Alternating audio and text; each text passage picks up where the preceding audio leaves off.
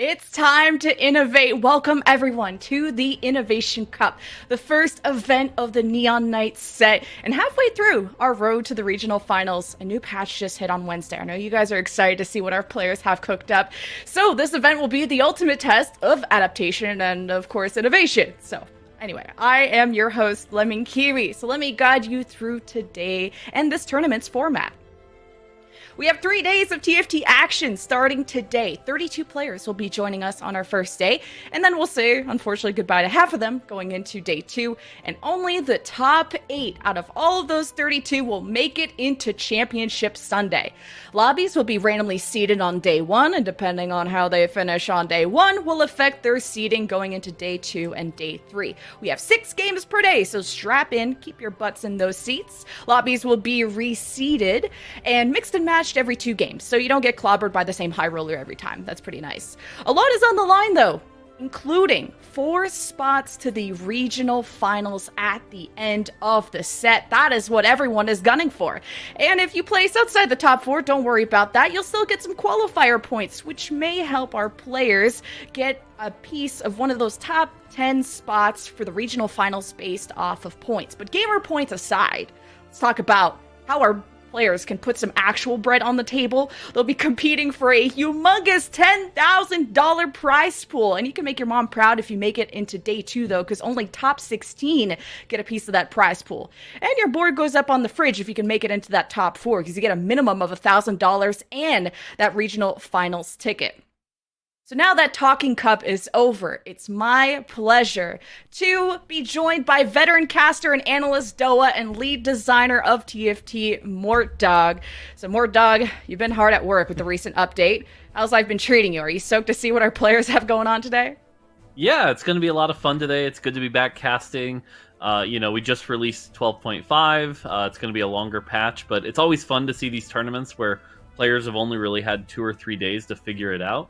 So it's who kind of did their homework and who really figured out what's strong, who's maybe holding some secrets that aren't obvious on the data.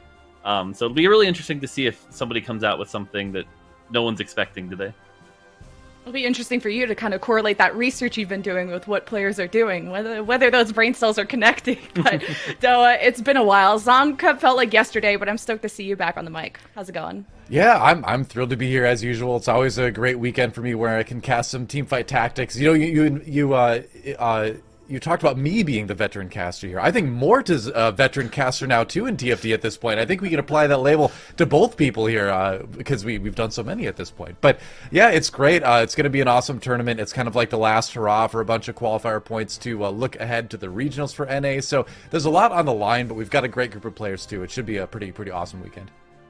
I know, Mortdog's got the stacked resume with the caster and designer. He can really just do it all. Well, it's getting pretty robust. Well, ready or not, our players will be hitting the first carousel of Innovation Cup shortly, so let's jump into highlighting those 32 players competing in day 1 of our cup. So here's all of those names, and here's how many qualifier points they have. So most of these players have accrued some amount of points from our previous Gizmos and Gadgets tournaments, such as the Piltover Cup, Zon Cup, Challenger Series, and the mid-set finale. These points will, of course, help, like I said, our players carve their path to the regional finals of the set with a potential ticket to the World Championship on the other side of that. Our 4 players coming from the mid-set finale, placing 5th through 8th, are Asa, Robovan Knob, Valet, and Solus. And as you can see, qualified already is DQA and Setsuko, who finished top 4 from the regional finals. So Doa, there's a lot of big names, and maybe soon to be big names on this list. Whose stories have you been following more closely? For me, the player that I've watched the most this set is definitely Spicy Appies. I've said this before, but like he plays the game the way I dream of playing it, where he's an extremely flexible, extremely smart AP reroll player for the most part. That's the way I've always liked to play TFT. So he's a player that's just great to watch in terms of wanting someone to play with a good attitude, who approaches the game, I think, the right way, and then just stylistically, it's the way I prefer to watch. So yeah, I'll be keeping an eye on him this weekend. Hopefully he keeps doing well. And yeah, just to correct myself, DQA and Setsuko plays top 4 in the mid-set finale to the regional finals. Yeah, they've already won the regional finals, even though they haven't competed yet. But Mortdog, you've kept a better pulse on this community. Who gets the Mortdog seal of approval? Like, whose career really has impressed you the most this set? This set, for sure, you've got to look at some of the rising stars like Asa. Asa, I think, was, basically unknown before this set, but has come out on top on a lot of tournaments, looking really strong. I think that's somebody that's really cool to see some new emerging blood in the competitive scene. Also, I got to give a shout out to Aniko. I think he's another one who's been around for a while and done pretty well, but is kind of finding his foothold in this set, and so hopefully he can come out doing really well today and lock in a spot into that regional final.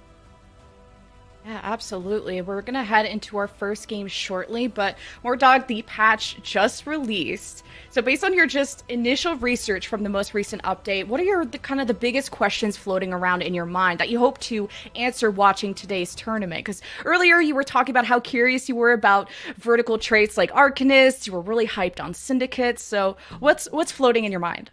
Yeah, I think what happens with any patch is right away you kind of get that initial flavor that everyone figures out. And right now that's looking to be Syndicates. I think we're going to see a lot of Syndicates, whether that be the Ashe variation or the Ahri variation. But what's really interesting about these kind of tournaments is these are the players that'll actually discover the thing that will shift the meta. So whether it be like building Last Whispers or rumored Sivir builds that can do really well, this is the thing that might actually cause that shift. Because a lot of the times in ladder, you see everyone sort of, copy each other, and it's like, okay, if Syndicate's great, we're all going to force Syndicate. So that's why these kind of tournaments are really revealing on like what else is actually good. And yeah, like you said, Arcanist I think is something that's kind of going under the radar right now that can do really well. Twin Shot's another one that's been rising up as people kind of experiment with the right items. So we'll have to wait and see, but that's where I'm kind of excited. Or will it just be Syndicate domination? We'll have to see. Well, Doe, I know you've had your luck and unluck just in the past games since the update. So what's really shaken up your playstyle? I'm not even going to expose you in 4K, man. I'm just going to leave it at that. Leave it nice and neutral. What's shaken up your playstyle since the most recent update, or what are you experimenting with? I got baited into a couple of Yordle games earlier today. It did not go well. Thanks for bringing that up. It was very traumatic to live through. Traumatic to relive through now, but no, I mentioned earlier I prefer to play AP. I've been enjoying playing a lot. I mean, before 6.5 it was a lot of Seraphine, it was a lot of Orianna. Now it's a lot of Ahri that I'm trying to kind of make work, so there's a Syndicate option for you. But then there's also Renata, who seems a little bit weaker of late, but can still fit into some compositions. But there's still a lot to be explored, so I'm hoping to get some more insight again, this weekend with it. But you know me, it's all AP lately. All AP. You're one of the few people I've talked to that are just really into AP right now. But... to my LP's detriment, yes, that's true. Well, Mortdog, we also have some brain empty time to reroll. What are the kind of big reroll comps you think will appear this weekend? Yeah, so definitely there have been some good reroll comps right now. Ashe kind of being the premier one, as I mentioned. Talon is another one that I think frustrates a lot of players. He does that true damage. Basically, if he jumps in the back and taps your carry, that carry's probably dead very quickly. So it can be very disruptive for a lot of the people that really like the front-to-back comps. It can be a little demoralizing. There's also reroll Twitch has kind of fallen off this patch, but I think is still pretty viable, especially if you can get that 5 Innovator online pretty early. But yeah, so lots of options. We'll have to wait and see. Well, lots of money and a ticket to regional finals on the line, but our players had to invest a lot of time since Wednesday to prepare for this weekend. But our first carousel is about to hit, so Mortdog, Doa, take it away. All right. Thank you, Lemonkiwi. Here we are, Mort, once again, casting some TFT here at the Innovation Cup. It's going to be a good one, starting things off with Asa's perspective here, as it looked like, I didn't catch all of it, it was mostly gloves and tears on that carousel, huh? Yeah, definitely a lot of gloves and tears. Which leads you into things like Last Whisper, blue buff, I know, very popular right now. We've seen a lot of builds where you can take the blue buff on the brand, transition that into the Ahri in the late game. So when you see that many tiers, you can kind of expect something like that to be played. And Mutant is going to be Cybernetic Enhancement. Not one of the most popular ones right now, not like your Synaptic, but if you get an early Cho'Gath, you can build like a strong Kha'Zix with this board. Also, like Cybernetic on Aurelia, for example, you can get that set 3 sort of, nostalgia trip if you want it.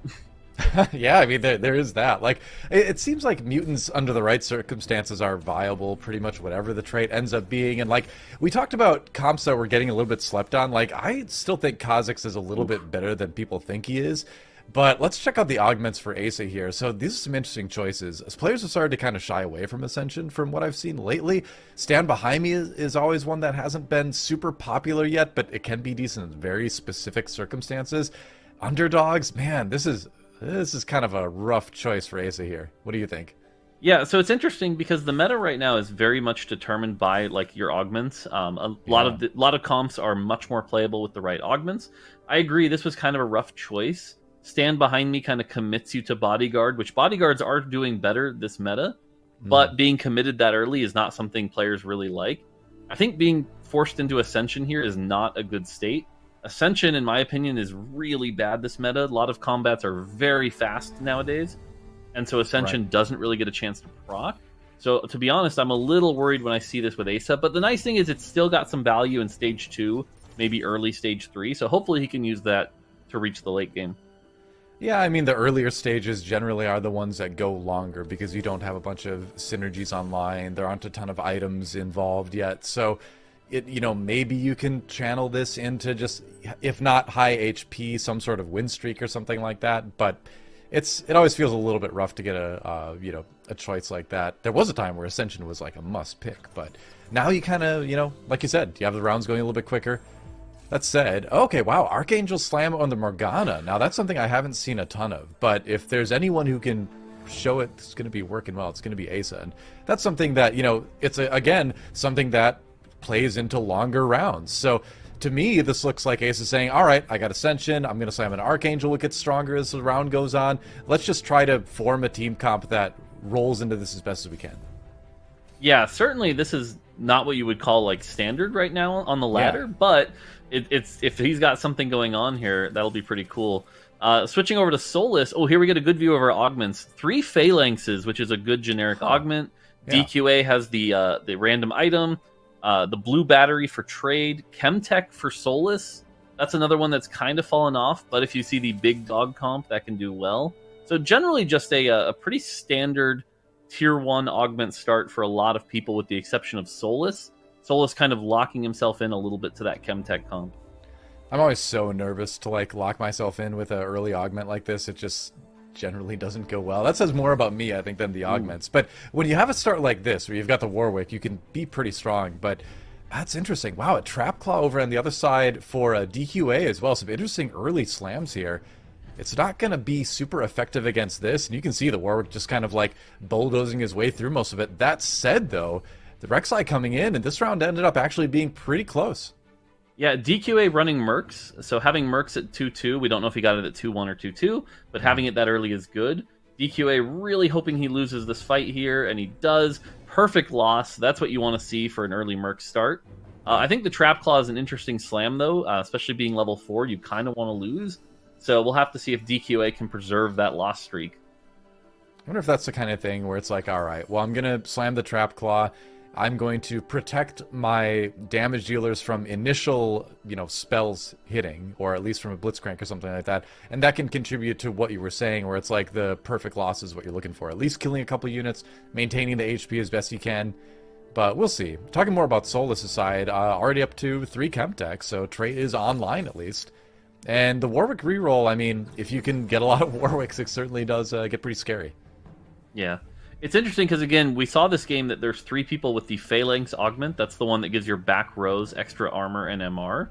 So you see Liquid Robin taking those Hextech champions, putting them in the back, which gives high effective health value, the shields with higher armor and MR. That being said, we also know that a lot of the boards are going to be gathered around the back row, though. So that can allow for some good sniper comps to do really well here. So this would be a good time for an Ashe comp or a Jhin comp to do really well. And we can see here, again, the value of that effective health on the armor and MR, allowing Robin to take that pretty easily. Yeah, and you combine that, again, with the Hextech trait, that ends up being pretty durable. Hextech, had a couple nerfs here and there. Got a little bit of a buff in the most recent patch, but I feel like people are still a little bit afraid of it. And I think it's better in the early and mid-game than some people are giving it credit for. I don't know if you go 6 Hextech every game like I used to do in the early set, but it still seems decent right now, at least. Yeah, for sure. It's interesting. You look at the health totals. Trade at 82 right now. That's not too low. So generally looking like a pretty healthy lobby, pretty equal. Again, interestingly enough, on ladder, you start to see a lot of people already dipping into the 70s at this point. Right. So switching over to Aniko. Again, we've got that Phalanx Hex Tech. We've got the Morello Lucian, which is pretty good because Lucian, when he fires his shots, will hit multiple targets, allowing you to get that Morello proc spread out pretty quickly. Does have the twin shot also, which gives an extra shot. This is one of those really cool comps where at level 5 you've already got 4 traits active, and so it feels really good to activate all those traits. Yeah, and it's a lot of damage is what it comes down to, because between the Striker trait giving AD to Rek'Sai and Jarvan, and then you've got twin shot, of course, doing a lot of the Morello's applications. It's durable again with the Hex Tech as well, and fairly high damage. And this is something that you can kind of go a lot of directions from, right? I mean, you can, if you find the right stuff, commit to a twin shot comp right now. People have certainly been doing that. But you've also got an item that fits into a lot of different scenarios. So right now, you're just kind of chilling if you're Inigo and kind of seeing where the game takes you. Yeah, Inigo playing this really well. Again, Hex Tech being very good in the early game. Its flat number shields do typically fall off in the late game unless you can hit that 6 or 8 Hex Tech. But this is kind of a master class in sort of running that early game, hopefully getting the win streak so you can go in at full win streak into Krugs.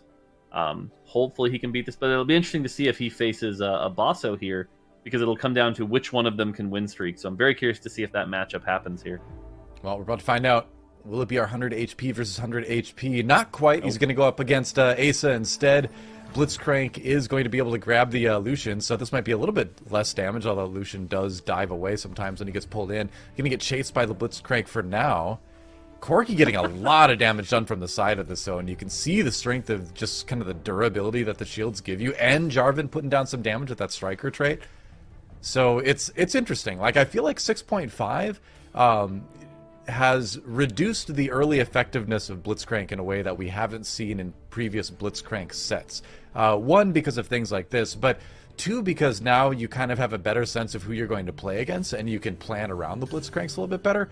It's interesting, because he's always been such a huge threat in sets that he's been in, but I'm not as worried about Blitz as I used to be. What do you think? Yeah, I definitely think there's a lot more options now, whether it be champions that can avoid it. The other thing is just that Blitz has gone down in value, losing that Protector trait early, so he's a lot harder to slot into comps than he was before. So you really have to kind of commit to that Scrap or Bodyguard. Switching over to Nostra here, he's got that Gunblade on the VIP Talon. My guess is he's kind of using that as an item carrier, since he has Makeshift. Makeshift is a really good augment, so you can run like Brawler, go 4 Brawler or 6 Brawler. Again, have very high effective health combined with that armor, and then maybe use this Gunblade on something like a Renata Glask. But his items, I think he's got to not be really happy with these items. He's got Recloaks now, and the armor. We're going to see a full Reforge there. Gets another cloak out of it. That has got to be disappointing. Gets the Shiv, which is okay. It will allow for the Magic Shred for the Renata to do more. But man, getting that other cloak has got to not feel good here. I'm sure he's pretty disappointed with that. Yeah, I wouldn't be super hyped about it myself. He is a player that, like you mentioned, to play a lot of the Bruiser Renata style, does tend to lean towards AP. And so at least you've got the Gunblade, but, you know, you're going to be looking for some more rods, trying to put together Morellos at some point too. Either way, it is a 2-star talent, so even without the right items, it's going to be able to do a decent amount of damage. And so this is going to be... Ooh. Oh, all right. Not quite a loss, actually. Yeah, the Syndra went kind of untouched. Not bad. Yeah, this was actually good for DQA. DQA here still running that Mercenary. I think he's up to about the 4 loss at least. Got the loss there. Actually was able to farm a gold. So DQA got to be pretty happy with his position here, actually. Still above 60 health. So it'll all come down to how long can he get this before that cash out, and what is that cash out going to be? Because these are the type of players that can really take a Mercenary cash out and turn it into an absolutely strong finish. So definitely want to keep an eye on DQA and see when that cash out happens. We're hoping for his sake it's right around 3-6-4-1, but we'll see how long he can hold that in this tough tournament setting. I mean, we've seen some pretty crazy mercenary games throughout the set, too, where players go down to sub 20 HP and then still manage to make a comeback. So, a player to keep an eye on for sure. We're going to jump on board with Liquid Robin for the moment here, who's playing around with the idea of 4 Hextech or 4 Bruiser. Ends up deciding on 4 Hextech. I think part of that is you've got the Nocturne with the IE in the back, so that's going to be able to do a lot of damage and take advantage of Hextech. Probably the stronger choice right now, but I wonder how long he's going to stick with it. Yeah, I would imagine not much longer. He's built that IE looking for whichever AD carry he can hit. It's kind of funny, we keep transitioning people and end up seeing the DQA side, so we're definitely watching DQA lose a bunch. Yep. Do want to call out, though, we had 2 win streakers up until this point, and it looks like Nico is the one that's going to drop the win streak, so Basso is now looking really good. Augments-wise here, stored power, not a good thing to see here. That's really a 1-4 augment only. You're definitely not going to want to take that. Ends up taking Weak Spot, which is a pretty good general augment. I will say Weak Spot is a good choice here since he already has the IE. So we know he's looking to go with something like an AD carry. Again, could be Draven, could be Jhin, could be even Sivir. He's got that Sivir on the board. So getting that extra armor penetration and the anti-heal should be pretty good here. So honestly, for a tier 1 augment, while it is a little bit more of a general pick, it is not a bad pick here.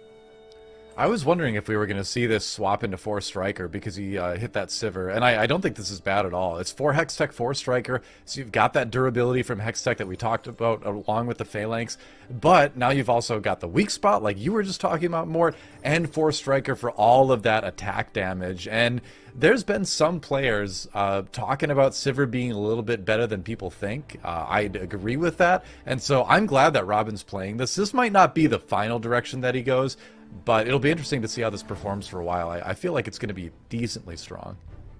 Yeah, the nice thing here is by getting the Infinity Edge, that synergizes really well with the flat AD from Striker. So these Sivir hits are going to be really strong. The other thing I'll call out is that typically Sivir comps, especially in the late game, their weakness is not damage output, but it's like keeping the front line alive. Yeah. And so at least he's got that Phalanx to give him that extra armor, and armor and MR, so hopefully that front line stays alive a little longer. However, we do see here on the other side, it's going to be really close, but Solus and the big dog taken out just barely there, so not a bad loss either way. Yeah, I think you're going to be happy with that. On to our 3-4 carousel right now, and we're taking a look at all the other augments along the way. So let's see. Oh, Syndicate Heart for Asa. Okay. Yeah, so Asa's definitely looking to go something like that Morgana stall comp. DQA's got back foot, pretty generic there. And Nico getting a little bit of cyber health with the mana regen. We got some target dummies for Basso. Noster looking to go more assassin. That's interesting. Yeah. And then trade with Disintegrator. Disintegrator can be okay. Solus with the Enforcer, so definitely looking to maybe play 4 Enforcer with the Sejuani, Vi, and that Brawler comp we were talking about earlier. So nothing too crazy here. Pretty, tier 1 start. Nice slow start to the tournament, I think, here. Yeah, this is going to be like one of the most quote-unquote honest games of TFT, I guess you could say, where there's not like a ton of really strong augments being found out because we're not hitting any prismatics or anything like that yet. So people are just going to have to rely a lot more on the strength of the trade, strength of the boards, strength of the item slams at this point. Trade, like we were talking about, going for a little bit of the assassin play for now with that Twitch. Okay. I'm just laughing because we keep seeing the DQA matchup. It's too funny. But yeah, Trade definitely looking to go that VIP Draven. He's got those items pretty well built. Last Whisper may be kind of a weak item here, but if you can get that Draven with like a Bloodthirster, that's still really good. DQA does get the cash out though by beating Trade here. So looking like about a 6 loss, 6 or 7 from what I can tell for DQA. Nothing too crazy, I'm guessing, but we'll have to see what it turns into. And so here we get a good look. Let's see what's in the orbs. A Nico. Yeah. What else we got here? Gold for now. Slow. Yep, selling his board to try to move some stuff in. Some units, some 3 costs, bit of gold. It looks like he rolled down a lot of it here. So a couple items. The blue buff here is not particularly great. So hopefully he can find a 4 cost or something that he can spike this with.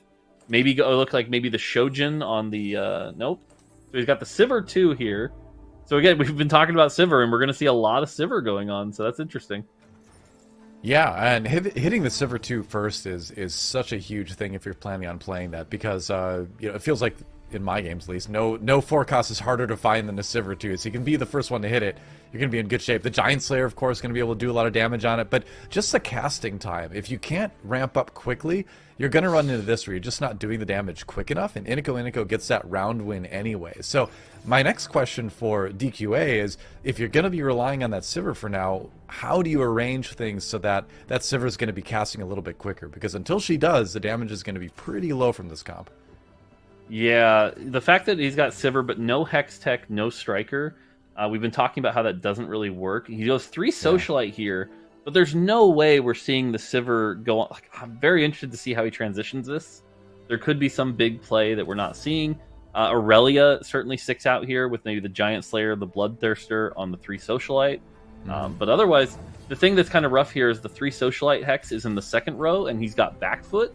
Ooh, gets a second Nico, though. So if he can find like a 5 cost here, that could allow him to very quickly just get a 2-star 5 cost. Again, not sure what he'd use there, but back to Asa here. So again, we're seeing the 5 Syndicate. We talked about how he got Ascension. This is definitely a comp that can use Ascension. Use that Morgana, get the strong shield, try to buy some time here, and that Morgana could be a pain in the ass to get rid of later.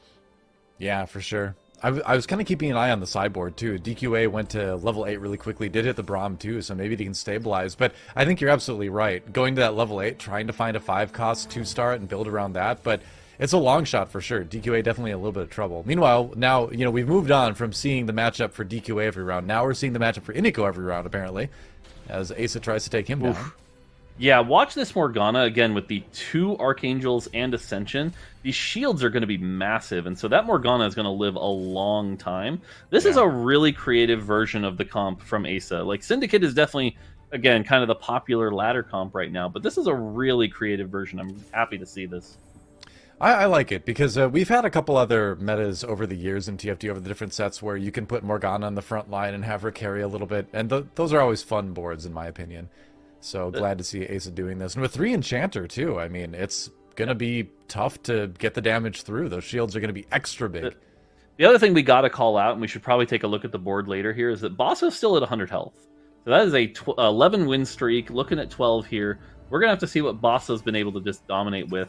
On the other side, Solus hitting that 3-star Warwick, though, with really good items. If he can just get a cloak to finish that Quicksilver, that'll be really good version of these items for Warwick. However, I have been seeing that Warwick can struggle in the late game, so it feels more like a top 4 comp.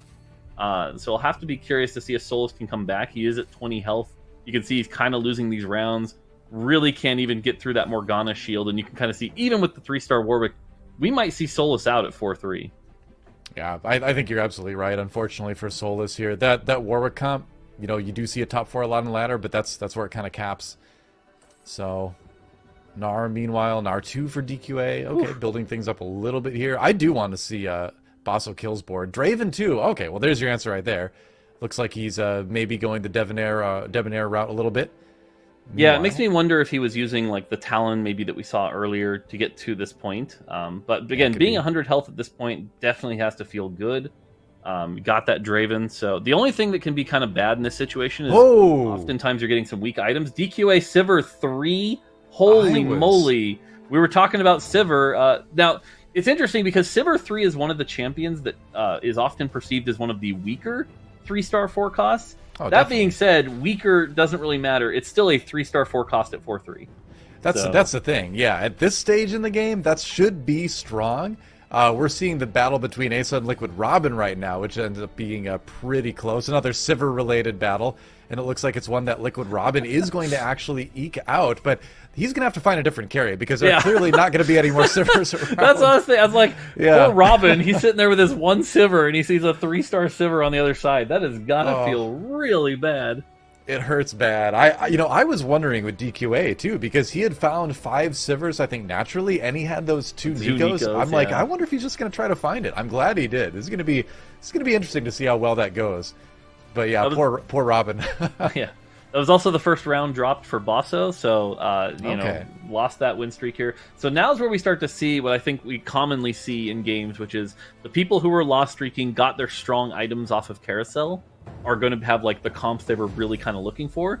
And on the other side, we have people like Basso here who's got a decent comp, but his items are probably going to be very rough because he's stuck with last pick on every carousel. And so he's got this awesome Draven, he's got this awesome 5 Debonair comp, but what do you put on this Draven? A Quicksilver? It's okay. Yeah, that's definitely the slam here, but the other items, like you said, just do not really favor Draven at all. Like, do you maybe put the Builder Morellos on somebody that can use it on that board? He's got a number of different options there, but it's going to be rough. Meanwhile, Talon 3, I think, just hit by trade, if I saw that correctly. I think that was trade that hit that. Nice. Solus trying to cling to life, though, with this Warwick board. Let's see if he can do it. He did complete the QSS, so at least that Warwick is not going to be stopped. The Draven's starting to poke away at it, though. It is Debonair. It does have that armor shred, but it's just not doing damage because the items aren't there. Finally, Trinimir gets thrown away. Warwick walking across. Oh, Draven, can he do it? I don't know. No way. Okay. Oof. Wow. All right. Solus manages to stay alive, but it is getting uncomfortably close for Solus in a lot of these rounds. That was a big win for Solus, because at least you feel like you can get to that final augment. And oh my gosh, of course it's a prismatic here. Looking at this choice, this one's really rough, because you could take your risk and try to get item grab bag 2 and hope for an item for Draven, and looks like that's what he does. It gets a Zeke's, which is okay. The Archangel's not great. I expect him to reforge that Archangel, because again, he's really looking for a Draven item here. At least the Zeke's will help. Yeah. But, not great there. Otherwise, it was the Radiant Zephyr, but I think the Radiant Zephyr would have required a little bit too much extra work here. So the Radiant Zephyr being nice because you get that extra attack speed from the Radiant Zephyr, which can be good for the Draven as well. But I do agree with the item grab bag here, hoping for something good here. Right. I'm a little bit surprised he's not reforging that already. I think it's okay here because he's got one more round till the Raptors. Yeah, fair enough. So that way, if he can get like a bow, he can slam a Ginsu's and then maybe reforge what's left. True. But yeah, that's a good point. Well, we'll see if he can run into Raptors with a little bit of Lost Streak gold going here, or if he's going to end up picking up the win. At least with Draven attacking faster, you're going to be doing a little bit more damage. Good crowd control coming in with the toss into the back line there. But Draven, this is just one of those Dravens that it's doing the damage very slowly. Again, we talked about rounds being fast. Like, this is not one of those things, and you can see eventually this Draven. Oh, did I speak too soon? Okay, yeah, he does get ground down, and yeah, that's just a matter of the Draven not having items. Draven having items, I think, would have won that round with ease. Yep. Solus got knocked out, by the way, unfortunately. So whatever prismatic he got didn't help him. Oh, he went with high 5s and didn't quite hit. So. Looking at all the other augments, Asa, I don't think is going to be too happy about that back foot, considering he's Morgana-centered. DQA, on the other hand, has got to love that back foot, but DQA is making a mistake I'll talk about in a second, which I think he'll struggle with. Nico and Nico taking golden ticket at 4-6, that's also a little scary. Robin's got to be happy with his. He's got that Stand United, that's a lot of extra stats. Basso, we already saw the item grab. Noster, though, with the Debonair Soul, the Debonair Crown, that's going to be really good. Noster's going to get 7 Debonair. 7 Debonair is very strong. And then trade with that Stand United also. So, sorry, with DQA, the thing that worries me there is that he's got 2 backfoots, which is a lot of attack speed. And he's got a Sivir 3. Sivir 3 is unique in the sense that all her spell does is give her a ton of attack speed, not extra damage. And so with that much attack speed, that Sivir might be attack speed capped. Yeah. And that can be kind of dangerous unless you have full AD items. So we'll have to go get a look at DQA Sivir at some point. Speaking of Sivers, like we see 6 Hex Tech for Robin Song is just trying to cling to a top 4 here, it looks like. But remember, he's probably not going to hit Sivir too. I mean, I guess it's theoretically possible, right? Because there's 12 forecasts overall. But all somebody else has to do is just hold one and he'll never hit it, That said, I think 6 Hex Tech at this stage in the game is still pretty good, and so even if he's not going to win a lot of rounds, let's say he will win this one, but I think this is a good choice to stick with just to try to secure a top 4, Yeah, what was interesting here is that we see the power of that Vi. The Vi 2 with those items is pretty tanky, and does a decent chunk of damage here, so Vi was kind of secretly the real carry there, and with the Stand United is getting an extra, I believe, 25 ability power and AD. So Stand United, pretty good for this comp here. Has to be really happy with that find. I feel for Robin. Like, doing some rolling, being like, maybe, just maybe, like maybe the Sivir will be in the next shop, like I believe. But then you look through the lobby and see if anyone else is holding it and being a jerk. But in a tournament situation, someone should definitely be holding a Sivir if they find it. Yeah, so this is one of the harder matchups, I think, here also, because you've got the Syndicate with the very high armor and MR. And unfortunately, the Sivir doesn't have a Last Whisper. So we'll have to see. But he does have the Alistar too. Here comes the Ascension. And again, I talk about that Vi, though. It feels like the Vi is the thing secretly doing a lot of work and disruption here with that Dragon Claw and that Shroud. So thankfully is able to take down the Ghost. And on the other side, DQA still on that win streak. So Sivir 3 definitely doing some work for him. I mean, at the stage in the game he hit it, like we said, it's going to be very strong. We're going to take a look at his board right now. And these are great Sivir items as well. Double Silco. So I like this in the sense that he's using Silco to get Sivir to that rapid attack speed very quickly with that Mastermind buff. But the thing I want to look at is just like, watch how fast this Sivir is attacking. Because this Sivir is going to cast, gain, I think it's like 250, 300% attack speed. Already has the 2 back foots. This is going to be kind of wild to watch. Yeah, I mean, you've got the quick Seraphine cast too, which is nice. Oh, that's a Renata 3. That's a Renata 3 on the other side. That is, and the thing is, once one 3-star forecast gets hit, other ones get easier to hit, right? So Inigo might have found his option here too. Watch his All right, that's fast. That's pretty quick. But there's no way to avoid the crowd control. That's the problem here, is this Sivir's getting bounced around like a pinball, and she's going to get bounced right into the afterlife here. That's DQA taking his first loss in a while. This one, if you ask me what forecast 3-star I would prefer, I think I would take the Renata every time. So DQA might still be in a little bit of trouble here. Props to Aniko. You know, I called out taking that the golden ticket as kind of a risk, but maybe Aniko had a large gold supply to really roll down that we didn't see, and was able to turn that into a big payoff. You know, he noticed the Sivir, noticed the forecast pool being drained, was able to hit that Renata, and those Renata items are really good. Has the Gunblade that's going to do a ton of damage. So yeah, maybe we're going to see Battle of the forecast 3-stars here. Yeah, I mean, it's the forecast that people have been kind of down on a little bit lately in terms of Sivir and Renata, right? So I guess the answer is just 3-star them. Just, yeah, they're fine if you just 3-star them. That's easy. Wow, and a Tom Kench too. All right. Looking spicy now. Yeah. And you've on top of this, you've got the Silco in the back, like you should have with this comp, to make the Renata cast very quickly. The Victor is going to be able to add the damage on, as well as provide that 3 Chemtech buff. He's able to swap around the Shroud a little bit. So, yeah, for Inigo, this is looking like a pretty decent board to top 4 with. But it is a pretty close race between Inigo, DQA, and Asa, and, you know, Trey to a certain extent, too. Yeah, the one thing that scares me a little bit with this comp is it is going to be a bit of a slower comp with the, you know, Renata having to build up the stacks and do the Gunblade, the Tom Kench being fairly slow. And I'm a little worried we might see a Silco sort of self-destruct the comp a bit. Maybe. But with any luck, actually, what's going to happen is Silco will get maybe 1 cast off and then die. And so that'll just allow them to get the benefit from Mastermind and Scholar without sort of nuking their own comp down. Yeah, that is a concern. You hate to see it where your carry is the last one alive. They could win it, but then Silco blows them up. You're like, oh, thanks a lot, boss. That one, the Victor did blow up there, but it's okay because the Renata was still doing a lot of damage. And that 3-star, you know, ability from Renata plus things like the Morellos is just going to shred the other team at that point. So, yeah. We talked about it earlier, how the lobby was starting to sort of level out, right? With the bottom doing well and the top coming down. And so here we are. We see like Basso down to 54, but we see DQA staying alive. Asa is starting to look like fall off. And Nico doing well. So there's that Talon 3 on the other side. And this is what I was talking about before the start, where Talon's going to come in the back, tag that Renata. And I think that Renata might just die.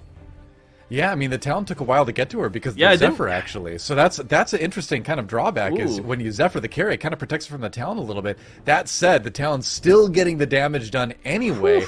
Drops about the same time. The Victor gets a second shot in. It's still not going to be enough damage, and that's Inigo taking a big hit. But, yeah, I don't know. What do you think about the wisdom of Zephyring the carry versus letting your Talon 3 hit it? I think in this case, you kind of want the Talon to tap it pretty quickly. That being said, it did slow it down. And, you know, it's funny because I know Aniko really hates Assassins. And so I can just picture him screaming right now at the fact that Talon just deleted his core backline and he lost that fight because of that Talon comp. And so, again, we were talking about the standings. 6 people still alive here. Asa managed to stay alive. Aniko took a loss. DQA still won. And so we have a really close game now, and so it's really going to come down to who gets the matchups that are kind of in their favor. You know, we saw Nico thankfully doesn't have to face that Talon for a while now, so I'm imagining he'll do pretty well. But we switch over to Basso here, who got some okay Draven items here, maybe trying to hit that Draven 3 if he can pull out a miracle. He's got 6 Dravens, and so we're talking about the domino effect of the 3-star forecasts.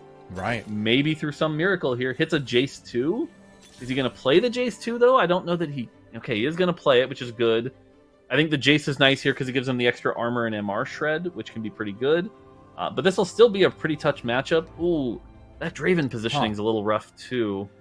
All right, Shroud comes in. It's going to land on basically everyone he cares about. Everyone he loves on this board is getting shrouded, but the Draven is still going to get some damage done early on. And with the QSS, you don't have to worry about as much CC. All right, the Relia toss to the back line. That's going to give Draven a little bit more time here. And it looks like the Cinder with the double Shojin going to be able to stall as well. And that's enough to do more damage to Liquid Robin. So Basso kills. Still highest HP in the lobby. You know, he did sell his other Draven 2 in order to pick up that Jace 2. So it looks like the Draven 3 dream is dead for now. But I think you're just kind of looking for this more stronger, you know, solid board overall here rather than trying to cap out on a Draven 3. Interesting choice, though, given the lobby. Whew. Oh, Zeri 2. Yeah, I definitely think you want this Zeri 2 here. Yeah. So that's going to feel pretty good. So we're down to our top 4 here. And again, we know DQA and Nico both with their 3-star forecasts. Robin, who managed to get those Sivir items onto an Aurelia, but I think kind of looking like the weakest in the lobby right now. And so here we go against... Yeah, see, like this is a fight where I expect a Nico to do very well. Does get Zephyr'd, though. So that might slow down the fight. We'll have to see a bit.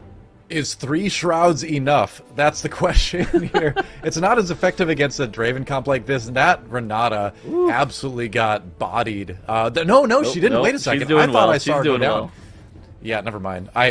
She was lost among the explosions for me for a second, so I thought she was gone. I was not correct on that one, and that's going to be more damage on the Basso kills there. Still 4 alive. Like, I mean, and again, if we kind of expect that the big thing here is the Talon got knocked out, by the way. Noster got knocked out.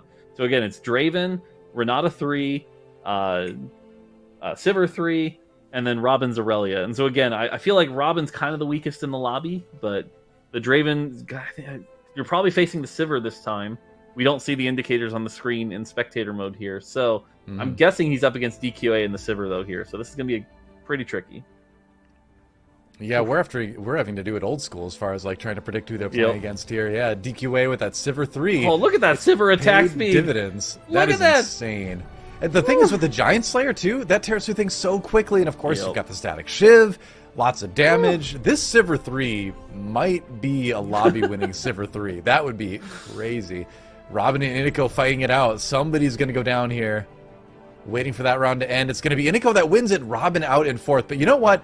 Props to Robin for playing a very fluid game in terms of relying on things like Hex Tech that people normally wouldn't rely on. I would say in Robin's position, based on what we saw, you should be pretty happy about that top 4. Okay, so Basso is definitely the weaker of the 3 right now without his 3-star forecast. But getting the Debonair spatula here gives him the option of 7 Debonair. 7 Debonair is a big spike. If anything is going to save him, it was that. And so at least we'll get to see if 7 Debonair could save him and make him strong enough. That being said, you look at DQA here. He's got that 4 Enforcer, which gives you that double target and 4-second stun. He's got that Sivir 3 that casts almost instantly thanks to Mastermind. We saw the damage it can output. I think really what Basso's hoping for here is to maybe face like the ghost of a Nico and have a DQA and a Nico take each other out. So Basso's kind of hoping for a second here. Yeah, I think that's probably it. Let's see who ends up playing. He ends up playing the real Iniko. The triple Shroud. All right, the Shrouds come through. There are 4 Shrouds on the other side. I mean, that's what you got to do, I guess, right? Because slowing down that Sivir, removing that instant cast is so huge. Sivir in the middle, it's melee. Sivir gets eaten up by the Tom Kench right now. No, she pops out, still hitting. Renata trying to do the damage, but it's not enough. Iniko out in 3rd, it looks like. DQA Sivir. That is exactly what Basso wanted. That is exactly it. And sure enough, it gives him the 2nd place. Double kill. Yep, DQA gets the win. Basso surviving long enough to get the 2nd. He's got to be happy with that. Really well played. Crazy start to this tournament. Yeah, I love it though. When we went into this tournament for the first time today at Lemonkiwi, I don't think we were expecting to see a 3-star Renata and a 3-star Sivir right off the bat. That was pretty amazing. I know, we were talking just about what kind of shenanigans on the reroll we were gonna get. I wasn't expecting the 4-cost rerolls to happen. But hey, at least this brings us to a great discussion point about DQA's Sivir 3, which ended up winning the lobby, so congratulations, golf claps. But Mortdog, you talked about, or actually it was both of you talked about how Robin was also going that Sivir direction. And, you know, that Sivir 3 from DQA got hit, I think, at stage 4. He got a 3-star, yep. 3-star Sivir at stage 4. Yeah. So Robin was moving in that Sivir direction. Mortdog, can you kind of elaborate on how difficult that decision was for Robin to maybe try and hit that Sivir 2-star, or how he was going to pivot to Irelia, and maybe how difficult that was going to be? Yeah, that is one of those tough positions that I think a lot of players really struggle with. You're looking at a spot where I've got this 6 Hex Tech comp, Sivir's the primary carry. That's not a very flexible comp to get out of. And then all of a sudden you see 9 of your 11 champions are out of the pool. You're like, what do I do? You either have to desperation roll for the Sivir or come up with an alternate plan. Now, we never got a great look at the end of like Robin's board, but Aurelia was probably the next best choice because we knew he had strikers from the Jarvan. So at least he could hit the Aurelia too. And that's the kind of game where you have to look at, and you have to look at 4th place, and you have to go, I played so well.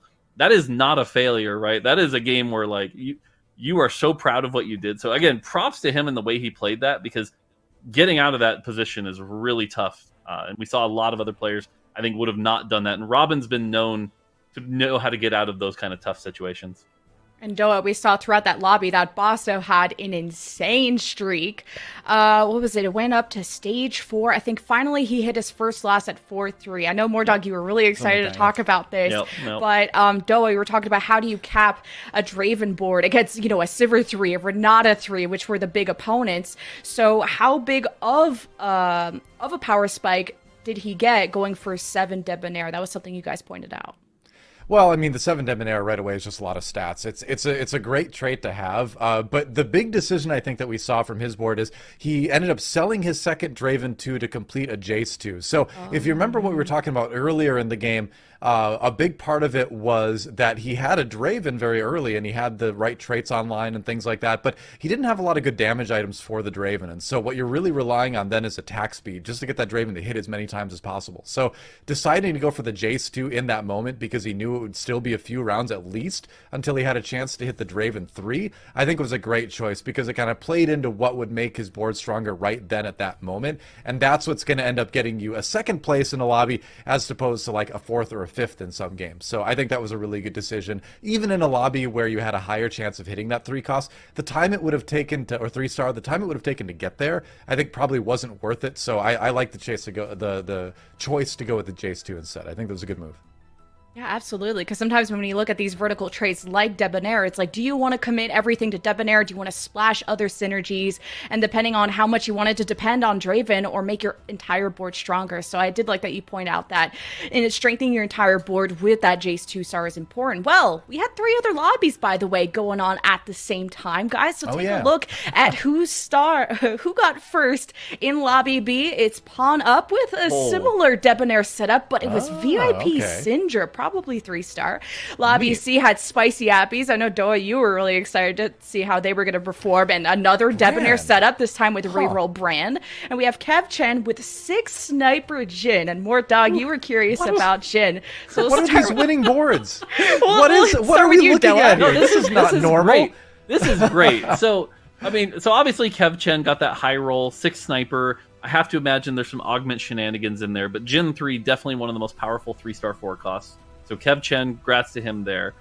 Pawn Up, I think, is playing one of the comps I think a lot of people maybe expected. We know Debonair can do really well with like the Syndra Talon reroll, and so using Syndra, that makes sense. We can expect, probably some good items there. We'd have to see the matchups. But I think Spicy Appies might have the one surprise here, which is, I know VIP Brand is looking like a strong like top 4 kind of comp, but not a lot of people are putting Brand reroll as like a first place comp. And so seeing a 5 Debonair Brand VIP might open up some more strategies with the early game rerolls we were talking about. And if that becomes viable, that makes things like Twitch easier to hit. And so we'll have to see if that shifts the meta throughout the tournament from here on out. Yeah, very true. And I was hearing about Spicy Appies really wants to innovate when it comes to so many different variations of brand, how much he's been experimenting with that. So it's cool to see he actually tops a lobby with a brand 3. And here's how our scores have tallied up. Mortdog, who got Mortdog the most? Is there anyone kind of like you're surprised to see didn't do so well in game 1? I think Dish Soap and Socks jump out at me as looking like they got a little Mortdogged here.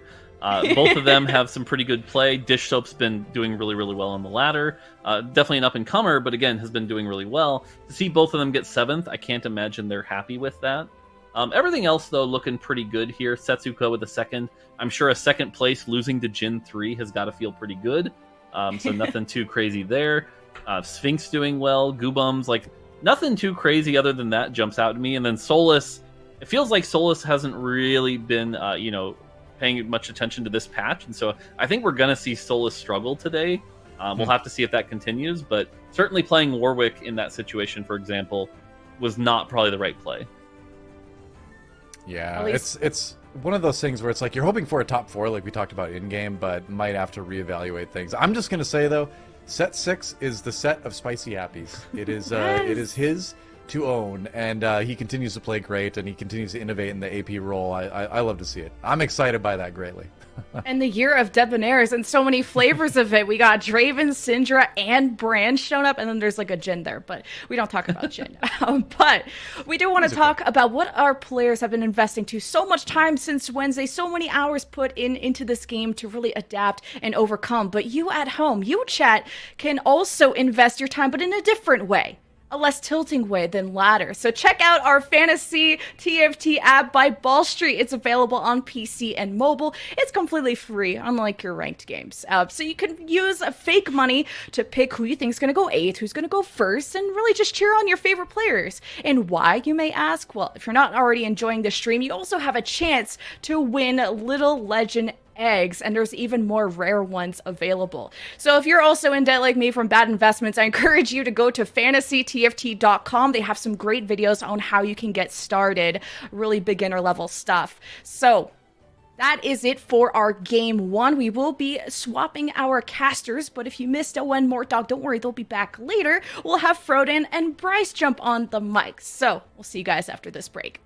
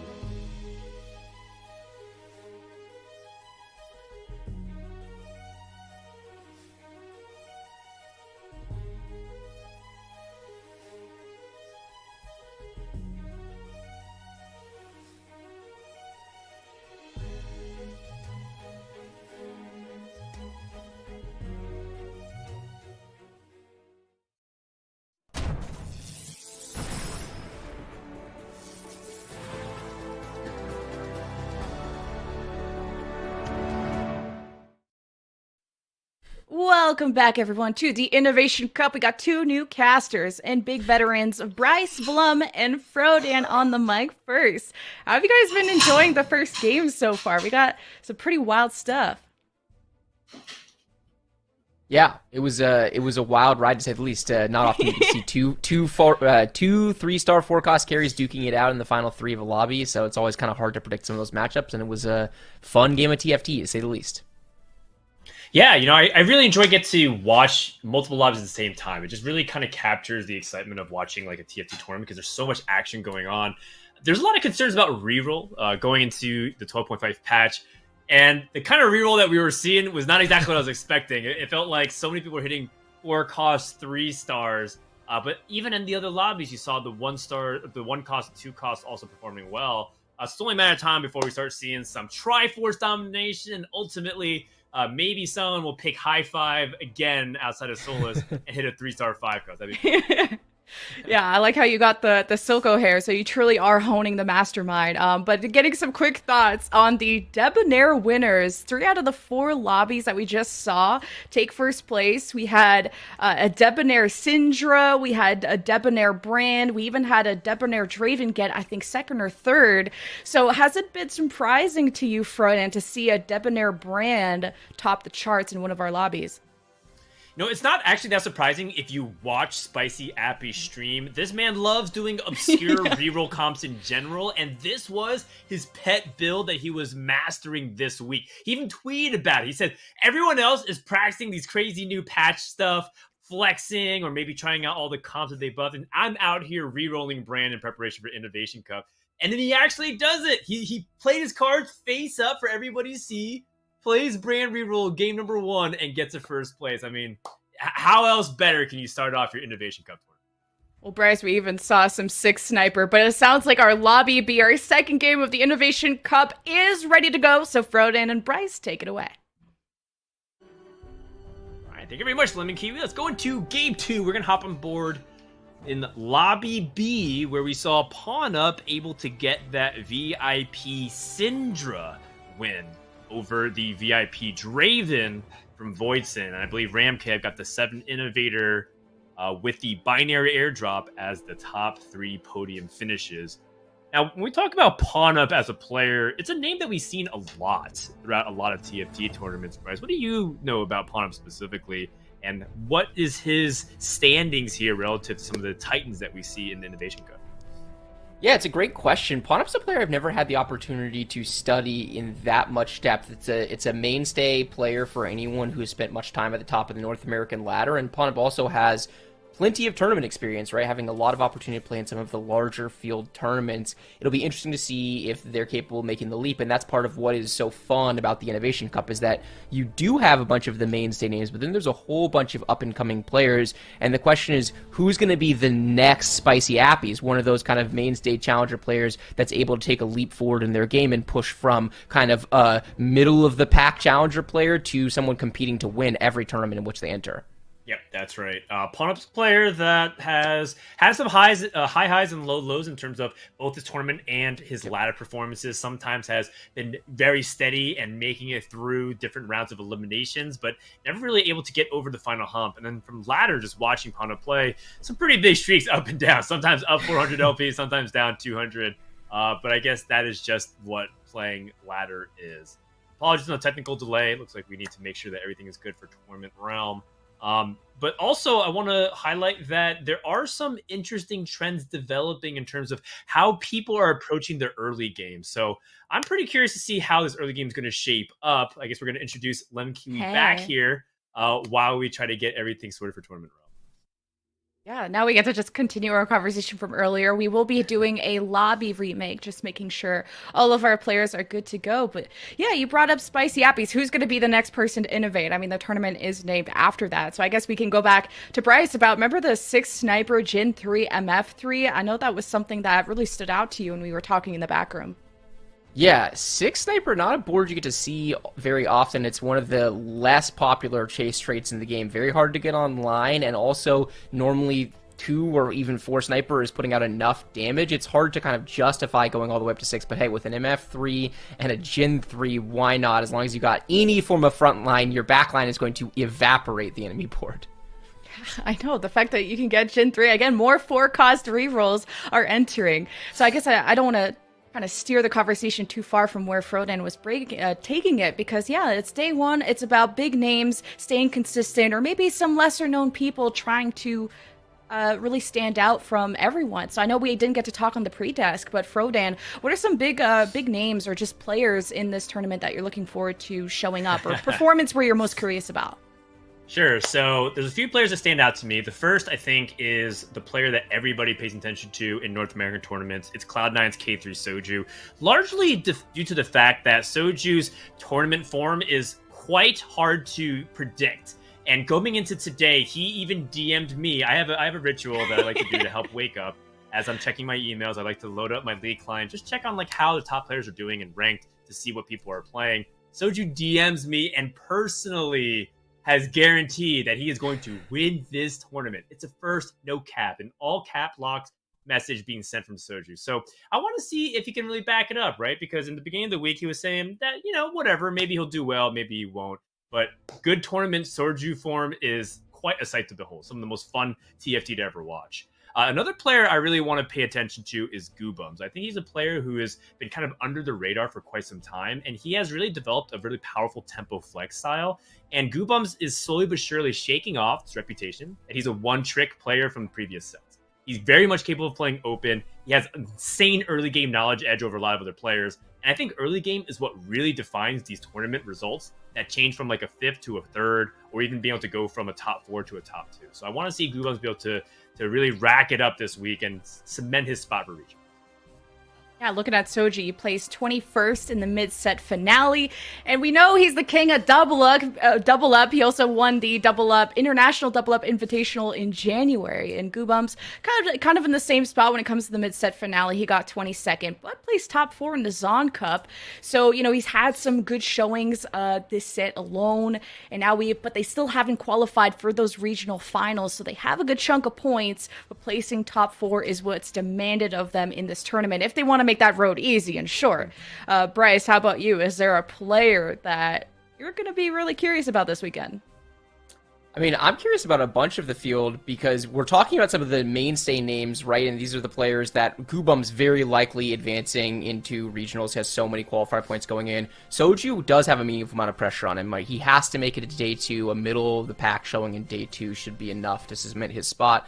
But at least half the field needs to finish in the top 4 this weekend in order to make it to regionals. And that's what the entire TFT calendar revolves around.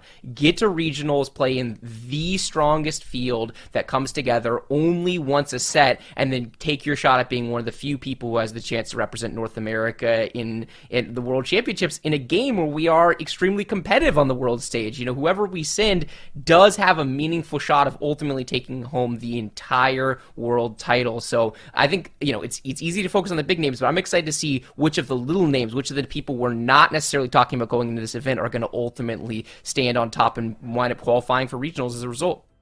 Yeah, one player that I want to also highlight on top of that, since Bryce is straddling the fence, doesn't want to call any names because you want to put his reputation online. That's cool. I want to give a special shout out to Noster11. I think he has been on the crazy grind at the beginning of Neon Nights. And he very quickly took rank 1 with 1300 LP at the very beginning. People are like, you know what? He's just abusing Renata. He's played 40, 50 games straight, and he can't maintain it. And ever since then, he's not had 1 but 2 accounts in the top 10, grinding both and pushing LP gains on both accounts. And I want to see if he can really keep that up. Some players, some of his friends are like, hey, Noster's actually not that good. He has a knowledge edge. But Noster's like, it really clicked, and I'm ready to show everybody. So I want to see who's going to have the last laugh. Well, let's see if everyone is clicking today. Our game 2 is ready. Carousel is online. Take it away, boys. All right, apologies for that little bit of a delay. We are here in Lobby B, Game 2, hopping once again on PawnUp's POV, but this time he doesn't have a rod opening. He's got a glove opening, a favored component by many players. How do you feel about glove start right now?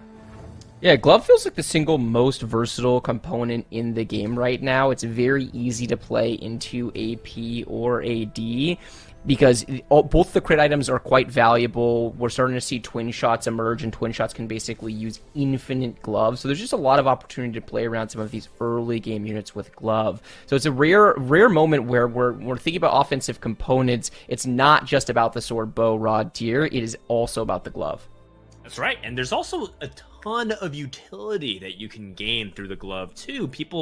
Some people really like even slamming a Shroud of Stillness on stage 2. Some players like Spencer, for example, always try to incorporate it into his gameplay, which is something that I think stands out about his early game versus others. So we'll see what ends up happening. We do have a bow and a vest, and our first augment introducing some tempo options, some economic options, and also some direction with traits here with Overpower.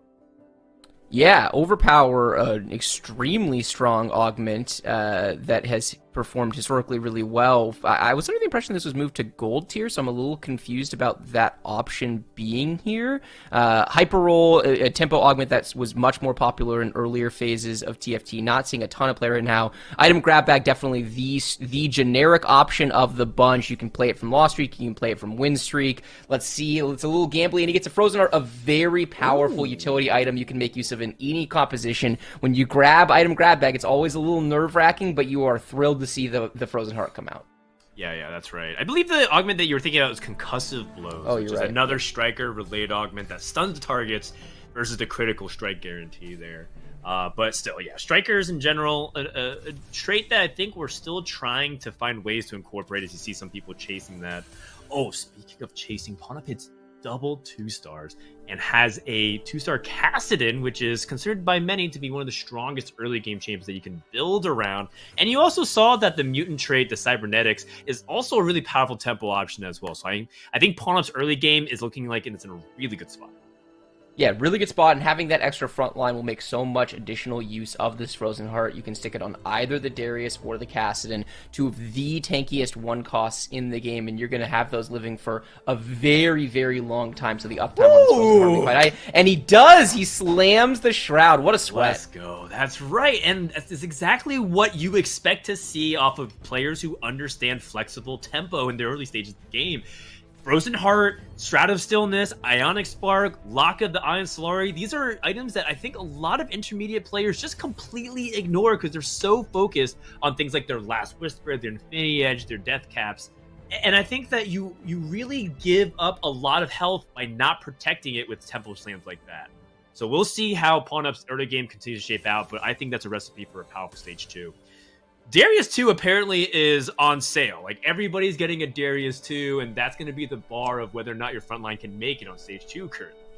Yeah, and it's, off of a patch where picking up early bodyguards felt so bad into a patch where picking up early bodyguards feels quite good overall. Bruisers have been consistently nerfed basically every patch of this set. Playing around Renata as a 4-cost carry is feeling a lot weaker than it used to, so bodyguards really rising in popularity, and bodyguards historically were one of the most, if not the very most popular early games because so much early game damage is physical off of these auto attacks, so getting the early Darius 2 just feels so good in the current patch.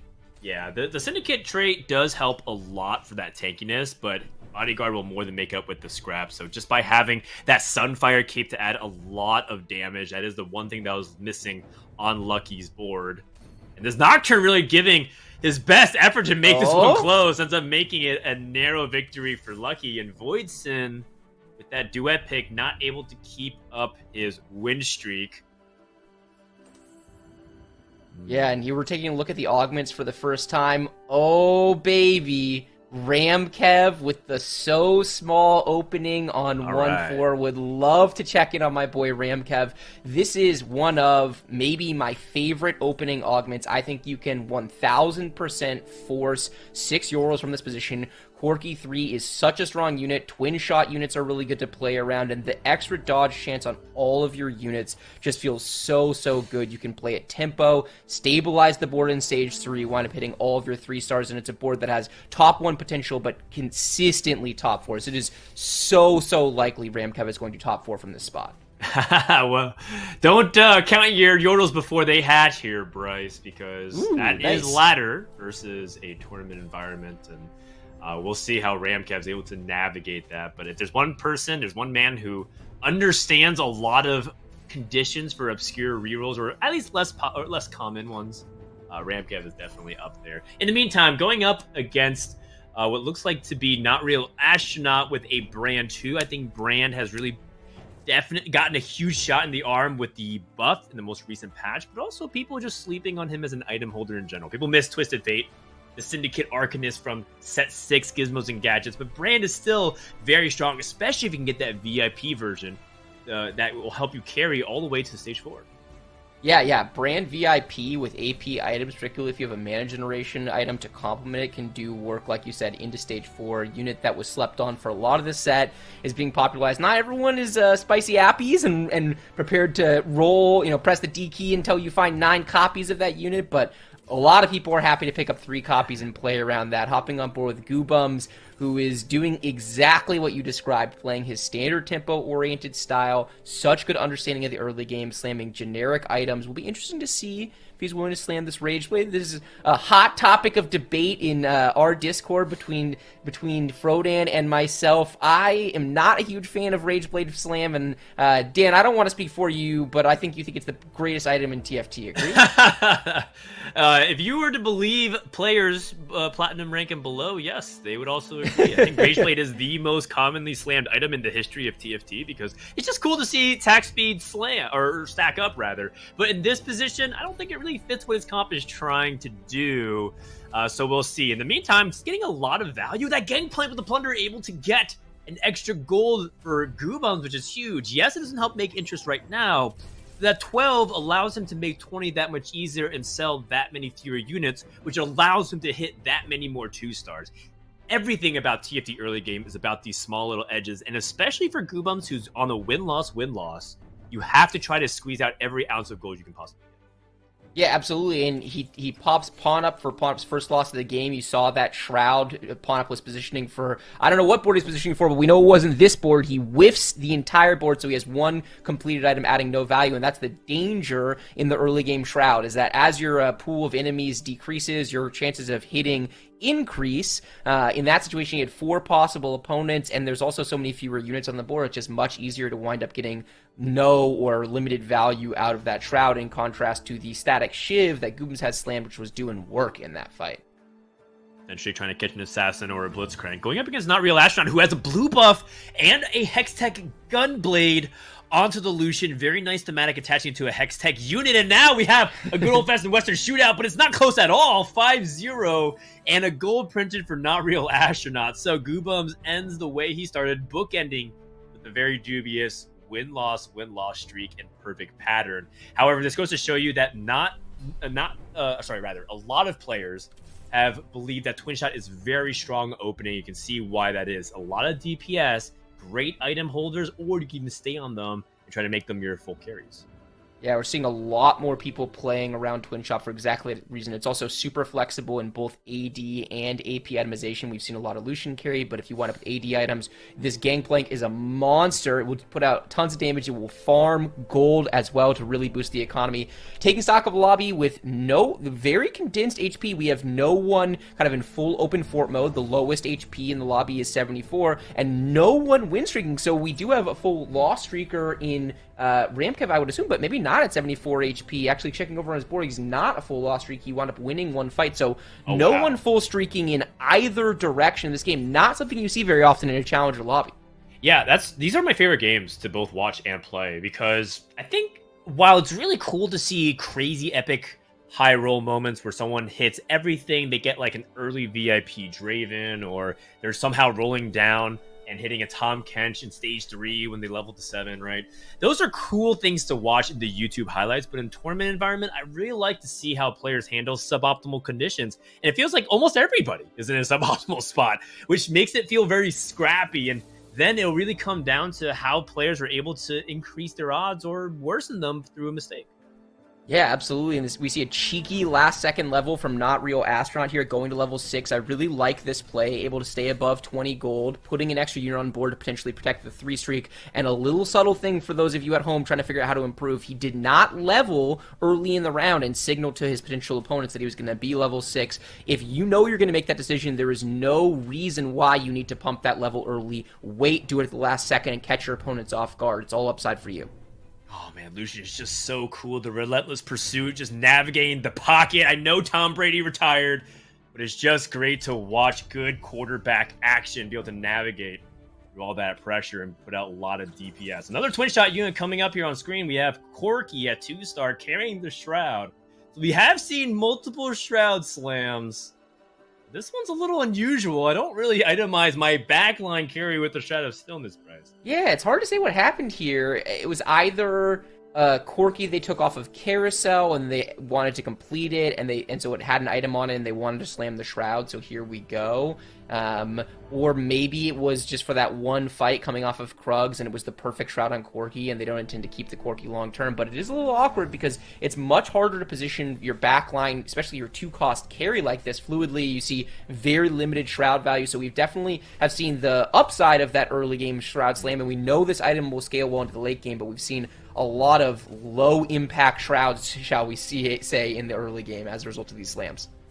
Yeah, and it goes both ways, right? If you slam the Shroud and you have the scouting edge, you're much more on top of your matchups than some of your opponents who are thinking really hard or rolling even. You're going to be able to get that advantage, but in an environment like this, Shroud is very crucial, but also can be devastating if your opponents navigate around it. Taking a look at the augment here at 3-3, we have Phalanx 1 for some backline magic and armor resistance stacking, some healing assistance, and some little bit with first aid kit, and some damage to Electrocharge. Now, Electrocharge did get a significant nerf. It lost, I believe, 100 to 60 magic damage. So a 40% nerf makes people really hesitant to pick it up. And you can see Ripple Drive does exactly that, instead prioritizes the Phalanx.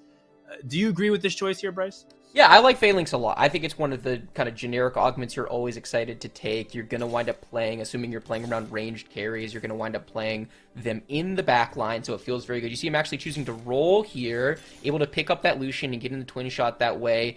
A couple more Corkies. It'll be interesting to see. Is Ripple Drive thinking about contesting Ramkev in the Yordle line? I guess only time is going to tell on that. For now, we just know he's trying to protect the win streak. Going up against... which board is this? The duet board, so it's actually Goobum's had it, but so does Voidsin as well with a Locket's Lamp and a 2-star Senna. Looks like Voidsin rolled down on 3-2 to stabilize his board, and that's something we're seeing a lot more often than we did in previous metas. It felt like we had, multiple sets almost, Dan, of people greeting to Fast 8, playing that kind of Soju-oriented style. Now, even in the last game, we were talking about Soju rolling deep on 3-2 and rolling deep again on 4-1 and then again on 4-5 on level 7. So I'm really excited about what that means for the game of TFT and opening up possibilities in the mid game. How are you feeling about rolling earlier in the game these days?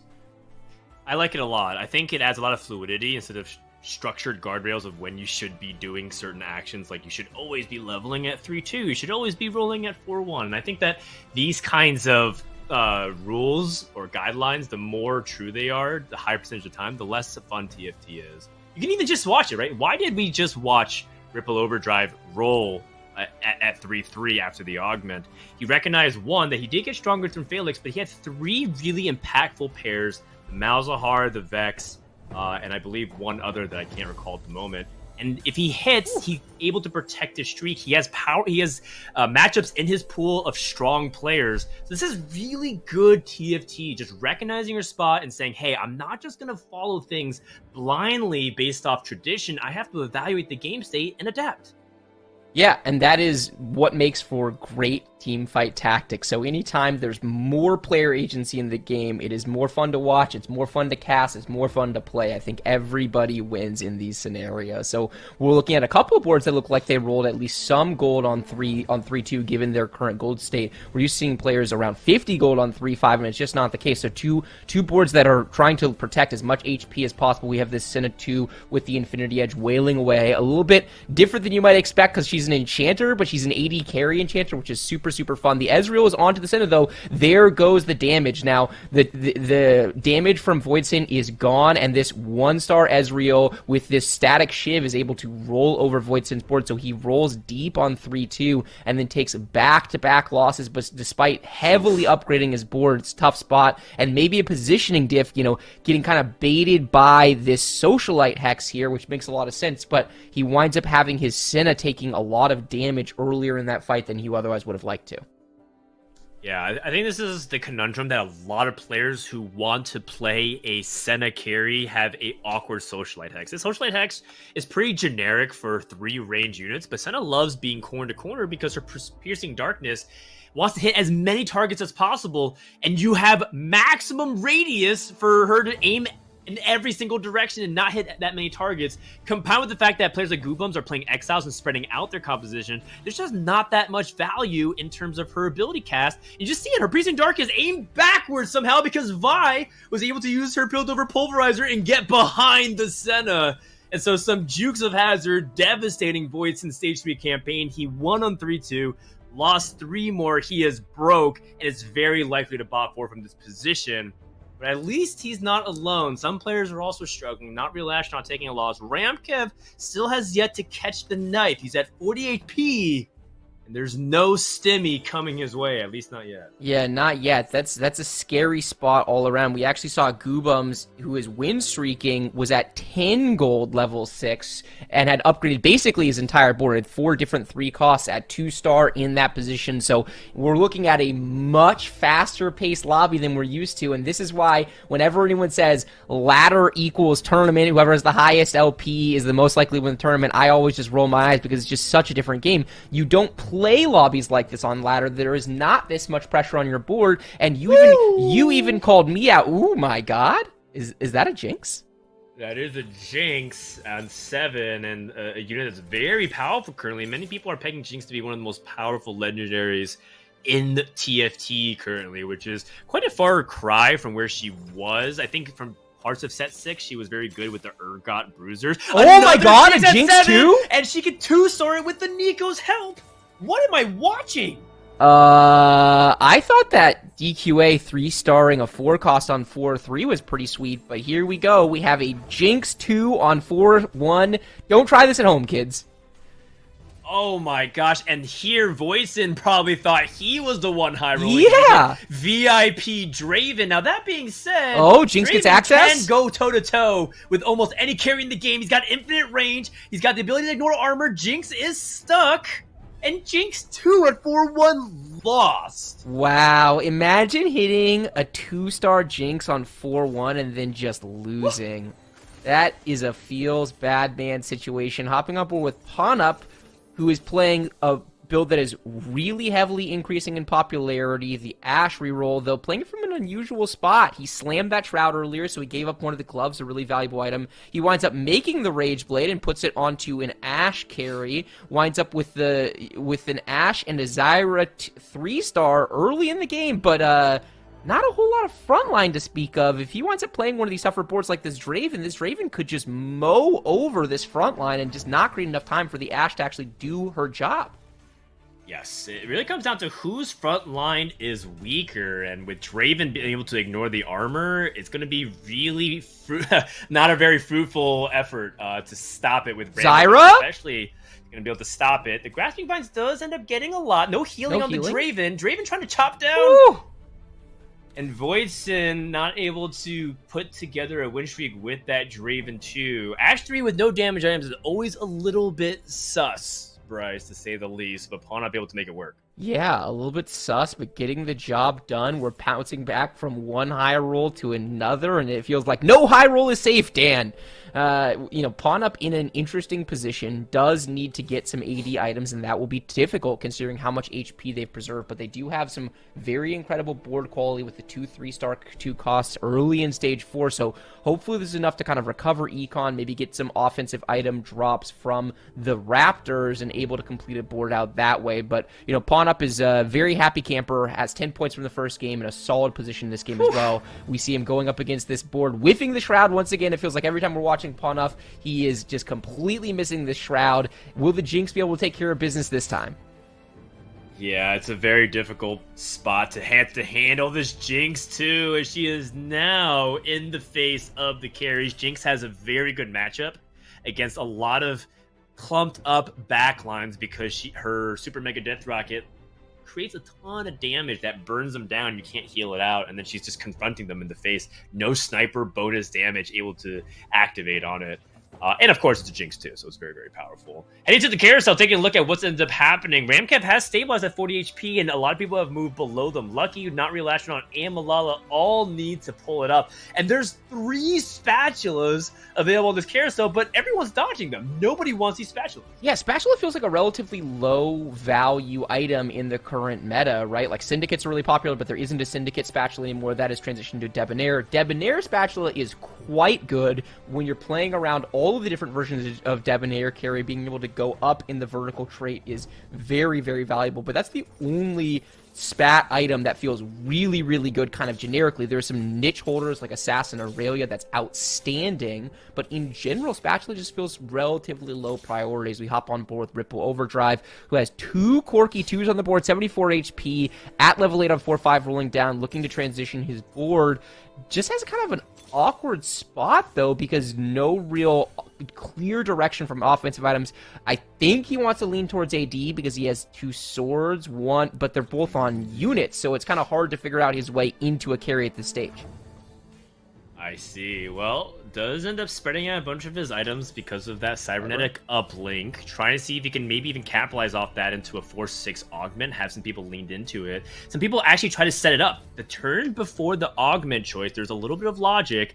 Maybe by setting up 2 Corkis, manipulate more twin shot odds. Maybe he can get another cybernetic opportunity there. I like what Ripple Overdrive's setup is, and he has the HP to give it because he's played such high tempo. Let's go ahead and check in with Ramkev and see what he can get. It's a gold tier augment to wrap things up. But do any of these actually look that good? I would say they all look terrible. If you're gonna be stuck with one of them, I guess you take Weak Spot. It does give anti-heal, but he's in a composition that is entirely playing around magic damage here, so the armor shred value is super, super low on this board. That's one of those feels bad augment situations where there's nothing great. You take the one that adds value to your board and you just hope for the best. I did say early on that I felt like Ramkev's possibility of top 4ing was really, really high in this lobby. I'm not really feeling like that anymore. He's really far off the Corki, in part because he's missing, and in part because this is a unit that is just so popular right now with so many people playing around Twin Shot in the mid game. He just seems to be struggling to find his primary carry here. He does have the Poppy 3. He does have 7 Vexes, so it's not like he's in a doom situation. It does feel like the overall power level of the lobby is low, but not an ideal situation for Ramkev as he's going up against Ripple Overdrive, who has just transitioned his board and gotten a heck of a lot stronger with his Kha'Zix 2. Kha'Zix 2 looks like it's a assassin emblem, and he placed it after the round starts, so that way Corki can get the critical strike damage, but not jump to the back line. Nice heads-up play there from Ripple Overdrive, and that might result in a victory. It's still pretty close. The parallel convergence does end up landing onto the enemy, but it's not going to slow the attack speed enough, so a win for Ramkev up against Ripple Overdrive, who was leading in HP, but now is starting to get a little bit closer. Taking a look at the end of Stage 4, as we do see another Lulu pop out here for Ramkev. We do have what looks like to be a pretty clear separation of who's in the top 4 and who's in the bot 4 by about 20 HP. Ramkev sitting there in the limbo, though. Maybe he can find a way to contend. What can players like Malala, Not Real Astronaut, and Lucky do to pull themselves up? And on the other end, we're taking a look at Goopums, who is playing some of these twin shot boards, even just playing 2 Gangplank 2s without double trouble.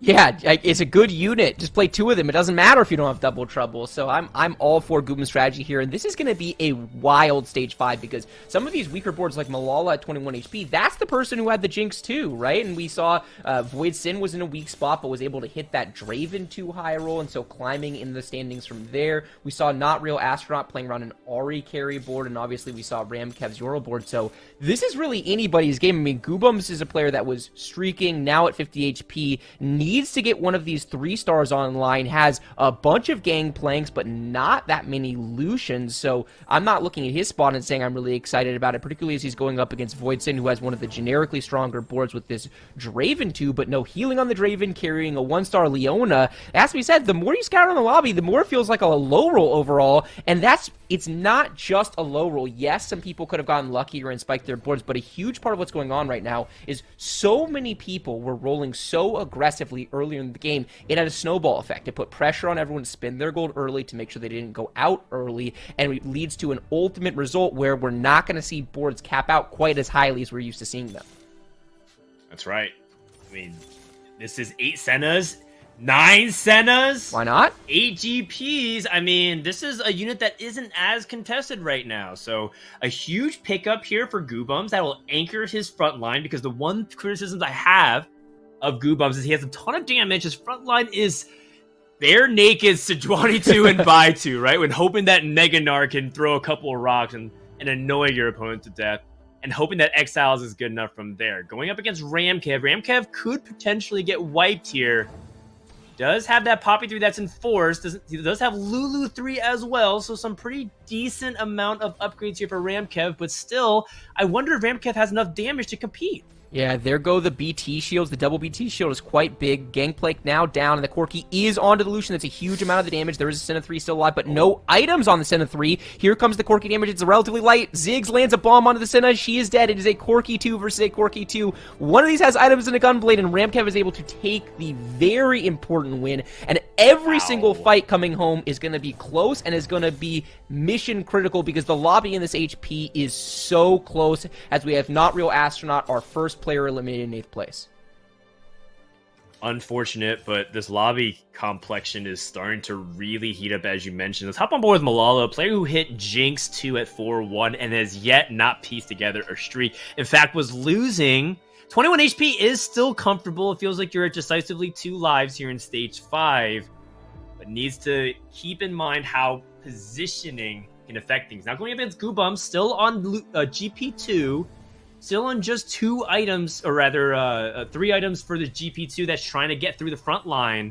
Front line actually cracks pretty quickly, and Ascena now can just turn her focus onto Jinx. Is this another loss for the Jinx 2 board? It's so close. Jinx does have a BT and is able to sustain and does turn around and do damage, and it is enough. Enough for Malala, who gets another win. Void Sin gets a win at the bottom. Ripple Overdrive, our player who was running from the front for the entire game, has just not been able to stabilize and going down. Ramkev takes another loss. It is so, so close. These Jinx fights are always so scary because you never know what's going to happen, and the targeting is random now, but if the Jinx jumps into a spot where she takes too much aggro, she's just not going to be able to out-sustain the DPS that is heading her way. It is enough for now, and Malala is 3rd pick heading into this. Anything looking particularly interesting to you?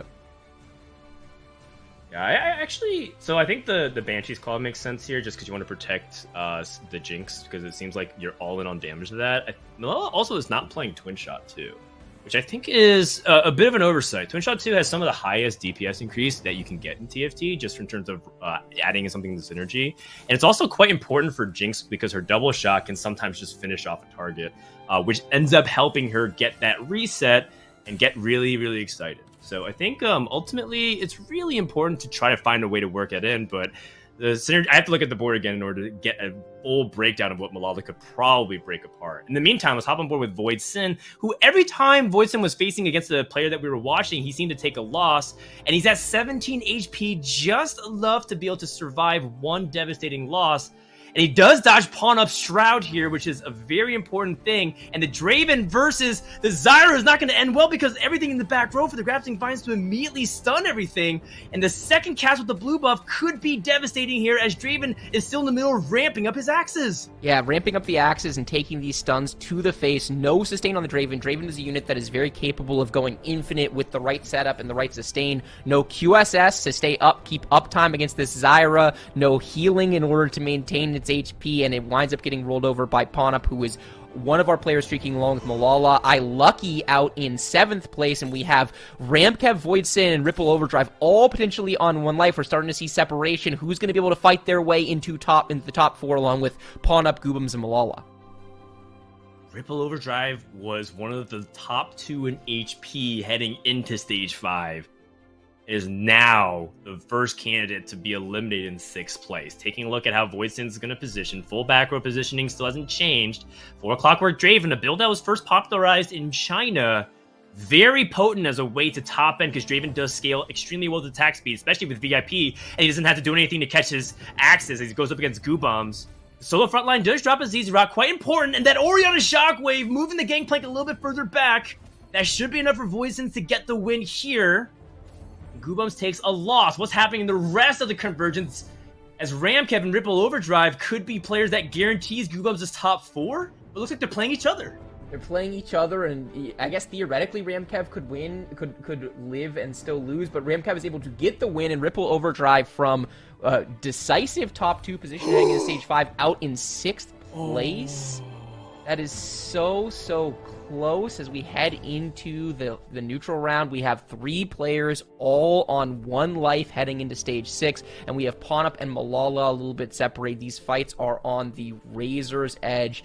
And wow, yes. Voidsin is able to get a BT, an item that he would love to be able to have on this Draven if at all possible. He does have a little bit of healing coming out from the Celestial Blessing too, but that Bloodthirster would do a lot of work. Mortdog, you got him. Any chance you get a remover here? Magnetic Maneuver would be the actual turbo nuts.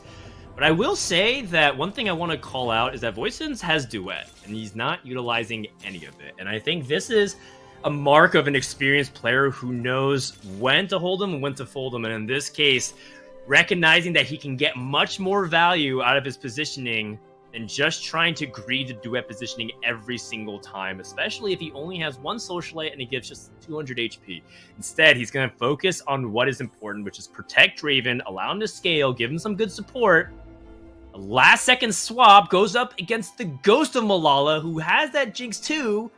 Still no Twin Shot. It's driving me a little insane. Yeah, Twin Shot is a big deal for Jinx DPS, so would love to see him get that Twin Shot in, and this is a much safer fight for this Draven. This Draven's able to sit comfortably in the backline in DPS. The Jinx jumps on top of the Draven, but not able to do enough damage, and this is a very easy fight win and a top 4 secured for Voidsins. Back-to-back games, we see Goobums already eliminated. Ramkev does get the win, and he does secure the top 4. Not even close, exactly like I told you, Frodan. That's right. I guess I will hold this L for now as we hop on board with Malala, who does put together that streak. And, you know, this is not to say that the board currently that Malala has is weak by any stretch of the imagination. 4 Scrap 5 Innovator, a very strong shell. You can totally play this. You have even ways to scale harder by having the Irelia take items and potentially find ways to put in a second Socialite striker in the form of Gnar. So this is a really good board here from Malala, and by all means can still win the entire lobby. Going up against Ramkev, who does have a lot of 3-star Yordles now, and is going to be printing out the Yordle Lord if he can get to that Gnar 3. The big Seraphine wave does miss the Corki in the top left, trying to get more shots in as the Jinx jumps in immediately to the Poppy, but not able to take it down. She's trying to, but there's not enough DPS. Yeah, Jinx is down, and there is anti-heal onto this Corki with the Gunblade, but is it going to be enough? The Orianna's still up, but the Vex is alive and well and kicking in this front line. It looks like another by the skin of his teeth. Ramkev with a win. Ramkev on a winning streak, and Voidsin eliminated in 4th place. So we have Pawn-Up's relatively unconventional line to Ashe 3, but definitely making it work. We have Malala's Jinx 2 board from 4-1, and we have Ramkev pulling back the so small Yordles board. Definitely not a top 3 that we're used to seeing all the time, but a very interesting one and representative of the amount of pressure that these players are putting on this lobby from the word go. You have a very impactful positioning situation here. Pawnup moves his Shroud into the middle. Easy going to land true. It is big Shroud onto the Jinx, onto the Bear, onto the Aurelia. A really good item on Jinx to be able to get the Infinity Edge. Wow, that big Raspy Vine able to stun a lot. If she's able to get a second cast, it could be pretty huge. The Ashe is not really targeting the carries. Ashe is actually just targeting the frontline Bear instead, and Jinx able to finish off the back line. Ashe has no more breathing room. Pawn Up all of a sudden takes critical damage. Ramkev wins again. And we might see this Yordle board and this early Jinx 2 claim the top 2 spots unless Pawnup has something to say about it with this carousel. Yeah, I'm trying to see if there's anything on this carousel that's going to be kind of fight swinging. Ramkev able to get a Death Cap for his Corki 3. He has blue buff Death Cap Gunblade now, and Ramkev is our player who is on a winning streak. That is such a big item. Pawn Up chooses not to deny the Death Cap, and he goes with the Spirit Shojin, and that Shojin could do some incredible work on this composition. It could either go onto the Orianna for the earlier big CC, or it could go onto the Zyra. The Zyra with blue buff and the Shojin will be instant casting and could be chain CCing an enemy board, so a lot of potential from that item for Pawn Up as well. Did not have a chance to see what Malala got and whether or not it's going to have a large impact for their board. Yeah, it's interesting because on the one hand, there is Banshee's Claw, right? So you want to layer it, but the more Zyra cast, the more impact it is. So I can see it on both ends. How do you want to layer your CC versus try to have it on the same target? Pawn going for the insta-cast. Immediately gonna... Oh, the Shroud, though, stalling it for just half a second is going to be potentially fight swinging. Corki is stunned, though. Trying to see if he can get past his front line. Morgana tanking as best as she can. Another cast of the Soul Shackles keeps her alive. Look at how tanky this Morgana is. She refuses to go down. Does Ashe finally have enough time to ramp up the attack speed without a big damage amplification item? Just has a lot of utility support. Can't cut it down. And look at every dodge coming this way. This Vex is Neo from the Matrix. Just nothing can hit her. And that's a double kill. Ramkev takes game 2 in Lobby B behind 6 Yordles. So small leads to so big of a victory. Wow, what a victory from Ramkev. He does make us a little nervous, it has to be said. I was really worried about his spot when we were looking at the middle of stage 4. He's able to get to stabilization point on 40 HP, loses a couple fights along the way, but ultimately comes up big with this 3-star Corki, gets the Death Cap off the final, and is able to take care of business against 2 boards that were not normally in competing for first place situation. We saw the real flaw of Bonham's board. He's just not able to kill this Vex, even though the Vex only has a Shroud on it, because he just has no damage onto the Ashe, and so he's not able to get the job done there. And then Jinx, a very strong supportive carry, but tough to build a board around Jinx as a primary carry into a top 1. So a small win for Ramkev in a very big situation. Hey, a big win. I know all of us in the back room were freaking out when, usually the first augment, you want to go for something generic, your item grabs. We saw a lot of failings today. But when Ramkev went so small, even Mortdog was shaking in his boots. We're like, okay, this is our first or 8th scenario. Frodan, on a scale of 1 to 10, really, how concerned were you that Ramkev went that? Or did that really assure you that he's clearly prepared to force Yordles? I mean, I was a little bit worried at first, only because his HP count was lower than I expected. I do think that's so small, and the buffs to Corki in 12.5 gives you a lot of breathing room, so that way it feels like you can kill off more units. But we didn't get to watch the entirety of Ramkev's gameplay. Did he have Yordles immediately? Did he not really hit 2 stars? He was like getting pairs of all the Yordles. Was his item situation grief because he didn't get components and got a lot of gold instead? There's a lot of variables that go into it, but the most important thing was that Ramkev won only by 3 or 4 champions equivalent of dying. And so every single stage that he's fighting to kill 1 extra unit, if he got 1 extra kill per stage, that was the difference between him bot 4ing versus winning that lobby. So it's good play, some fortunate things lined up for him to get even good items at the very end, good positioning, able to juke out some of his opponent's shrouds. This results to a top 1 with Yordles, nonetheless, a comp that we haven't seen do very well in set 6. And even considering his third augment was weak spot, which I know you guys were kind of split on. It's not the best, but at least he'll get some anti-heal out of it. And then you brought up, both of you brought up great points about Voidson and how his very first augment was the duet. And he ended up ditching it at the very end. And Frodan, you made a good point about, when to fold him, when to go for it. And Bryce, can you kind of tell me what led to the decision behind to not play Draven on maybe that third row with the duet versus just keeping him safe in that 4th in the back row? Yeah, I mean, we saw Voidson earlier in the game playing the Senna on that spot and getting punished for it consistently in some of those fights. So maybe he went to school on that. There's a reality to the VIP Draven, which is it has unlimited range, so you really want to create as much space as you possibly can, particularly some of the heavier CC units start to hit the board in the late game. So I think it's just very smart recognition from Voidson that, he can play this game in a silver augment down and still wind up in the top 4. You don't need to greed those socialite spots if they're not going to be big impact on your board. There was nothing really that was going to get a ton of use out of the spots, and so he correctly opts out of it. And even not getting the full value out of that augment still ended up in the top 4, which is never something you're going to be mad about. And then maybe talking about Malala's board with the Innovator scrap. There's been some discussion from players between liking the Innovator 5 bear versus the Innovator 7 dragon, and maybe people not being really too mad with ending up with the bear. Of course, I know you need emblems to get to the 7, but Froden, can you tell me a little bit more about that discussion or that debate between the bear versus the dragon versus the updates that we've gotten recently? Yeah, I think that's actually a really good question. I think people, even at challenger level, potentially misunderstand what the use cases of each of these innovators are. Part of the reason why the bear is really powerful is because it's a damage amplification of all your entire team. You get 80 in ability power, and the bear itself gets a lot of stats to be able to attack. And so what it ends up becoming is, it feels like what it does is it levels up your team. So yes, you have 2-stars Singed and Ezreal and Zillion. Things are just not that great. But because you get so much attack damage and ability power, everything hits that much harder. And it almost feels like they star up.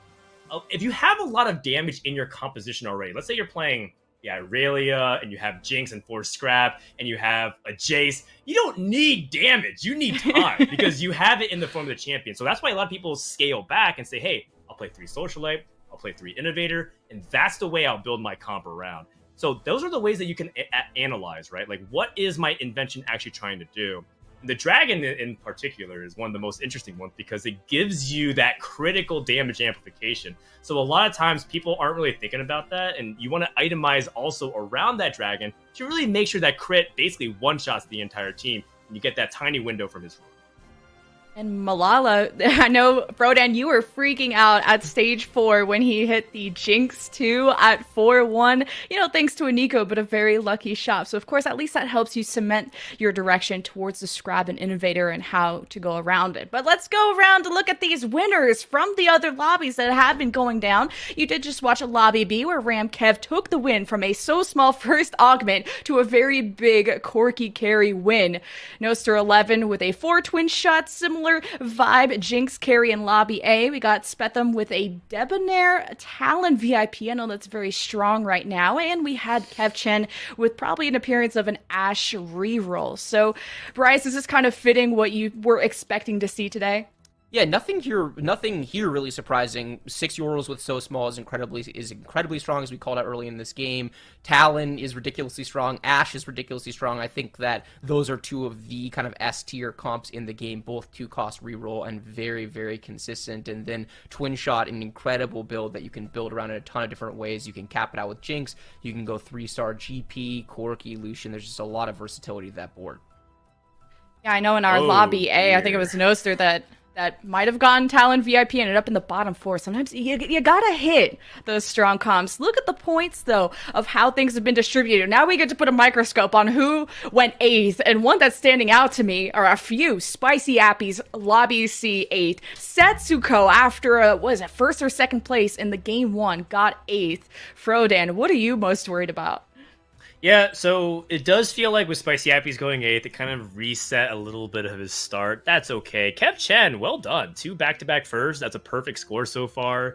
2 very powerful sniper compositions. One playing Jin 3, MF3, another playing Ashe. So Kev Chen showing his love, his affinity for the sniper tree. Pawn up Ramkev, Mao Kaye, and Noster wrap up our top 4. But yeah, we're only getting started. I think it's really easy to have a knee-jerk reaction after 2 games. We've got plenty of time. And just look at how close 8 points to 10 points is. That's pretty much the entire field, right? Yeah, remember everyone that only the top 16 of today move on to tomorrow. So we could be saying, I know it's only game 2, so like Frodan, I'm not going to freak out yet, but I am slightly concerned. There's ones like Sox, Goose, and others, big names that could not make it into day 2, but I guess we won't sound any alarms yet, right, Bryce? Yeah, no alarms just yet. Only 2 games in, but after the next one, we're at the halfway point. So if you're still finding yourself well below the midway point in the field, that can get pretty dicey pretty quickly. Well, let's see, Chad, have you been keeping up? Have your predictions have been correct, 1st or 8th style? Have you checked out Fantasy TFT yet? You can use it on your phone if you're stuck in bed. If you're at your computer losing ranked, you can at least win with some fake money. Go to fantasytft.com to invest with fake money some of your players for a chance to get some very rare little legend egg. So if you go with the 8th, at least you can flex with a cool little legend.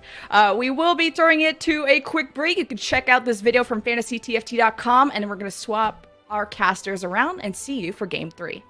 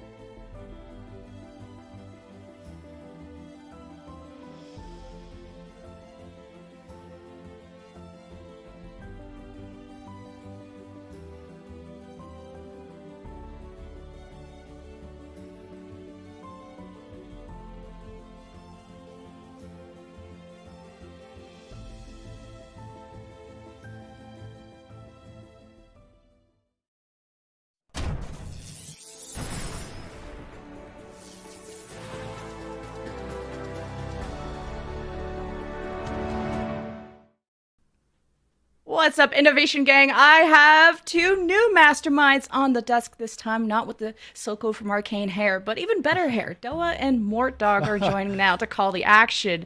Mortdog, I'm surprised you still have your hair after we saw a so small slam augment by your Ramkev. I know you were even freaking out in Discord, so bring me through why you were so stunned. Yeah, So Small's been on my radar as a developer for a while now. The power burst it gives to that comp is so high. The 35% dodge. You can do some really crazy things with it, like put a Quicksilver or a Trap Claw, increase that to 50%. You can get some really tanky Vexes. And we saw there were a lot of fights there that like the dodges were coming into play really crazily. The neat thing, though, was watching Ramkev really closely. There were so many fights that if he just like lost one or two more units, he was out. He was really struggling a bit because a lot of his units were contested in the mid game. The Corkis and the Nars were very contested in a lot of the other boards, but managed to hang on just barely. And that's the crazy thing with the Yordle comps is once you really start hitting all those 3-stars, your power is really high. And then he got that death cap after Carousel, and that really sealed it. So that was just a really cool, example of how Yordle is. And this is what we've always kind of wanted is like Yordles to be a good comp in the right circumstances. So Small might be a little too strong, but again, he played it really well. And so that was just really fun to watch from my perspective. And especially at that stage where Ripple Overdrive had also had like two-star Corkis, Yep. and they were going at each other, contesting, and still through the first augment, So Small Slam, everyone was sweating, but Ramkev came out on top. Doa, we still have a strong lobby coming up. We'll be looking at Lobby C. Who are some players that you think really need to step up at this point? Because we've had some surprises of big names falling short, and maybe some players that we thought were going to do well stay consistent. Well, I think the first thing to mention is that we're going to swap things up a little bit, where after 2 games, the lobbies get rearranged a little bit. So if you've been watching on some of the public score sheets, you've noticed that there's some changes. Lobby C no longer contains Spicy Appies. He has moved on to a different place, but that's a player I want to touch on too because he went first in game number 1 and fortunately 8th in game number 2. But if you're going to have that happen to you, the first 2 games in a 6-game day is probably one of the best times to have it happen. So shouldn't be getting too mental boomed after that one. So a lot of room to come back. But in our Lobby C that we're going to see, some players to watch are going to be Pawnup, and then some names that we are maybe not as familiar with, like Basso Kills. I'm kind of curious about watching again. So there's going to be a lot of fun stuff to watch. I mean, they're all going to be pretty good lobbies, but yeah, I'm just kind of in the mood to get into the game.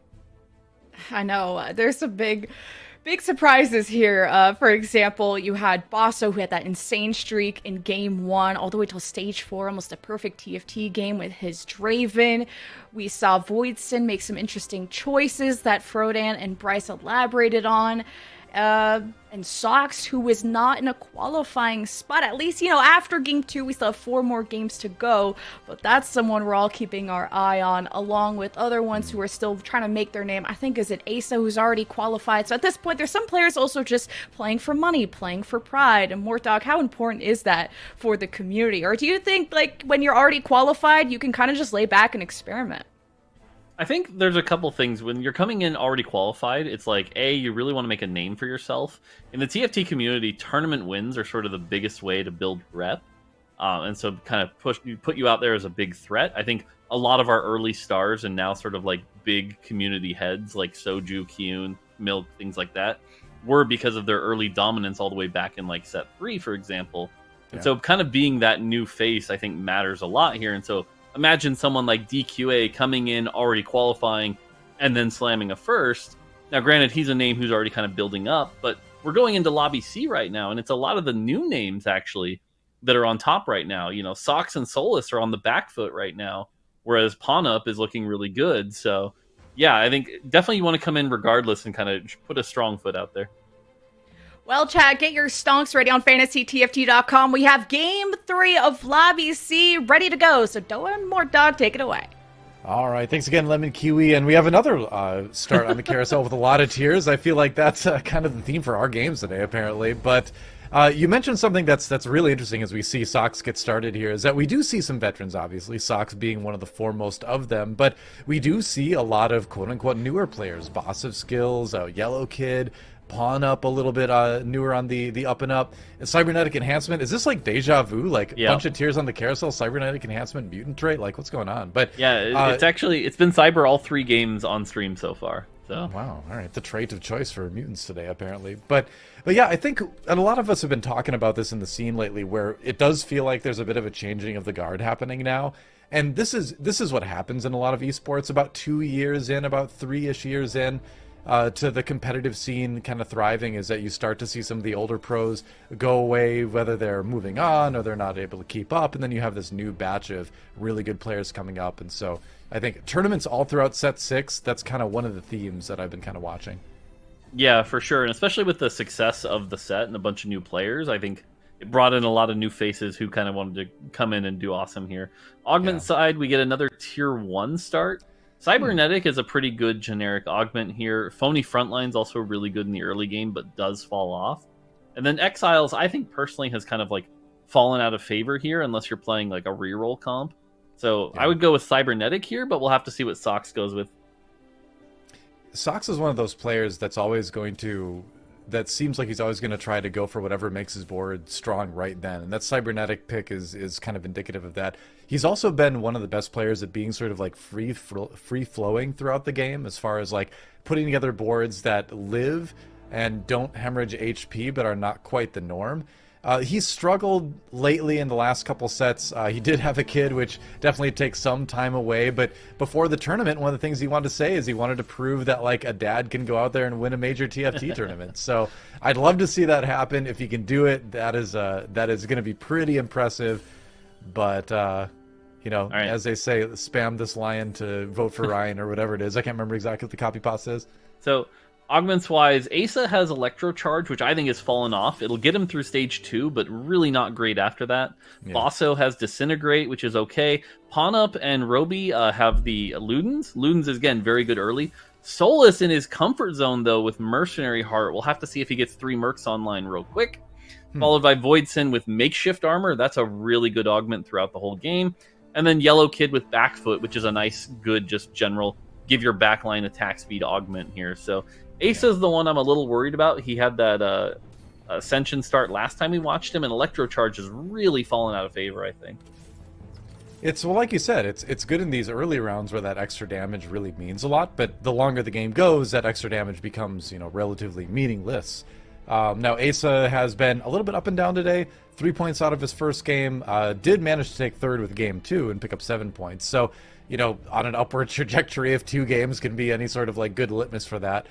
But it seems like a pretty decent start. The Shroud Slam is interesting, and I feel like we've been seeing more players do that today than I've seen in the past. It's a strong item. It's strong all game long, so I think it is more slammable than your average ladder player would think it is, you know? Yeah, I think if you look at the items he had there, right? He had the armor, he had the glove, and he had the rod. The Shroud is the one that kind of gives him the most flexibility in the late game. Locket would have been probably stronger now, but it would have left him in a position where, like, if he ended up with a bunch of strong AP carries, he's now down a rod and would have struggled a bit. So this will help him throughout the game and keep him pretty flexible. Yeah, and the alternative of slamming Jeweled Gauntlet, you know, kind of locks you into playing something AP in a lot of cases, which is not a commitment you want to make so early. Exactly. So makes sense, yeah. Basso on the other side, still level 3, which is something we haven't seen a lot. We've been seeing a lot of early aggression, and so him being level 3 sort of signals that he wants to build up that econ, get those strong item picks off the carousel, and kind of over-prioritizing that, or we'll have to see if that pays off. But yeah, both Basso, Pawn-Up, and Void, very low already. We were talking about how last lobbies we were seeing like 82 at 2-3, after 2-3. And so if they lose the next round, they could be, you know, it's below that 80 mark, which is always a very dangerous early game start. Yeah, it might end up being one of those lobbies where you have like this big drop-off after like 4th or 5th usually. Asa, though, it really looks like from his bench, you know, he wants to maybe get into an innovator line of things. The only trade he has online right now is Bruisers, which, you know, Bruiser 1 early on is not super strong, but you might just be okay losing a little bit, but it kind of looks more like a win-loss kind of board to me. This one's going to be close. Yeah, it's a little rough. We kind of have the, you know, trying to get the Electro Charge, because if you have a lot of health, you can get a lot of Electro Charge procs. But unfortunately, you know, not quite enough here up against the level 5 opponent who keeps his streak, so it does end up getting the loss. Ooh, 3 spatulas on the carousel. And you and I were talking about this while we were watching the last game, where when you see the spatulas early on, they're going to be a lot stronger because you have more flexibility in terms of like preparing to use them properly. And you can see them getting taken almost immediately. One languishes, but Now, when you think about Spatula in this particular meta, what are going to be the big hits for you, in your opinion? Yeah, so I think the biggest one is Debonair, because Debonair gives you access to 7 Debonair, which is a very powerful comp. It gives you a lot more extra health for your entire team and the extra AP. Arcanist is one we haven't seen much Arcanist today, but I do think Arcanist opens up a lot of cool options. Assassin is another one with the Talon meta right now. You can run the Talon, get the Kha'Zix, Assassin, Aurelia is another very powerful champion. Right. So those are kind of the ones that immediately jump out. Whereas something like Hextech, not quite as popular, but it could give you the 8 Hextech, which is a very good high roll version. Yeah, other than that, those are the ones that jump out to me at least. Yeah, I mean, you see Mutant once in a while, not if it's a cybernetic game like this one True. is, but that's one where, you know, if it's the mana reduction one, you can see it sometimes, because some benefit, like RE, for instance, benefits greatly from that. Yeah, But, that's definitely true. Mutant in the right circumstance. And I will say Cybernetic Mutant is actually the ones I really like, because the spatula Really? is self-activating. You just put the item on a person, and then they get the cybernetic buff immediately without having to put another item on them, which is a really cool thing. And if you can turn that into 7 Mutant, you know, it's basically a free Warmogs and Deathblade in one item. Yeah, that's a good point. Oh, Ooh, early hits Seraphine. the early That's- Seraphine. Yeah, I was gonna say, as someone going for Innovator, that is definitely something you're happy about seeing. Yeah, that is massive, because now he just needs to find the Echo, can get the early 5 Innovator online, and then from there, if this is looking like another Tier 1 start, can maybe find the Innovator Heart at 3-3, and this could turn into a very strong Innovator board. Yeah, so Yellow Kid hit a 6th and a 4th, it looks like, so far. So kind of middling results in his first couple games of the day. See if he can maybe improve it. And, you know, honestly, like a early 5 Innovator with a couple 2 stars is going to carry you through stage 4, basically. So if you can hit it, it'd be good. Yeah, Yellow Kid and Sox. This is the battle of the win streakers here.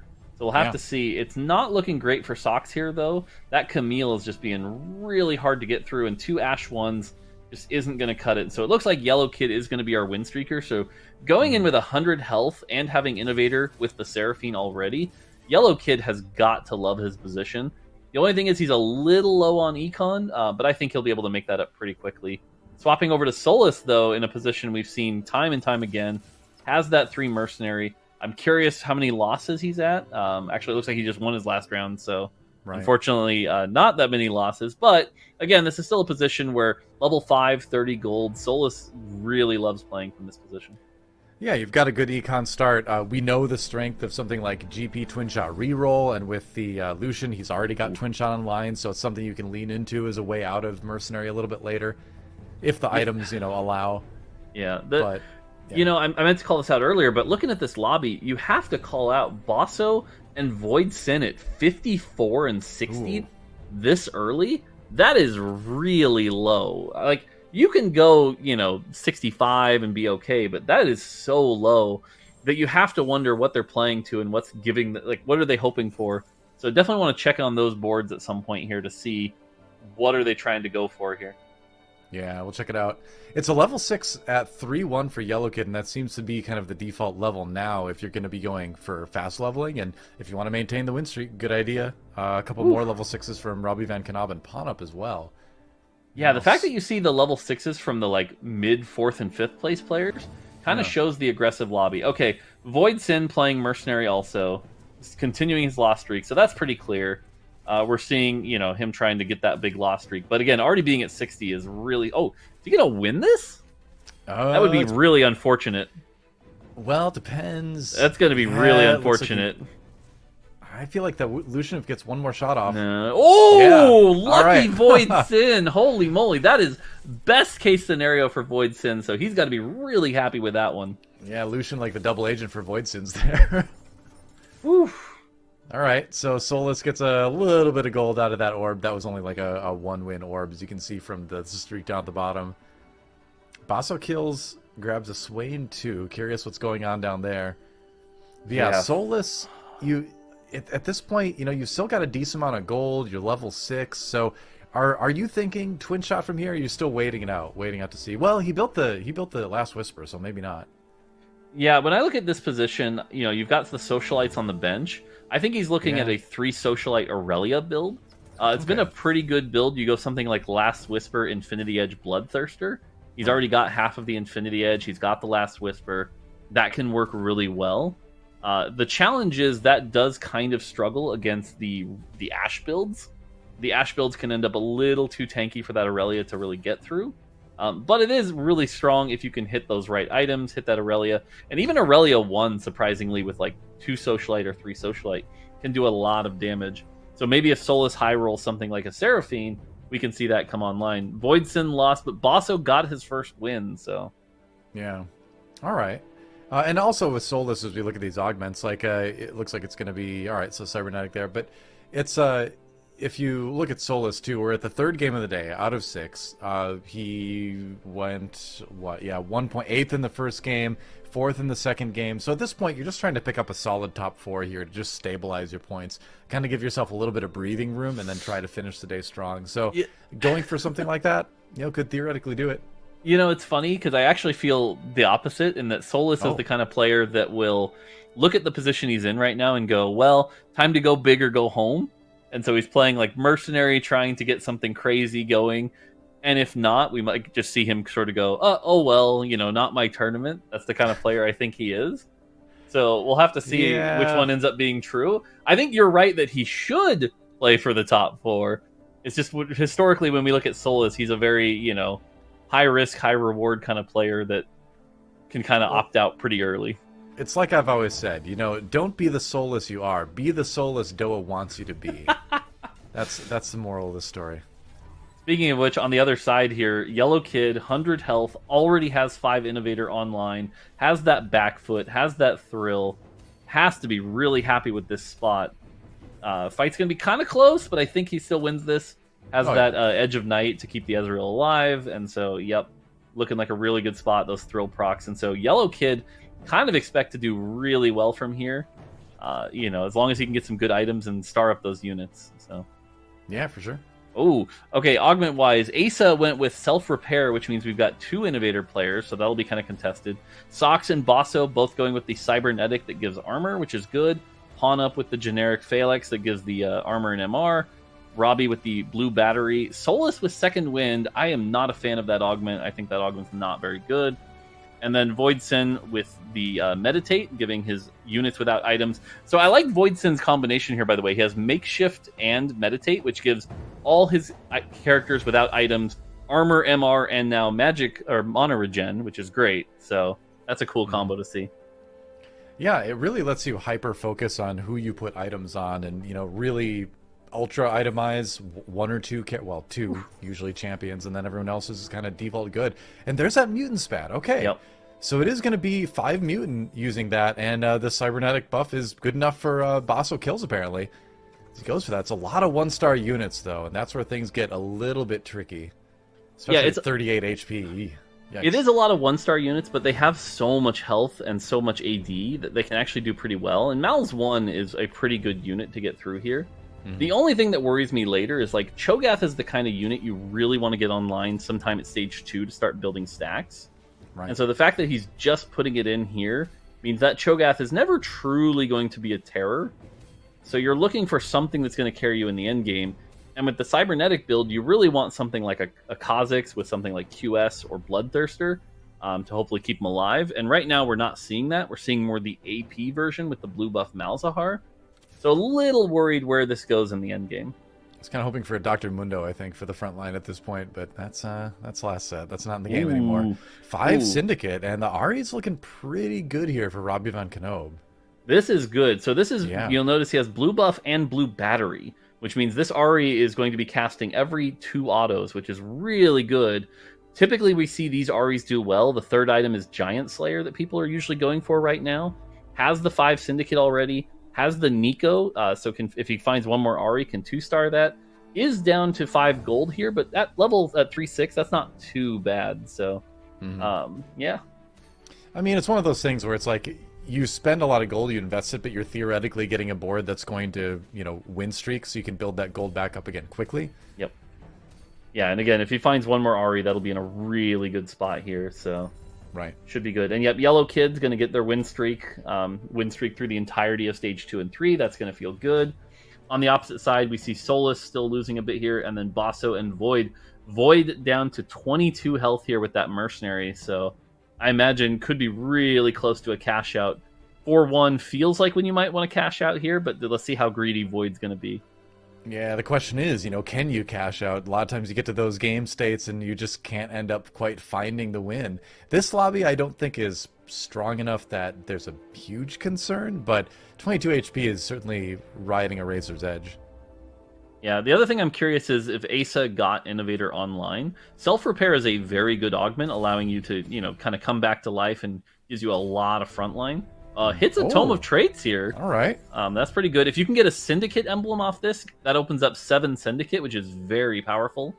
So we'll have to see if this gets turned into that Syndicate emblem. And oh my god, it is! There it is. Okay, so wow. 7 Syndicate is such a massive boost. It gives you 60% more armor, MR, and Omnivamp. That's going to make this Ahri really hard to kill. That's really good. So this is the Braum. Yep, this is a really good state to be in for Roby. So, yeah, this is definitely looking like a really good board. And look at that. We talked about the Giant Slayer. This is great. As soon as he finds one more Ahri, he is in a great spot. Yeah, I think you're just so psyched about finding the Braum here because, I mean, you don't have a ton of gold. It's level 7. It's only the 15% chance for the 4 costs to come through. You hit the one you need exactly. 7 Syndicate on 4-1. So as long as the upgrades come through, this is going to be a very strong board moving forward. Yeah, I was actually just talking with the development team earlier today about this. The fact that 7 Syndicate now doesn't require a 5 cost and a Kali, so it's much easier to access, which makes it a lot more powerful. And so, yeah, like you said, you find a Braum as opposed to trying to find an Akali, and here we are, 7 Syndicate really early. So it looks like Void cashed out, by the way. This is going to be a massive cash out. We see some units, a lot of gold, a Thieves' Gloves, and a Nico. Not the best cash out. Has that Silco. Yeah. Not really the best cash out here, so we'll have to see if he can convert it in. Has that Mutant, the Mutant Jace. Would really be hoping to be able to 2-star one of these 5 costs, but I don't know. This was not... I don't think this was the cash out he was looking for. Yeah, I agree. Now, the question is, how do you kind of take this and turn it into something? And, maybe you put the Silco behind the Jace in the back line so you get the fast Jace cast, boost the attack speed of something. But then you don't really have many items on your Malzahar or anything like that, so it's still looking kind of grim. Yeah, I do like the Mutant Jace here with IE is a lot of AD. If this can become a Jace 2, that is a very powerful carry, and I do like these items. But on the other side is up against Asa with that Innovator and Self-Repair, which means he's got to get through that bear twice, and that's going to be hard with things like Cho'Gath 1, Rek'Sai 1. So unfortunately, Voidson at 13 health, really going to have to turn it around. Hopefully maybe gets a Jace off the carousel, but otherwise we're looking at, dead before the 3rd augment, which would be really unfortunate. Yeah, you don't see that very often. Meanwhile, Yellow Kid took his first loss, down to 91 now. Looks like Rabion Kano might be responsible. He's on a win streak. So this lobby is starting to open up a little bit as people start to hit their boards they're looking for. Yeah, I like this. This is what I was talking about, is you put the Silco behind the Jace, he starts to cast immediately, you get that damage that you were talking about with all that AD out even sooner. And so now, as long as he hits a Jace too, there's still a chance, but you just don't have a lot of wiggle room. 13 HP is not a lot of rounds you can lose. Yeah, like I said, this is really going to come down to how quickly can you hit the Jace, if at all. Because again, he still has a very weak front line. Yes, You've got the 5 Mutant, but it's all on like 1-star units. Hopefully Kha'Zix can do some work here. The Bloodthirster roll on the Kha'Zix was good here. The Silco keeping the Malzahar alive, and that was so close. Wow, yeah, I mean, the way that Jace was... Because a couple of those Jace shots went wide and didn't really hit a multitude of people. It only hit one. And so when you're wasting those Jace shots, you're in bad shape. And no Jace off carousel, so that's a little bit rough as well. Yeah, no Jace off carousel. Silco's really not worth using the Nico to 2-star. So definitely not what you're looking for here. And you can even kind of see him kind of wander around, not really sure what he's looking for here. But now we've got Basso at 8 health, Voidson at 13. A bad loss for either could knock them both out. That's a really tough position to be in. Solus at least has enough health to guarantee that he'll get to see his 3rd augment. But yeah, this is very much a top-heavy lobby right now with Yellow Kid and Asa with those Innovator comps, and then Roby with that 7 Syndicate. This is looking much more like, I think, the latter games we were kind of expecting to see. So this is feeling much more like a traditional TFT game right now. Yeah, you do see the early leads transition into very big gaps between certain parts of the lobby. Now, the Kaisa did get found. You did pick it up, but none of the quintessential great Kaisa items. Kaisa hasn't seemed as strong lately as in the past, but was able to swap things around a little bit, get Enforcer 2 at least in there. Where's the Shroud going to go? Right in the middle. Right up the middle. All right. Slows down a little bit of the crowd control, maybe.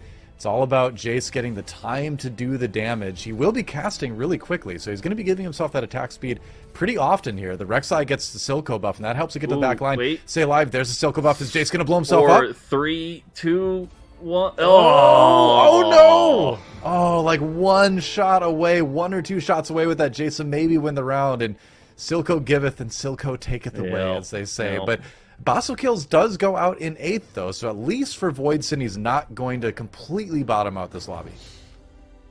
This is not the augments you're really looking for here. Goes with Keeper. Actually, so this is Pawnup's board. Keeper here is actually really good. So Senna comps have been doing really well. Okay, switches to the Draven, though, so never mind. Okay. Looks like we're going Draven Innovator, which is kind of cool to see. These items are very good Draven items. The Last Whisper, I think a lot of people always look at Last Whisper on Draven. They're like, he already has Armor Pen. But by stacking them, you're doing close to true damage because you get the Last Whisper effect, reduce their armor by 70%, and then ignore another 25% of that on top. So they're down, 100 armor target is usually down to like 20 armor, which is really awesome. Yeah. Yeah, like you said, just nearly doing just pure AD damage straight in their faces. And Keepers, I mean, we remember how Keepers was back in set 4. If you were able to get it together, it was very, very strong, or very, very hard to break through. Yep. And I like, it's one of my favorite augments right now if you're running a composition like Innovators, because you're generally grouping things up anyway. Shroud comes through, but it doesn't hit the Draven. Okay. The other thing to call out with this fight here is, before this patch, non-VIP Draven was really not great. Still had 3 range, didn't have any built-in armor ignore. Kind of almost unplayable, so you basically had to play VIP. But now he got a big buff for the non-VIP version here. And so you can see that's allowing Draven to actually be played outside of a Debonair comp. And so even in this Innovator comp, this Draven works as a great carry, even like Ginnovators. So that's really cool to see that Draven is now a lot more flexible in various comps. Yeah, one of the most fun things about Innovators is the variety of carries you can work with it. So... Yeah, looking at these augments, it's a lot of generic augments. Asa, I think the big winner here was Stand United. Stand United, very good in an Innovator comp to give you a lot of extra AD and AP. Sox with Celestial, I don't think he's super happy with. Pawnup and Roby have the Keepers, giving them that extra health to start with. Solus has the Cybernetic that gives you the mana regen, which is okay for his comp. Voidson with Thrill, and then Yellow Kid. That's a free Tactician's Crown. We take those. Yeah, that's not bad at all. All right. That's a good round 4-7 there. Let's take a couple, take an extra person on the party, or in the party rather. Nice. So that lets you do a lot. That lets you fit in, I think it was Enchanter he was able to fit in, or no, it just throws in the Tom Kench, I guess, in the end. Yeah, at least for now.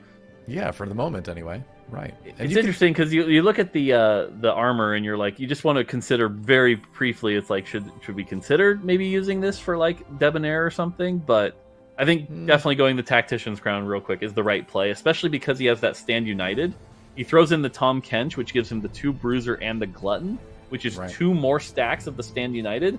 So all of his champions right now are benefiting, if I do my math right, it's like an extra almost 20 AD and AP, which has got to feel pretty good. But unfortunately, Solus on the other side, with that Aurelia we were talking about from earlier, still Aurelia 1, but with that Socialite and that Jace, also has that Jace 2, wow.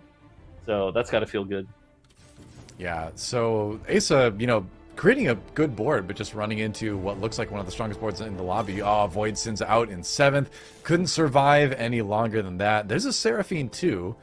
And Seraphine definitely has some decent items, so probably worth getting that in. Yeah, especially with the Silco, get that quicker cast. We're going to go look at Mismatch Socks.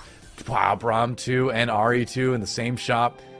Definitely going to enjoy that one. And he's got the Morgana 3, so this is going to be a board that looks pretty stable for top 4ing, which Sox definitely needs right now. this is such a weird position to be in, because you look at Sox's board, and he's got the 5 Syndicate, he's got good augments, he's got that Morgana 3, which is awesome. Yeah. But his backline is not that impressive. It's an Ashe 2, it's a Jhin with 1 item, it's an Ahri with 1 item. He's not going to be pumping out a lot of damage here, and especially when you compare that to what we already saw with the 7 Syndicate board with basically perfect items on the Ahri. This is going to be a Morgana show. How much can Morgana truly carry? And on the other side, it looks like Silco's going to do the work for them, and so he will come out with a win. But I am a little worried long term. Like you said, maybe this is a top 4, because without the items, without the Ashe 3, I'm not sure this board has enough strength. With the roughly, exactly 19 HP lead between second and third right now in the lobby, with the Morgana 3, I agree. It's going to be one of those boards that's not going to kill quickly. It's going to be kind of grindy, but I feel like it's good enough for a top 4, and at least we know Sox is hoping for that anyway. But yeah, the challenge here is the Morgana. Any comp that doesn't have armor or MR shred is not going to be able to deal with this Morgana. This Morgana is going to burn.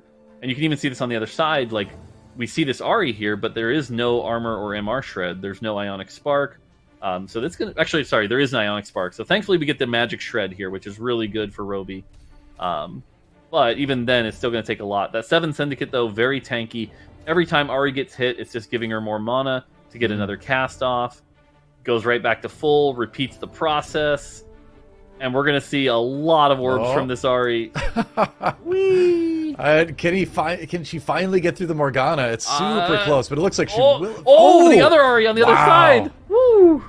That was so close, but yeah, another win for Sox. This Morgana is super strong. I think the real kind of big thing I'd be concerned about with it is the crowd control, right? If you manage to CC the Morgana for long enough to prevent her from casting, you can take her out, but if that doesn't happen, it's going to be tough. Is it the Warmogs?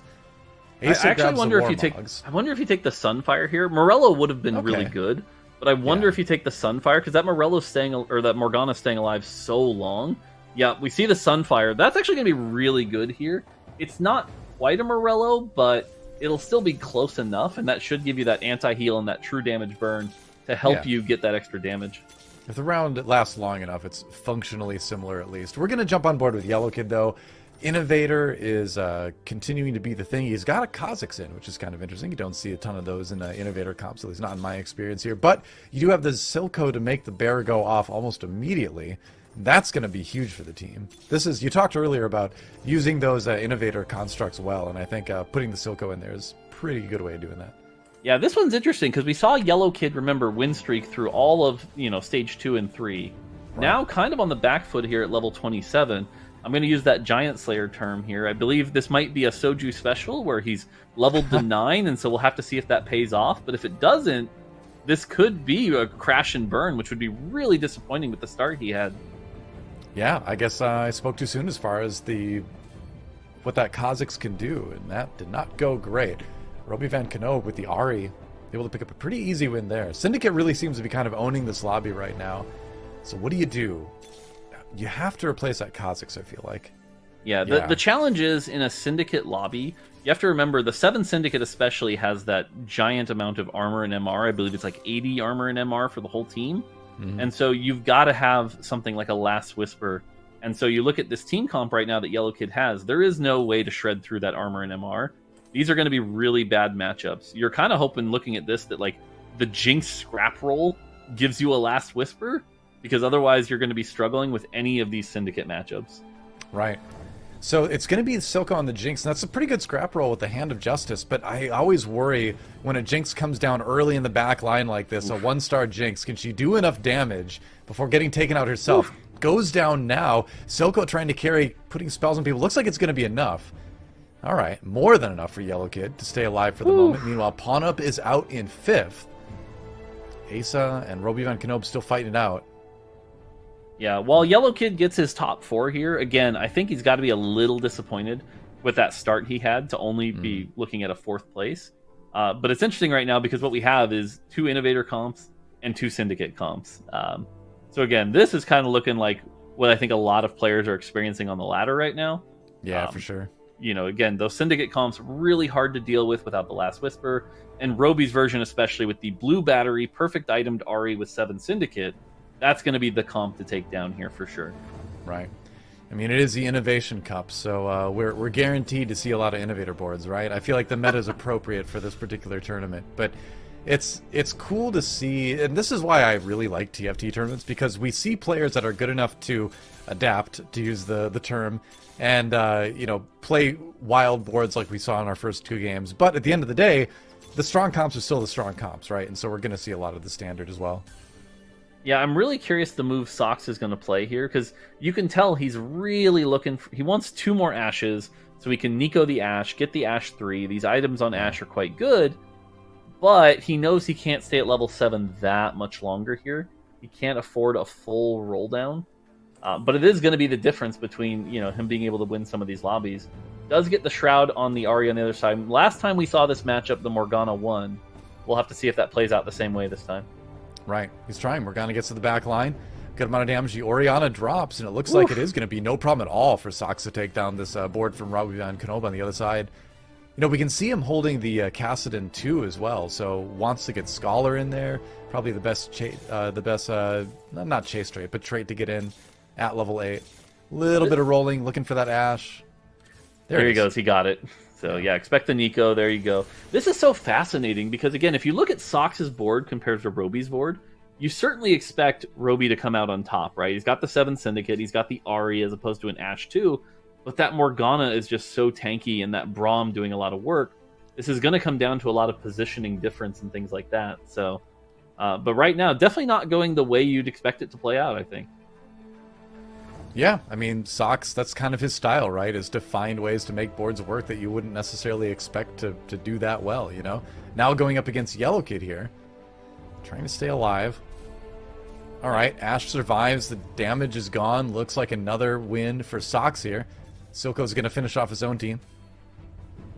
Yeah, and the big thing here, like we said, without the Last Whisper, you really aren't going to be able to take out these Syndicate boards. They get that extra 55 armor and MR. It's just too much. And so here we are down to, again, the 2 Syndicate players coming out on top of this lobby. So now we'll have to see which one can do it a little bit better.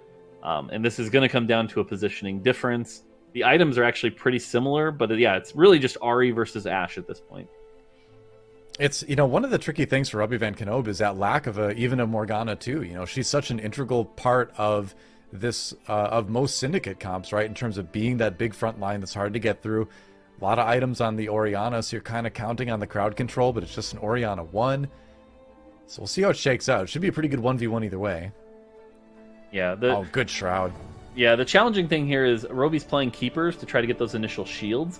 Yeah. But I actually think that's baiting him pretty hard here because it sets him up for the Shroud into the Braum ult, which takes a lot on the team.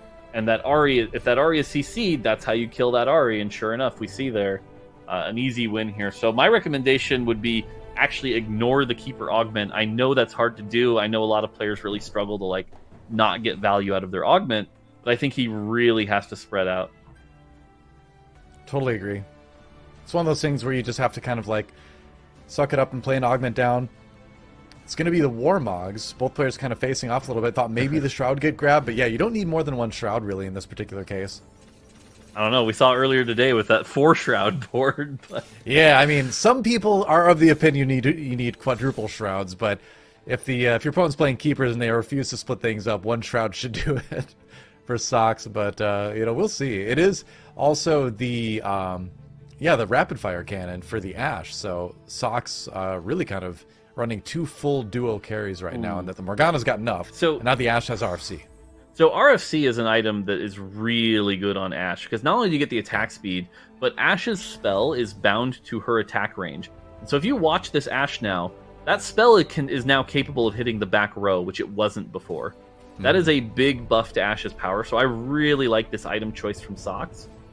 We did see the spread out here, though, and so now the Ahri is alive and not as caught out. So we'll have to see. The Ahri is starting to stack. As long as it doesn't get CC'd, nope, not quite. And so Sox dominating well with this Morgana, showing the power. Again, you look at these boards, and I'm not sure you would pick the Sox board to dominate, but it's doing really well right now. Yeah, it's really interesting to see, and it is a Morgana 3, of course, but I think one of the sort of hidden MVPs of this particular board is the Redemption. the way it mitigates the Ari damage helps you survive so much of this, and helps the Morgana survive and takes all the pressure off the Ashe. Yeah, the other big thing is as soon as the Braum dies on Roby's side, you lose that Ionic Spark. And so Right. you're back to a 5 Syndicate comp that has, the Cyber Shell and stuff like that, and can end up being very tanky. And so then even the Ari has trouble dealing that damage. That's a good So point. again, you don't have that. Whereas again, on the other side, you have that Ashe with the Last Whisper that is piercing through 70% of the armor and MR. And sure enough, it's looking like a solid win here for Sox. So good turnaround for Sox to come out on top and win this after those rough start games. Yeah, this is exactly what he needed to inject a little bit of life into the day. It's only game 3, but going into it after game 3 with a win feels great for sure. Lemonkiwi, what do you think of that? My God, I know we were talking about Sox. He wasn't in a qualifying spot, and I think this 53 HP win is going to make a massive difference. And the fact that Robbie Van Knoop just couldn't do anything. So I'm wondering, Mortdog, is there a world, like, what improvements could Robbie Van Knoop could have done to his board to even win against Sox, or was the Morgana 3 such a difference maker for Sox in those fights? I think it was the Morgana 3, and again, the fact that when you're up against a Syndicate board, the key to success is going to be a way to get through those defenses. The way he itemized Ari is the standard itemization, but against something with that much magic resist, all of a sudden that Ari is no longer effective. He needed something like a static Shiv in the back row to be able to get through that piercing. That being said, would that have even been enough? I don't know. That Morgana 3 was looking real strong, but that was basically his only out, I think. Yeah, because I know, Doa, there's some talk about maybe Arcanist. I know Mortdog was especially curious about Arcanist. Like, is there a world where, like, an Arcanist route would have helped Ari, or is, like, Syndicate just the best that Robbie Van Knoop could have done in that situation, especially with the spats? Syndicate, yeah, I mean, for that particular situation, I think Syndicate's definitely the way to go. Arcanist is interesting. I think it's a underexplored avenue for Ari, and probably a little bit stronger than people think it is. But as far as the meta stands right now, Syndicate is definitely the default strongest way to go. It's certainly going to be good either way.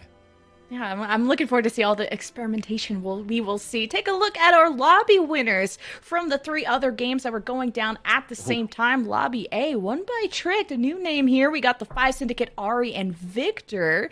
So a little bit of Arcanist trickled in there. We got Goobums with 4 Enchanters, Seraphine 3. So we've seen a lot of Seraphine Innovator, not as heavy Enchanters today.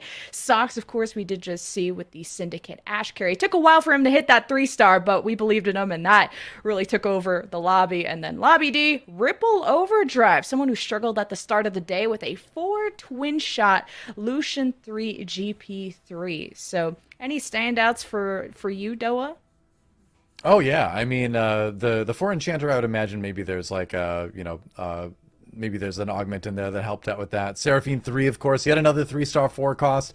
I've loved Twin Shot the entire set, so it's cool to see Ripple Overdrive taking a win with the GP3 Lucian 3 board. I think that's one of the most fun boards out there right now in TFT. But looking at the lobby scores overall, yeah, cool. Cool to see Trick do well. Goobum's coming back up again. The oof from Mort as did you notice DQA 8th? Is that what you were oofing about? Yeah, or what you got DQA and Sphinx. You've got Soju, Void Sin. Oh yeah, definitely some rough performances. Solus, as we talked about, kind of in that spot. Nico is another one. So just a lot of oofs for me on this one, and so we'll have to see how this affects the board. I'm trying to look for the other one. Where'd he go? Oh, Kevchen. So Kevchen was our person that went, first, ended up with a 5th that time. Right. So again, kind of a pretty big mix-up here, so I expect the standings to get shuffled really hard here. I don't know, a name sticking out to me, of course, Goose, who was not in a qualifying spot, and I think that top 4 is at least getting him real close. He's 4 points off of qualifying, and our top 16 almost decided that we're just halfway through our day, but remember, only 16 of our 32 players are making it into tomorrow, so all of our players could use your support. Let us know in chat. And also, the Fantasy TFT app, you can just put your money, your fake money, I guess, where your mouth is. One last conversation before we go to break was the strength of spatulas that we saw in this game, how important of a difference that made for us syndicate players and stuff like that. And you guys had a really good discussion on when was the best time to pick up that spat. Doa, can you elaborate just quickly on that? Sure, yeah. I mean, the earlier the better, right? Because then you get to decide what you're going to spatula while you decide what you're going to play. You can tailor it to your comp a lot easier. You can even wait it out and see if you can maybe cheat a tactician's crown out of another spatula on a carousel or something. So, yeah, the earlier the better is how it tends to always be. Yeah, Mort. I mean, we saw Asa who kind of was patient with his spat pickup and ended up with a tactician's crown, but that didn't make a big enough difference to get in. I don't think he made into the top 4. Or he might have with the innovator. Barely, yeah. So just kind of barely in that top 4. So do you think there's an argument to picking up spatulas to wait for the tactician's crown, or is that just like way too greedy in tournament play? I think a spatula in the first carousel is a pretty safe pickup. There's a lot of things you can do with it as long as your items are flex. But as you saw the game before that, when there were 3 spatulas in stage 4, everyone's kind of avoiding it because their path is already set. I think at that point it's way too greedy. But there's enough chance that like you might see another spatula, you might drop something you're looking for. So I think it's usually worth it in the stage 1 carousel. Yeah, lots of decisions to be made, and looking forward to learning from our players. So that was game 3. That was Mortdog and Doa. We're going to swap our casters around. And while you guys are hanging out during the break, make sure you check out fantasytft.com. Get your stocks going. Get your little legend eggs popping. And we'll see you after this break.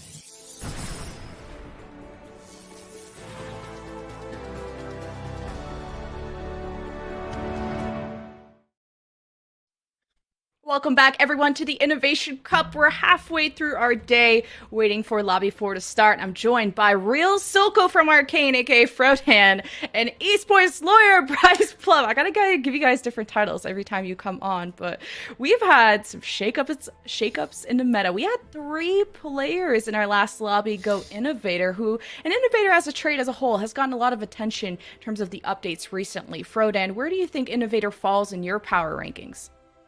Yeah, Innovator's definitely one of the most reliable comps. It doesn't often straight up win lobbies relative to some of the highest power level comps that can get online, but it's consistent.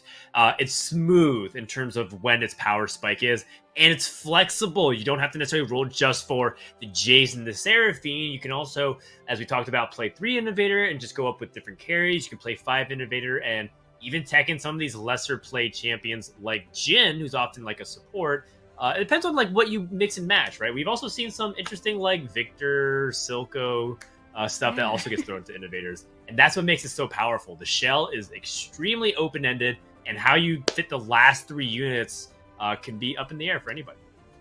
I know there's been some good Silco discussions to be had, whether you were throwing the Innovator machine into that, or Jace, or do you throw your tanks into it? We've seen players experiment with different things, and even one player last lobby whose board completely died because of Silco, where they otherwise would have won. So Bryce, we're going into lobby D. Now this is an important one for some of our players. I'm seeing Spicy Appies be part of that, who had an unfortunate 8th place. We have Goose, who's still trying to qualify. Who are you looking forward to seeing from lobby D? Yeah, you have a bunch of big names in Lobby D, and you have some interesting dynamics playing out around those names too, right? You had Goose starting off the day really struggling and starting to find his form from the last game. He's been at the top of the ladder, so definitely one of the better players. Noster11, someone that Dan called out earlier on broadcast, who's been really on the grind, pushing. You have Setsuko, who it feels like has pitched a tent at the rank 1 spot and will just be living there indefinitely. So a lot of powerhouses in this lobby, as well as some really solid, consistent tournament performers like a Nico, who's sometimes pushing the top of the ladder, but it feels like is always a threat whenever he enters a tournament. And a name like Setsuko, who is, I believe, already qualified, or at least one of the big favorites coming into Innovation Cup, who I think had a bottom 4 in the last lobby. So looking to bounce back, still had a very consistent, strong start, but this lobby is really going to matter because we only have 6 games and only our top 16 move on to tomorrow. So we're really starting to stress about going for the top 4, where maybe Frodan, you might just go Innovator. Maybe it's not a first place, but it could be that consistent top 4 that might help you get into day 2. But it sounds like our lobby is ready. No more talking. Let's get into game 4. Frodan, Bryce, take it away. Thank you very much, Lemonkiwi. She's doing such a great job. Make sure to give her a follow if you haven't already. Welcome, everybody, to game number 4 as we go into lobby D. We're going to hop on board with Ripple Overdrive, a player that's just right in the middle of the pack, 14th place at 16 points. A couple of solid games, a game where he went bot 4. And overall, I think that Ripple Overdrive had a very important win there in Lobby D previously. And off the back of a Gangplank 3 twin shot build. And the Gangplank 3, I just want to tell you that Ripple Overdrive was backlining it to catch assassins like a Town 3 and was instantly killing it with his first cast. So if you haven't been a believer about twin shot before, you've been seeing it as transitional carries, you've been seeing people play Jinx 2 at the top end, you can also just reroll Gangplank and make that the feature part of your build and have fantastic results. Yeah, if you're not a twin shot believer at this point, then you're probably not playing much in the way of teamfight tactics. It's so strong in the early, middle, and late game. You have so many different outs to play for in the different 3 stars of the Corki, the Lucian, and the Gangplank. You can play AD or AP. You can cap out with Jinx boards. If you get certain augments for it, like if you get an extra twin shot, then the prismatic stretch rate of 5 is insane. There's just so much to love about it as we go into the first augment selection of the day. I really like Junkyard as a generic option here, and that's exactly what you're going to see Ripple Overdrive grabs. And, you know, Breeze, the immediate sigh of relief here, I cannot say how frustrating it is to get this augment and then not be able to get Scrap online, so mission accomplished already. Yeah, excuse me. Yes, that's a huge part of it. You get an Ezreal now as part of that augment. In the past, you didn't, and so you would have to evaluate your board state, and people even rolled for Junkyard. I remember Bryce at one point was playing Junkyard and was rolling, and he missed, and he was so upset. And then he found Scrap, and he top 4'd anyways, because that's how good Junkyard can be. Oh my goodness! Find 3-cost Yordles also in the box. Everything is coming up Millhouse. This is an incredible start. Yeah, this is an incredible start because they don't have a strong board, right? So Ripple Overdrive is not likely to win a bunch of fights unless they're playing against an open forwarder. But they do have the Scrap online. You can see the synergy bar go bananas when you get this 3 particular combination of Yordles in play plus an additional Scrap. So they can lose while printing items, while printing copies of the units they want to hopefully maintain a loss streak through stage 2 and then turn it around as Yordles often do heading into the rest of the game. So this is an outstanding opening for Ripple. Yep, that's right. We did see the Voidborn as the mutant trait, meaning that if your units are able to put your opponent's if you're able to put your opponent's champions at a certain threshold, it'll execute it on its next damage tick, and Spicy Appies has it on his Nocturne. I'm interested by it. When you look at Voidborn mutants, what are the ways you want to build this out? Do you want to go straight vertical mutants, or are you thinking about a specific champion that can hold this emblem here, Bryce? I don't think the Voidborn, at least not for me, has a specific champion you want to play to in the late game. Like, for example, you know, the Synaptic Web. Ahri is an outstanding user of the Synaptic Web trait because she wants to chain cast, and Synaptic Web can really make the magic happen there. This is just a generically strong spot. Oftentimes with Voidborn, you want to play around multiple carries so that you're proccing the extra damage, right? Kha'Zix uses Voidborn pretty well, as does Malzahar, you know, passing along the Maleficent Vision and just slowly but surely whittling away at enemies until they get below that threshold and popping them.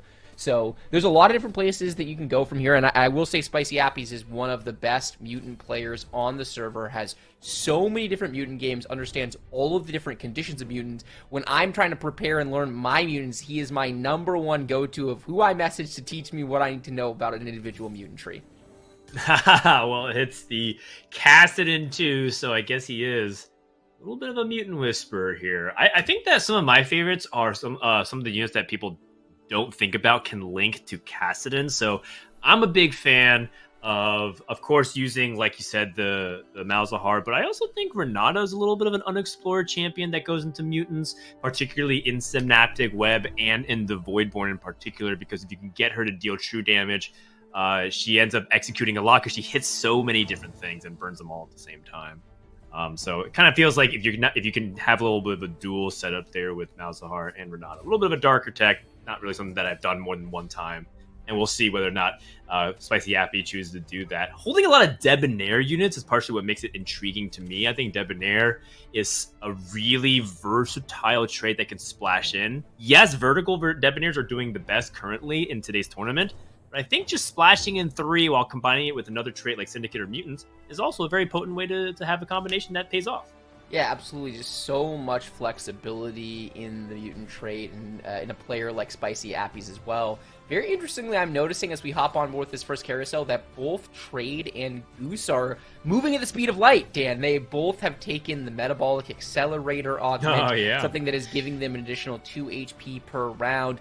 I will confess that's an augment that was almost a must-take throughout Set 6. It feels a lot weaker to me in Set 6.5 because so many board power-based augments have been added to the game that it feels like you're basically spending HP to get your HP back. It's very, very hard to stay competitive in fights with so much power falling onto the board via augments with only giving yourself extra HP and getting nothing else for it. So not an augment I'm seeing picked all the time. 2 players in this lobby. It would be very interesting to track their games and see how they're able to play around that augment. Yeah, speaking of the 2s, we have a true 2s pick from Yippee Maokai. Oh my goodness, and on the other side of it, we have one of my favorite augments in Teamfight Tactics, Gold Reserves. Okay, so just a quick breakdown for those who are unfamiliar. 2 Trues gives you just 2 random 2-cost champions at 2-star, hence the theme of True 2s at level 2. Gold Reserves, on the other hand, is something that is really interesting. It gives you 1% or 2% of damage for every 1 gold that you have. And so it creates some really interesting dynamics where you want to have a reroll Misfortune and keep your gold count as high as possible to keep powering her up. And it leads to some really explosive damage in mid game. Yeah, it does, and you see Nico coupling that with the Yordle trait, so pumping additional econ early to get his gold up, which will then get his damage up. And Misfortune is a unit that does not see a whole lot of play on the North American server, but is much more popular in EU and China specifically. So I think this is a unit that's probably slept on a little bit in North America. It'll be fun to follow the Gold Reserve game and see if Nico's able to print that gold and therefore print that damage. Yeah, that's right. That's right. It does cap out, so you can't just stack it to 200 gold and then all of a sudden your Misfortune's doing 400% damage. Although, I think part of me wishes that was possible just to see how crazy that would be. But yeah, alas, Nippy Yamake able to deal with Iniko's board, able to deal with Ripple Overdrive's board as well. Just going to show you what 2 Trues can do for you, which is just provide a lot of tempo. You don't have to necessarily commit to it. Doesn't mean you have to go into Innovators or you have to go into Talon. I like it. I'm staying very flexible and open. Results in a pretty nice 5 streak. Yeah, very nice 5 streak. Taking stock of the lobby. The only player 5 streaking is Yippee Maokai. We see Noster 11 all the way down at 64 HP, even less than a Nico who's leaning into that Gold Reserve trait. Noster does have a Yordle board, so printing a bunch of extra econ at 40 gold heading into Krug. So on the wealthier side, hopping aboard with Liquid Goose, who has a Twitch carry and 2 copies of Trendemir, one of the players who took that metabolic accelerator. So, you know, Goose has a meaningful amount of extra HP here, right? 10 more HP than he otherwise would. Whoa! So, wow. Another Trendemir drop. That feels so good. And he gets a Runins here, so he can go with the classic Runins Hurricane Deathblade build and have his carry just do a ton of damage to multiple units at once. Really, really good looking situation for Goose. He is re-rolling here on 3-1, Dan. That is an interesting spot. Did he roll once and then level? I didn't track. It all happened so fast. I'm a little confused about what just happened. It looks like he is going to stay on board with this Twitch carry, so he's not going to be able to move these items over onto that Trendemir just yet. Goose will absolutely want to do that, but he values keeping the Chem check in play and thinks that Twitch is good enough for now. Yeah, I think it. So he did level after he hit the 2-star. He's going to slam a Sunfire Cape as well just to keep his HP. And this is Goose in a nutshell. Yes, he understands how to play things by the book, but oftentimes he does not. And I think that's what makes him such a compelling player to watch and also quite hard to nail down in terms of like what we can expect from him. Oh, man, Noster almost was able to clean up 2 units. Ends up killing 1, but takes a little bit extra damage. We check in with the 3-2 roll down and see what he can pick up. Only has Brand on a 1-star VIP. So can he find a way to dramatically improve as he's picking up a lot of these twin shots and trying to find a way out? Yeah, really trying to find a way out. Worth noting that while he has this Infinity Edge and no Jeweled Gauntlet to go with it, he actually doesn't need it because he's got the Jeweled Lotus Augment, so his spells are going to be critical striking regardless of whether or not you have that JG in play, and so this IE will be doing work on whatever carry he wants, going with the Lucian here for now.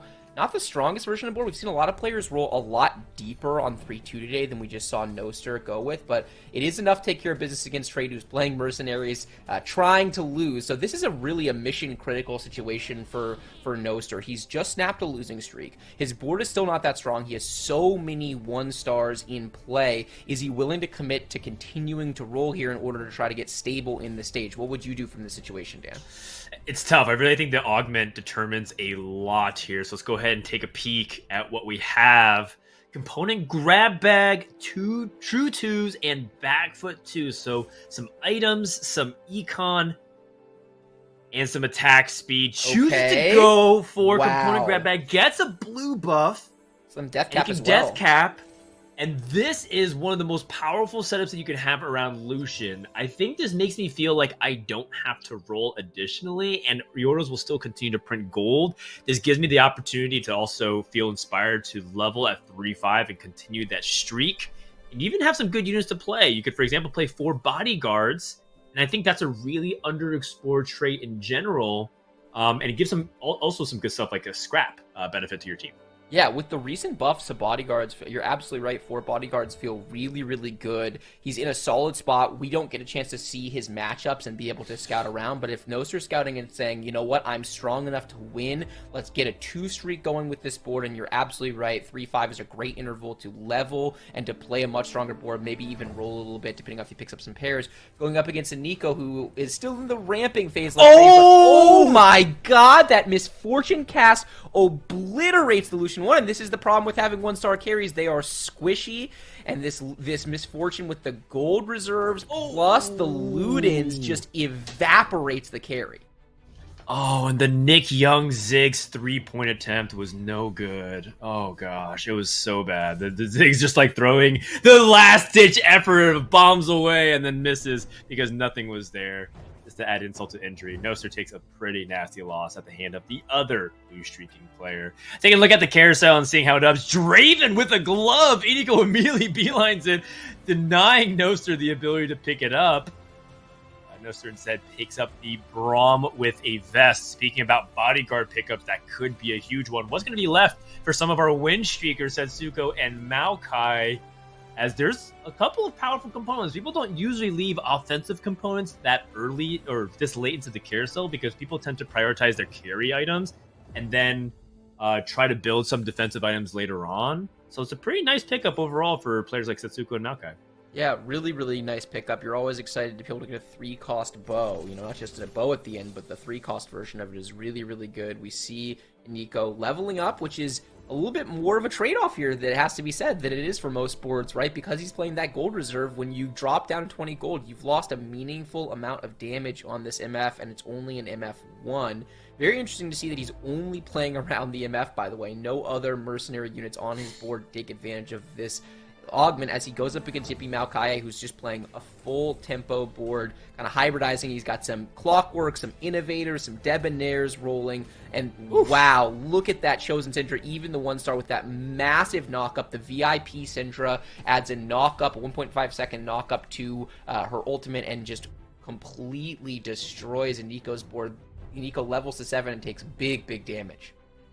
That's gotta feel really bad. You didn't kill a bunch of units, you enforced their Talon. Talon walks in anyways and destroys your entire front line. And yeah, like, he's not exactly rich, doesn't have Misfortune at 2-star, so Iniko, in kind of a tough spot here, is really gonna have to hope that he can hit Misfortune and stay above that 25 gold threshold and just try to go from there. In the meantime, taking a look at the augments again, we saw Noster, we saw Maokai, we saw Iniko. Spicy Appy's picked up Backfoot, so he's got some interesting ways that he can accentuate his mutant board. And then Trade here picked up Meditation. I think Meditation is actually quite a misunderstood augment. I think a lot of people feel like they're not happy to take Meditation, but it's actually quite powerful. It's like giving Scholar or a Socialite 2 to your entire team, and you can focus all your items onto one champion. Trade is still losing right now with the Mercenaries, so stacking up that chest. But once that cashes out and things can start to line up, maybe some powerful combos are awaiting it. Yeah, maybe indeed. We also saw Ripple Overdrive taking Keeper as an augment that I really like. It's a blast from the past, pulling in some of our favorite traits into the set. It makes your positioning a little bit narrow because you wind up pumping everything, but you do get some pretty huge shields and some very nice board power as a result of that. Unlike Exiles, which basically makes you do the opposite for the same benefit, you can actually play around some of the aura-based items, the Chalices, the Zeeks, the Banshees, so it's nice to not feel like you're precluded from being able to hit them, as we see Nico pick up an MF from a box, and that's really big. He desperately needs to find that MF2 to stabilize, and he needs to find it quickly so they keep his gold reserves as high as possible. We're on Trade's board, who is trying to rule it down. We can't see exactly how many loss he is at, but that looks like, a medium-sized chest to me. Maybe a 4 or 5 loss streak mercenary that Trade is trying to cash in on here. Ooh, and the VIP Draven in the shop, definitely Huge. capable of playing around that with the Bloodthirster Slam, plus has a Ginsu's Rage Blade available. It's probably better right now than this Kha'Zix if he can find a way to get Debonair around it, but obviously not enough time to be able to do that. Slams a second Last Whisper. 2 Last Whispers. Interesting. Is interesting the word, or is that on purpose? What's the argument for that? I think this is not okay. In general, it's generally not advised. I am trying to keep my mind open. I'm calculating. I hate it. Why did we build 2 Last Whispers when we have VIP Draven who ignores armor? I refuse to believe that's on purpose, and if it is, then my brain needs to be expanded significantly in order to somehow figure this out. It also, I say this as it occurs to me that I can see the man's loss streak at the bottom. It's only a 3 loss streak. I was heavily overestimating the value in the mercenaries, but it'll be very, very interesting to see how Trey is able to try to play around this double Last Whisper situation. Yeah, I think there's a little bit of micro that's in the middle of the combat that probably didn't go very well. Maybe he meant to slam something else instead. This is not a great spot. We were also informed that he had got his Merc streak snapped early, unintentionally. He tried to go for a deeper streak, but accidentally just lost or won a little bit too early. Kha'Zix 2, by the way, with Last Whisper is a little bit inefficient as well, but seems like he's at least killing a couple of units. Overall, though, I have to feel like Trade doesn't seem like he's in a good spot whatsoever. His HP is reflecting exactly that. Now down to 44, while the others who were at the bottom are starting to pull themselves up. Hopping on board with Setsuko, Jin 2 is available, and this is a carry that a lot of people are underestimating right now. Jin in the right spot can do well. Not as your primary carry, though, and I think that's what people get hung up on. They put their eggs in the Jin basket, are very disappointed if he's the solo carry. But if you can supplement him with someone else, he can do a lot of work. Yeah, he absolutely can, particularly if you can buy enough time. Very interesting to see if he's going to play it. He does wind up playing it. I wonder if he was thinking about it there or if he was just being cheeky. I know Jin's not the best holder of Bloodthirster, but hey, you've got an Infinity Edge on it. You have a 5 Bruiser composition in front of it. Hopefully that's enough time to stall. At the very least, we can say definitively that this Jin will put in more work than whatever that Senna 1 was putting in. Yeah, and that's part of the reason why, right? The idea is that Jin is a better unit than what he has right now. Setsuko's trying to protect his HP because he's quite poor. He's not going to be able to go to level 8 anytime soon, and at the same time doesn't get like a high priority carousel pick, so he has to make do with what he's got. The nice thing is that his Tahm Kench looked like it printed some gold, and maybe he has an opportunity to complete the Last Whisper if the glove can fall his way. Yeah, that would be a big deal if he could, but Trade snatches out from under him. Trade used that glove that he wanted for that second Last Whisperer by mistake, and so definitely needs that glove to pick it back up. So the trickle-down effect is on Setsuko now, able to grab a 4-cost bow here, so not the end of the world, and Ripple Overdrive gets another 3-cost bow as a last pick. It feels like Ripple's every carousel grabbing a last pick bow. Hopping back on board Spicy Appies, we have not gotten a chance to check in on his board for quite some time. Able to get a Kaisa, maybe thinking about a 7 mutant situation? Possibly. I do know that Irelia can slide in pretty well because she complements the striker aspect from Rek'Sai. A little bit of a reminder of what happens when you go 7 mutant. You get 80% bonus true damage, which means that Irelia has a really high chance just to straight up kill them. And without Last Whisper, usually you worry about how Irelia can get stuck on tanks. Well, guess what? True damage goes through all of that. And so if you can 2-star Irelia, she's a very powerful way to play it to Void board. This is a great spot here by Spicy App. Yeah, showing off his versatility and understanding of the mutant tree and playing in a build that would not be typical, right? You normally need damage on Aurelia to make sure she gets her executes, but if you can get damage from the mutant trait, then you can get supportive value from the Quicksilver to make sure she doesn't get CC'd, from the Bloodthirster to make sure she stays healing off of that true damage. So if he's able to get in the 7th mutant, then that's a lot of possible value for him. Also desperately needs to 2-star this Aurelia. All right. Well, gets offered a couple of defensive options, makeshift armor and armor plating. The Future Sight is one of those augments that everyone believes is just so strong because you get to know exactly who you're going to fight. And you get to Zephyr the ideal target, whether it's a frontliner that's keeping everything together or their carry that is ultimately they're banking upon. And he's going to go instead with armor plating to try to get Cho'Gath value. Yeah, very, very interesting that he goes for the Cho'Gath value here. I mean, his items are very spread, so makeshift is just not as strong in this situation as it would be on a lot of different boards. We see him rolling down, desperately looking for that Kha'Zix. It's a big spike, as is the Aurelia too, if he can find his way into it. So nothing you can do about it now. He is flat broke, Dan, just trying to position and find his way into a fight win or at least HP preservation if he can get it.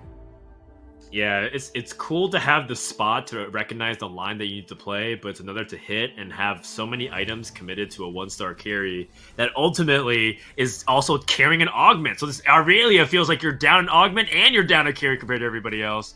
Doesn't end up getting to the back line, though. This Aurelia's Blade Surge can find a way to eliminate some champions and maybe even win the fight. Wow. Huge dub here for Spicy Appies. Yes, his economy's in shambles, and he sort of wanted to lose in terms of recovering it, but at this stage of the game, every single hit point that you can preserve is so massive.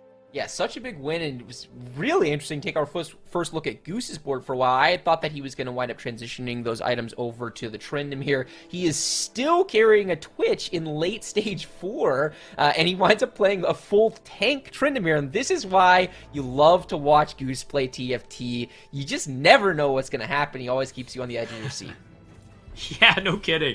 I want to see if Tang Tryndamere is actually the new meta, but I'm sure it's just one of those stars align moments. To take a look at what items are dropping here for the remainder of this game here, as these are the only components that they'll be getting. Taking a look at Iniko, has Misfortune 2, but nowhere near Misfortune 3.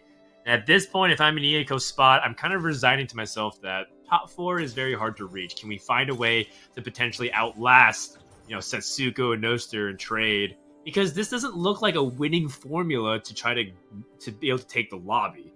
So from this position, I guess like Iniko just has to keep staying at 25 and hoping that he's able to survive some of these fights. Yeah, do whatever you can. Luckily going up against Noster's board, who appears to be going to level 9 from this position with just the 2-star. So Noster opting into playing tempo with this twin shot board as opposed to going into the reroll situation, try to 3-star like Gangplank and Lucian. Nico does take a loss, but not as bad as a loss as it could have been, because if you play someone that just rolled down all of their gold, it can be a really tough spot, and you can take big damage heading into stage 5. It is worth noting that Spicy Appies was able to find a Kha'Zix and able to find a 2-star, so 2-star Aurelia, so look out lobby if Spicy Appies is able to get that board rolling. Yeah, that's right. Maokai hits level 9. Nico rolls down to 22. It's a good hit. Rom. Yeah, the tough thing about this situation is he's playing around a Misfortune carry that he can't afford to roll his gold. The more gold that he rolls, the more he's decreasing the damage on his primary carry, this Misfortune, because of that gold reserve augment. So it's so awkward. He winds up switching at the last second, and man, Setsuko is rank 1 for a reason. The last second switch from Iniko does not fool him for a second. He has that Future Sight augment, and he knows he's going to go for that swap. And Setsuko doesn't even hedge his bets there. He actually just puts 1 unit there, gets the Zephyr on Misfortune, but it's not enough. Setsuko lands the perfect Zephyr. Great micro, but from a macro perspective, Setsuko's board is just not good enough, and Nico's able to net the fight win. I'm about to blow your mind. Is that he didn't have Future Sight? That was second win. You're right. So he actually just was able to track it down. This kid was born with Future Sight, Dan. He doesn't need the augment. Well, he's also born to go 7th in this game because, unfortunately, as we're talking about, Jin is not really a strong primary carry, really good support that has great tags. And so it looks like Setsuko is also aimed for bottom 4. Let's go ahead and check in with Goose, who has the Tryndamere no longer holding the tank items, has transferred successfully, and seeing if this can lend himself to a top 4. does have the Tryndamere spin away from some of the aggression. That Echo with the Frozen Heart is doing so much work on the back line, not really allowing the twin shots to get a lot of room to breathe. Tryndamere is onto the Lucian, but the Relentless Pursuit just keeping him safe. Why doesn't my Lucian do that? I think that Lucian was smurfing on the lobby. What? It was, and this is a classic GV8 board. He's going to try to bleed his way into a 4th place if at all possible. A Tryndamere 2 carry. All of his items on 2/3 cost 2 stars. No healing on that Tryndamere, which is absolutely necessary for it to be able to kind of sustain up in the fight. The Chemtech trait alone is insufficient, but GV8 says, hey, I played tempo. I took that early metabolic accelerator, so he's gained a bunch of extra HP here, and he's just trying to find his way into the best placement that he possibly can. This is a board that has basically no capability whatsoever for getting into the top 2. It's just weak. He's going to lose out most of his fights from this stage on. Yeah, if this is a battle royale, Goose is just hiding, laying prone in a bush, hoping that he wins by everybody else eliminating each other. He's like, oh yeah, I'm here in the top 4 too. Remember me? And then they aim immediately at him and he dies. I feel like this is kind of what we're watching in TFT form because, quite frankly, this board kind of sucks at this stage of the game relative to what everybody else wants to play. His best unit is Tryndamere 2 on Socialite, but doesn't even really have a ton of power. Deathblade does not scale that well on Tryndamere out because of Spinning Splash. He really wants to have a lot of healing, and it instantly dies! The Spicy Appies execute with the Void board. That Blade Surge was just way too much, and Goose takes a nasty loss here to Spicy Appies with a full one. Yeah, for Goose, like you said, he's hiding in a bush with no equipment at this point. He is alone in this world and just hoping some of these lower players will die, and he's not getting what he's hoping for here as Nico wins a fight, as does Spicy Appies. Noser does take a loss here, so that's really good for GV8. Able to get a 2-star Seraphine, so maybe he's able to put it together. Still in a very weak board state, but hey, this man has a lot of experience playing from this spot. Let's see if he's able to come up with some kind of clever positioning or anything he can do to preserve HP and kill units is what he's after in this situation. Ooh, a little bit of a fun rearrangement of his board. Wait, he's selling! He's gonna go for Jin 1 carry? Okay. What? I do not understand what was happening here, GV8. Not even placing all of his items on time like his locket? Yeah, that locket's a big deal, too. That extra shielding would have paid a lot of value, and he just gets steamrolled. He didn't kill a unit. I'm not sure he damaged a unit. I mean, I guess the bear took damage, but yeah, GV8 is in a rough spot as he sees Appies win again, and Nico loses, but loses barely, and Goose is hiding in the bush and praying for top 4 strategy. Does not look like it's panning out, but hey, if he can somehow find a way into a Jin 2 and to a single fight win, that could easily make the difference. What was that? That was one of the worst plays I've seen come out from Goose ever. Like, yeah. Just and I get, if he's trying to transition into a different carry, because one, I think he recognizes that 5 Innovator is probably a better chance for him to do better, and then, okay, well, might as well put the Jin in. But we missed things like the Locket, right? We didn't have the priority, and it just felt like overall a very uncharacteristically poor play coming out from him, which I'm sure he also recognizes that could have been of a cleaner turn. That being said, that HP difference, right? If he's able to kill 1 or 2 more champions, maybe that's what's the difference between Goose able to squeeze out that 4th or just narrowly missing out. Yeah, and whenever I see players as good as Goose make mistakes like that, it always makes me feel a little bit better about myself because we have all been there. Anyone who plays TFT knows sometimes it happens. Sometimes there's just not enough time in the turn. You make a wrong decision, you make a mistake, it happens. All you can do is move forward. As we see Yippee Maokaye getting a nice Zephyr onto this tank. That Aurelia not able to play the game for the start of this fight, and here comes the Zeri wailing away. It's only a Zeri 1, so it's kind of in a tickling situation. This Draven also does not have any damage, and here comes the Aurelia. It is starting to pop off a little bit. It gets stuck on this Bramble Vest for a second, but that's okay because there's just not enough damage on Yippee Maokaye's board in order to get the job done. It looks like there are 2 Zeris on the bench there, so Yippee Maokaye actually finds the Zeri 2, just not quite in time. While we're talking about not enough time to turn, a fraction of a second is the difference between Yippee Maokaye maybe winning that fight with that Zeri 2. Wow. Scrap, or rather the Junkyard, able to give another Zephyr to Ripple Overdrive. They needed a huge victory in Game 3. They got it. They're looking like they're in prime position to take back-to-back dubs. Gonna move Ezreal out of the keeper position in order to get the optimal Zephyr. Able to Zephyr 2 really important units. Wow. Both Braum and Jinx 2 will have to wait out the fight for the first few seconds. A good roll on some of these scrap items as well. Jinx finally lands. Super Mega Death Rocket launches, but everything's fanned out. So there's not a lot of AoE damage being dealt, and Jinx has the 1v1. I really not even able to finish it off. The dodges are too big. Is anyone going to pay attention to this Powder firing away? It's a fight. The lore. It's Violet versus Powder in the corner.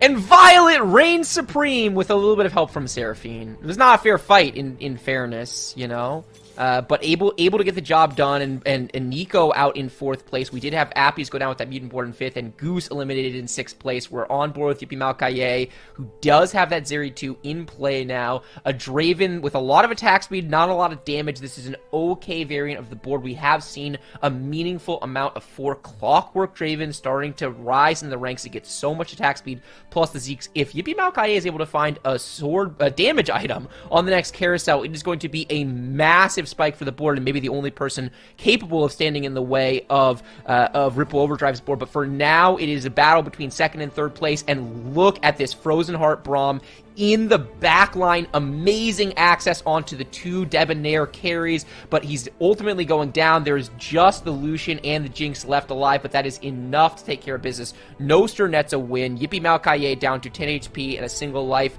Ripple Overdrive bleeds, so this is anybody's ballgame. Comes down to if this carousel can swing things. Otherwise, we might just see exactly this podium finish as we see it in the current HP standings. No, sir. Looking at this Banshees would be good to just give some supplement to Jinx because we were all in on that. Ripple going for the Enforcer. I like it. I don't think a lot of people consider the Enforcer emblem, given that if you have the ability to lock down even potentially 2 carries, that could be huge, considering that 4 Enforcer actually didn't get nerfed. It was only 2 Enforcer that went from 4 to 3 seconds. And Ripple is going to wind up making that transition, by the way, because playing around Innovators gets the Jason, finds a Caitlyn on 9, and so gets the 4 Enforcer. So that could be major swing in some of these final fights. I also really like what we saw at Yippee Malkaye. He wanted the Hand of Justice for the Draven, but he winds up hovering over the Morello to try to deny it from his opponent, successfully does that, and then takes the Hand of Justice anyway. So really clean micro as we go into look at this. We see the missed Zephyr from Yippee Kaye. Looks like he might have been positioning for the other board, but a landed Zephyr onto this Draven. Draven finally coming back online, and here comes the damage from the Draven and the Zeri. The dual carry Debonair threat is doing a lot, but there is just so much shielding between the Scrap and the Keepers. This Aurelia just cannot die. Yippee Malkaye, on the other hand, can. That's right. So that's a 3rd place for Maokai and Noster. I wasn't entirely sure and convinced about the Fast 9 attempt, but it seemed to pay off massive dividends and threading the needle just right to get 3 HP. This is an excellent level 9 attempt by Noster, and even if it doesn't end up in the 1st place here, it's a great effort. That's 2 Jaces in the shop. That's a Jace 2. And so with handcuffs galore, 2 Zephyrs, and even the ability to potentially roll an item that can impact this fight, can anything stop Ripple Overdrive? Well, the Zephyrs do land on Noster's backline, so that's a really, really big deal. The Jinx is going to be able to cast slightly earlier in this fight. It's going to be landing, it looks like, in the backline here, so the axe is onto the backline. The Lucian is taken out by the Aurelia, and there's just not enough damage left on Noster's board. I think this is a really good second from Noster, but no one able to stand up to Ripple Overdrive between the shielding from the 4 Scrap and the Keepers, and so much value from all of those items on the board. You know, farming items from the very beginning of the game. We started on that board when he takes the Junkyard, gets the Scrap in play from the very beginning, and we end on that board with an embarrassment of riches, items galore, and a really, really nice win from Ripple Overdrive, who is kicking it into gear in this tournament. Yeah, 50 plus HP win. That is big for Ripple Overdrive, which I think is his best placing because I know he's been sort of at the bottom of the standings. And now we get to see an Innovator win, which I know Frodan, we were talking about. Yes, it's consistent top 4 in the different flavors. What will really push you to that first place? Where we saw a lot more itemization around Vi, which is not as much of what the other Innovator players were doing, although it's very great. A lot of great Irelia items, Seraphine catching a lot of those AP. There's damage coming from all over the place from Ripple Overdrive. And wow, that was a dominant win. But we had so many interesting kind of mishaps that happened that lobby. So we can maybe talk about at least Nico, which is not a mishap. But Gold Reserves was the first time we saw this augment on stream. So Frodan, what is the fine balance between trying to level aggressively like Nico did in the mid game and trying to not grief your damage from what the augment is trying to give you?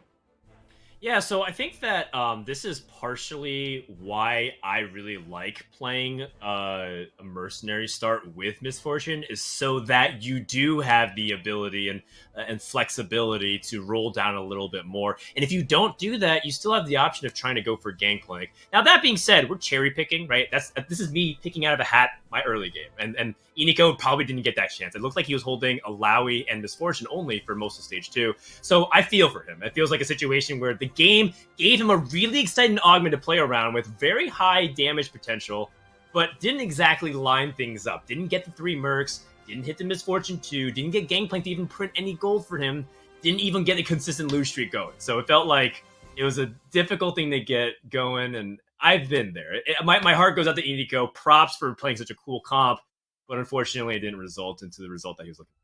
Well, at least we can look at the results of how the other lobbies shaped up. I know we had a fast win today, but we have some other great winners that we want to highlight from the other lobbies. That graphic, we will pop that up in a second, but that's where I get to ask Bryce. In the meantime, second win has been a topic of discussion. Mortdog in the last lobby said he wasn't actually a big fan of it. Second win 3 got removed in the last update. What is your stance on maybe what is the right situation where second win can be good?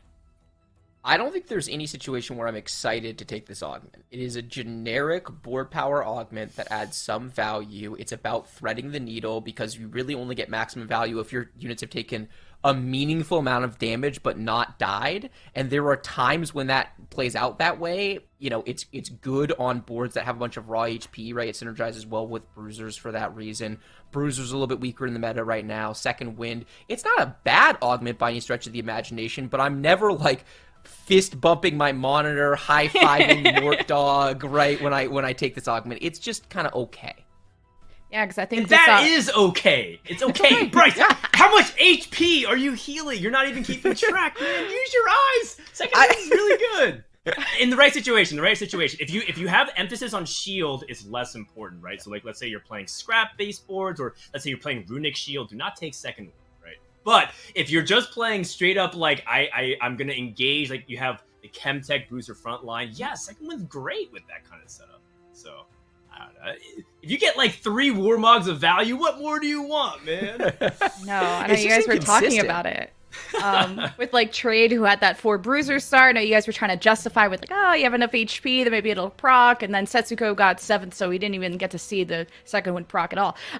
So we'll have kind of the results going on in a second. Then speaking of mishaps, Goose, the Tryndamere. I was waiting. Tryndamere is one of like my guilty pleasures, but we saw Goose in the mid game try for the Tryndamere and then completely get off of it. I know it was a confusing scenario, but Frodan, is there a scenario where you could maybe think a Tryndamere, maybe if you're 3-star, in the best case, is there a world where Tryndamere can make a top 4? Absolutely. It depends on your augments. I think right now, Tryndamere's best augments to be played are Triforce, where your 3 costs get additional health, attack speed, and starting mana, or Double Trouble. I think these are really powerful augments that emphasize the strengths of Tryndamere, which is he doesn't really need a lot of synergy tags to get going. Just 3 Chemtech, 2 Challenger, and you're good to go. And guess what? Warwick already gets you halfway there. So he's really easy to play. Positionally, he's not incredibly nuanced. Just put him opposite side of the corner here that you want, and then good to go. So Tryndamere definitely can top 4 in the right scenarios, potentially even go top 2 and beyond.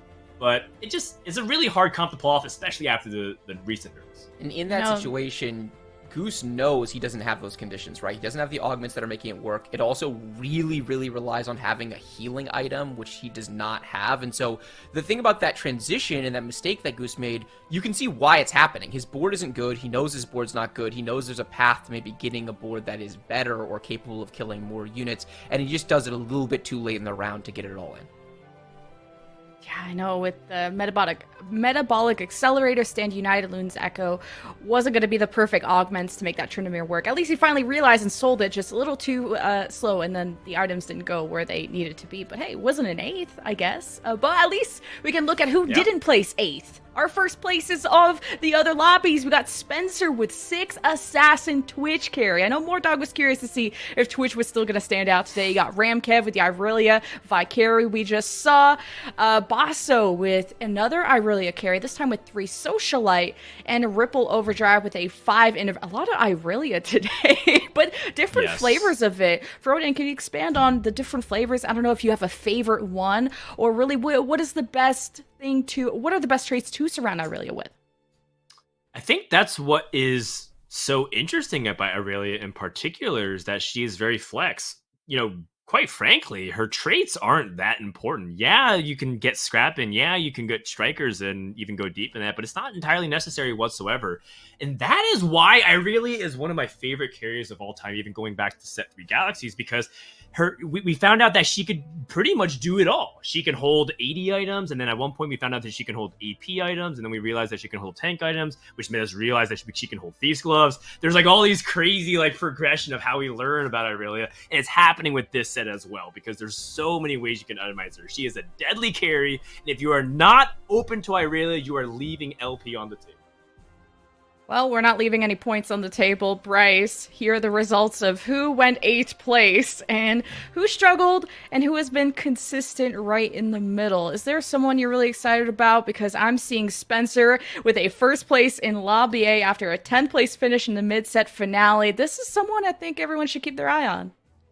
Spencer's an outstanding player of TFT and is doing very well today. He's only half checked in. I don't think that he's super stressed about his position in qualification. I don't think he came in really well prepared for this tournament, which is all the more reason why it is super impressive how high up he is in the standings. My boy Ramkev on top. You love to see it. Bouncing back from a very well-played tournament and a very kind of unlucky result that busted him on day 1 of the Zon Cup. Soju crawling his way back, first top 4 of the day, takes a nice 3rd place, and he is within striking distance, only 3 points back of the qualification spot with two games to go. And Soju needs it, right? We haven't taken a step back to kind of contextualize all of this yet, but if Soju goes out on day 1 of this tournament, he is not secured for regionals, and a regionals without Soju would be it would be a sad affair. I want to see him there. I want to see him playing at his best. Soju always really brings his A game for regionals, or at least he did in the last set. So hopefully he's able to kind of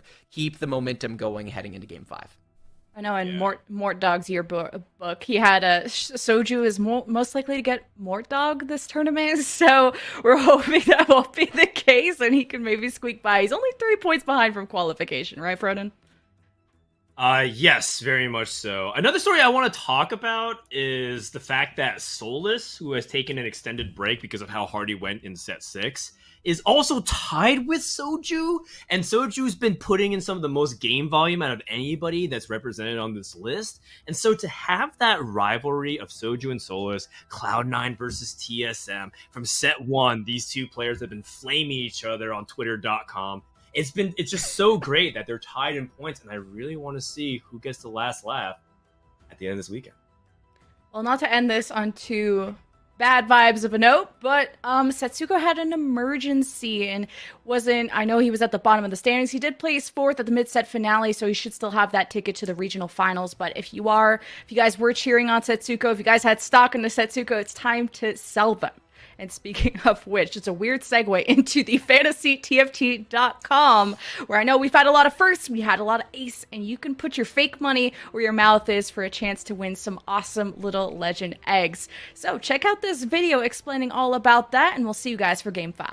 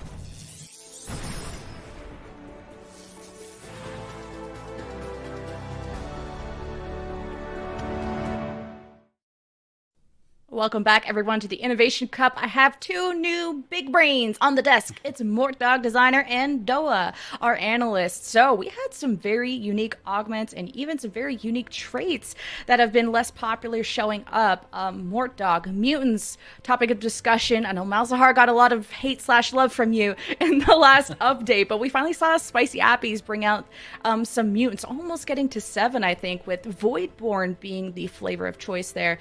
So can you elaborate on maybe why we haven't seen Mutant be as popular this tournament? Yeah, I think right now Mutant requires some really specific setups, and in a tournament setting, getting those exact items is really challenging. For example, when we saw Spicy Appies run the Voidborn there, the challenge with Voidborn is that it doesn't actually increase your damage. There's no multiplier, it just converts it to true damage. And so you need a champion like Aurelia, for example, that he used, that needs those scalers from things like Infinity Edge, Last Whisper, the AD from the trait Striker, and when you don't have those, you end up doing true damage, but not as much as you could. And so typically that version of Mutant requires a very specific setup, someone strong like the Kazakhs that can use it. I think if we ever see a Synaptic game at the start, I would expect a lot of Mutant to come up that game. That's still a very popular version of the comp. But otherwise, yeah, it's right now the other ones are really hard to do unless you hit that early Cho'Gath, because you need that Cho'Gath for that strong front line, and if you don't hit that, that's a challenge. So I know it's surprising to see not really much Malzahar. At least when I was watching Fight Night yesterday, we saw a ton of 3-star Malzahars, Hextech, Blue Buff, etc. Really just rock all of the lobbies, so I'm surprised to not see as much of it today. But yeah, the Irelia mutant emblem was really cool. Despite only having QSS and I think BT, I was worried about the damage, and the Voidborn ended up helping so much for that. And still a 4th place, not too bad with a mutant. Doa, speaking of unique things happening, we saw finally a player picking up Future Sight. And I wasn't sure about this, but Frodan was a big fan. Where do you stand? I love it. It's I was actually talking to Mort about this when we were watching the other game, and I told him that it's my favorite augment of the set, because we've heard players for like sets on sets on sets saying, oh, if I knew who I was playing next, then I'd be able to play so good and all that. And like, well, here's your chance, right? You can pick this. You get a Zephyr as well, so it really just does like throw down the gauntlet and says, all right, you do know who you're playing next. Here's a Zephyr even to pair with it. Now show me what you've got, And I love playing with it. I love watching it. I think it is fun to see like just how much people can min-max their positioning when they really know for sure who they're playing next every round. It's really, really cool. It's very unique as an augment. Really fun to watch, really fun to play. So yeah, I love it. Whenever it comes up, I pick it. Yeah, because it was a 3rd augment, so I can imagine this is so crucial to have in the early game when you just don't know who you're going to face later on the lobby. You can have a better of a guess, but we will be going into, you don't have to guess about this one, guys. We're going to Lobby B. I know a lot of you guys in chat have been curious about what Soju is up to. How much is he getting Mortdog today? We'll be jumping into that lobby shortly, but I know Mortdog and Doa, you guys wanted this lobby. Tell me why. As I will send you guys into Carousel, you guys can talk about it, so have fun. All right. Thanks, Lemonkiwi. Here we go, Mort. It's game number 5. It is Lobby B. And you just look at the right side of the screen, Mort. It's easy to see why we picked this lobby. Lots of interesting storylines. Soju, middle of the pack right now, fighting for day 2. 2 games left combining this.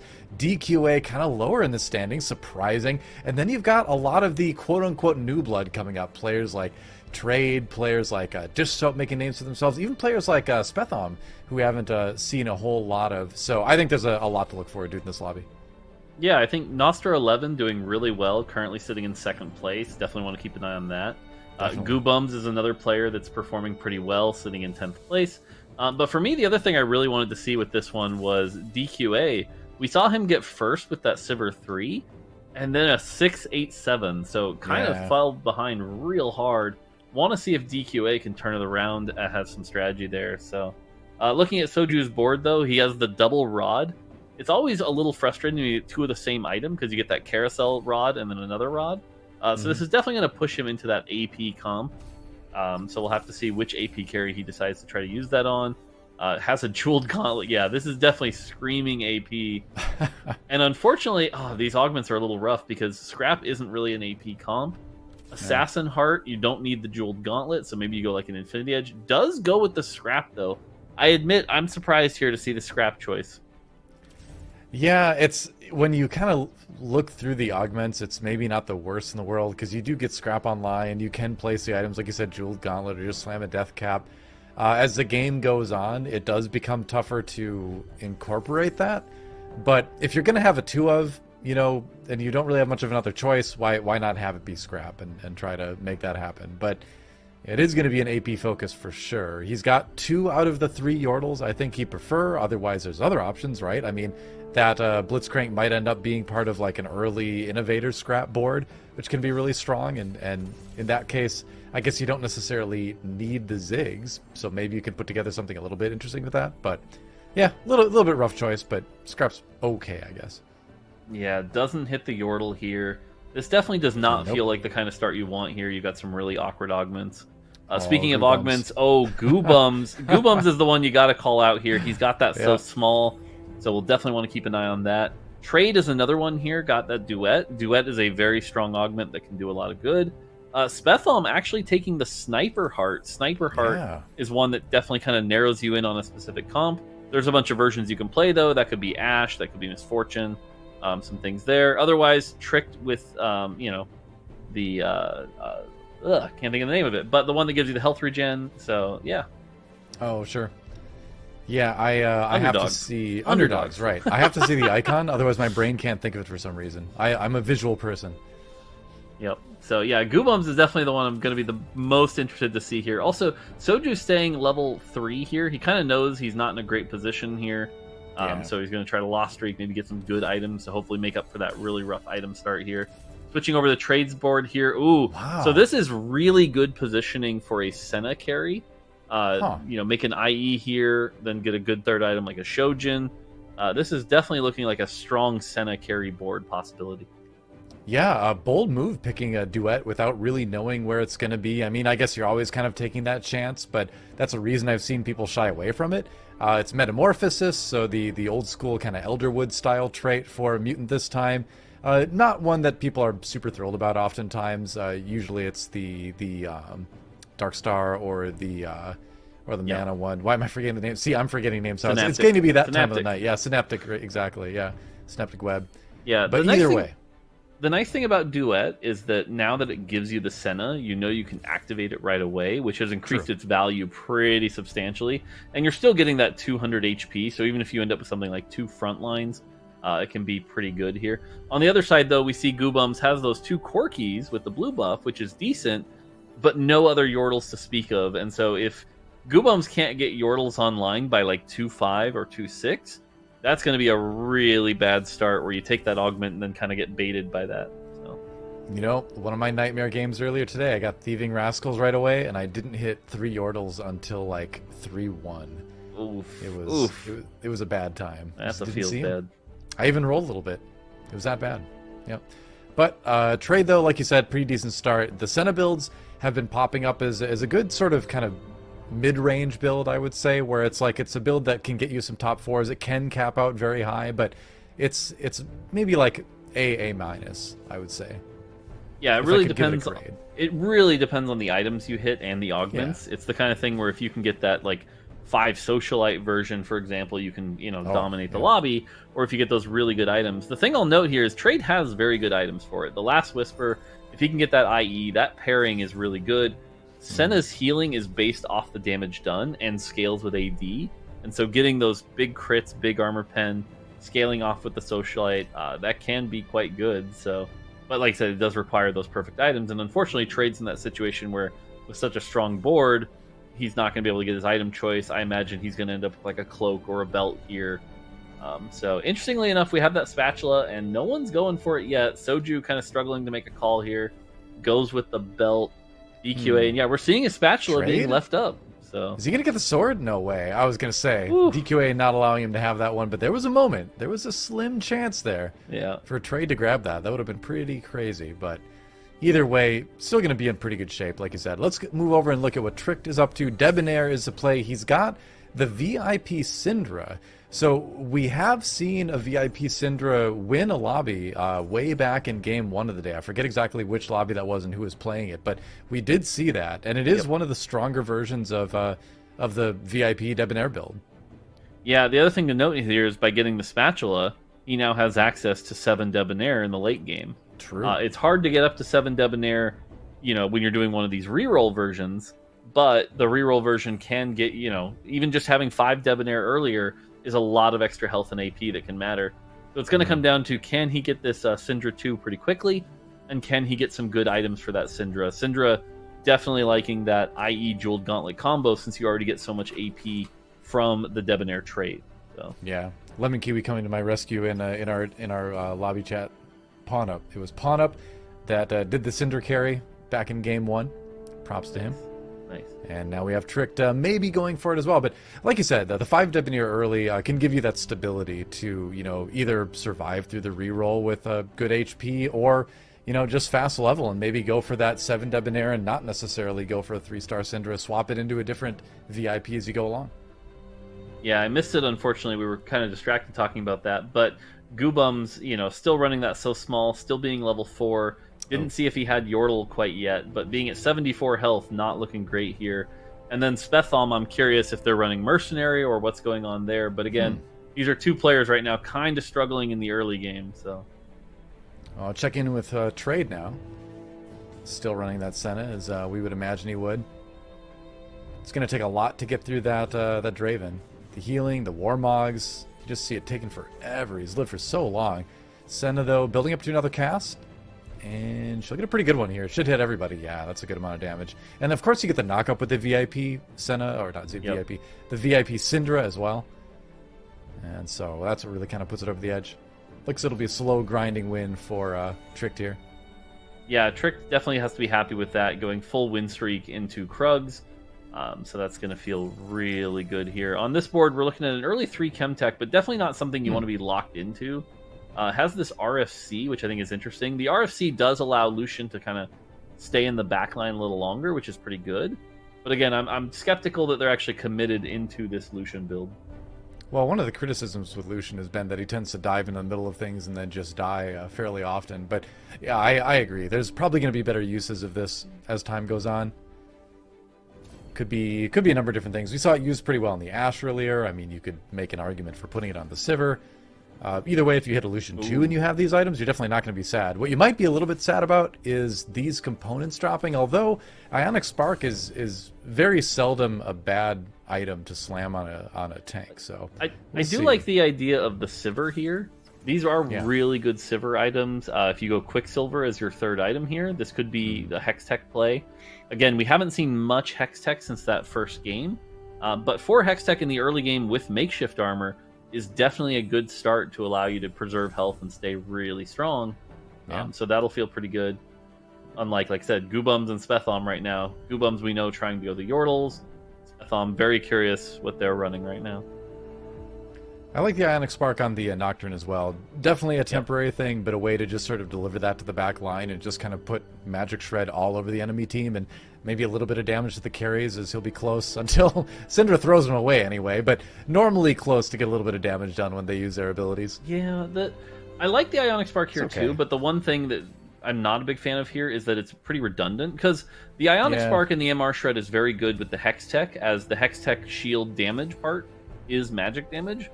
But, like I said, when you're running, you're probably going to be running either a Sivir or a Lucian carry. Having that double magic shred's not particularly valuable. Now, that being said, you slam what items you have, and the alternative was Dragon Claw, but again, that would mean he couldn't build his QS. So either way, it's probably still a good slam, but it does feel a little bad to have kind of that redundancy there. Yeah, I think that's one of the important lessons of TFT. Oh, bypassing the Vex 2, okay. So, let's see, looking at Spethom. Yeah, so this was the other board we really wanted to see. Yeah. And the fact that they're already at 54 health, they took that Sniper Heart, but basically never hit anything from it. They're not running, they just get the 3 Syndicate in here. They have that Ashe going, but they had to roll down so much gold that hitting the Ashe 3 is going to be really challenging. This is not the spot you want to be in right now, and I'm a little worried that this is, you might be able to stabilize for a round or two, but come stage 4, you're going to fall off really hard.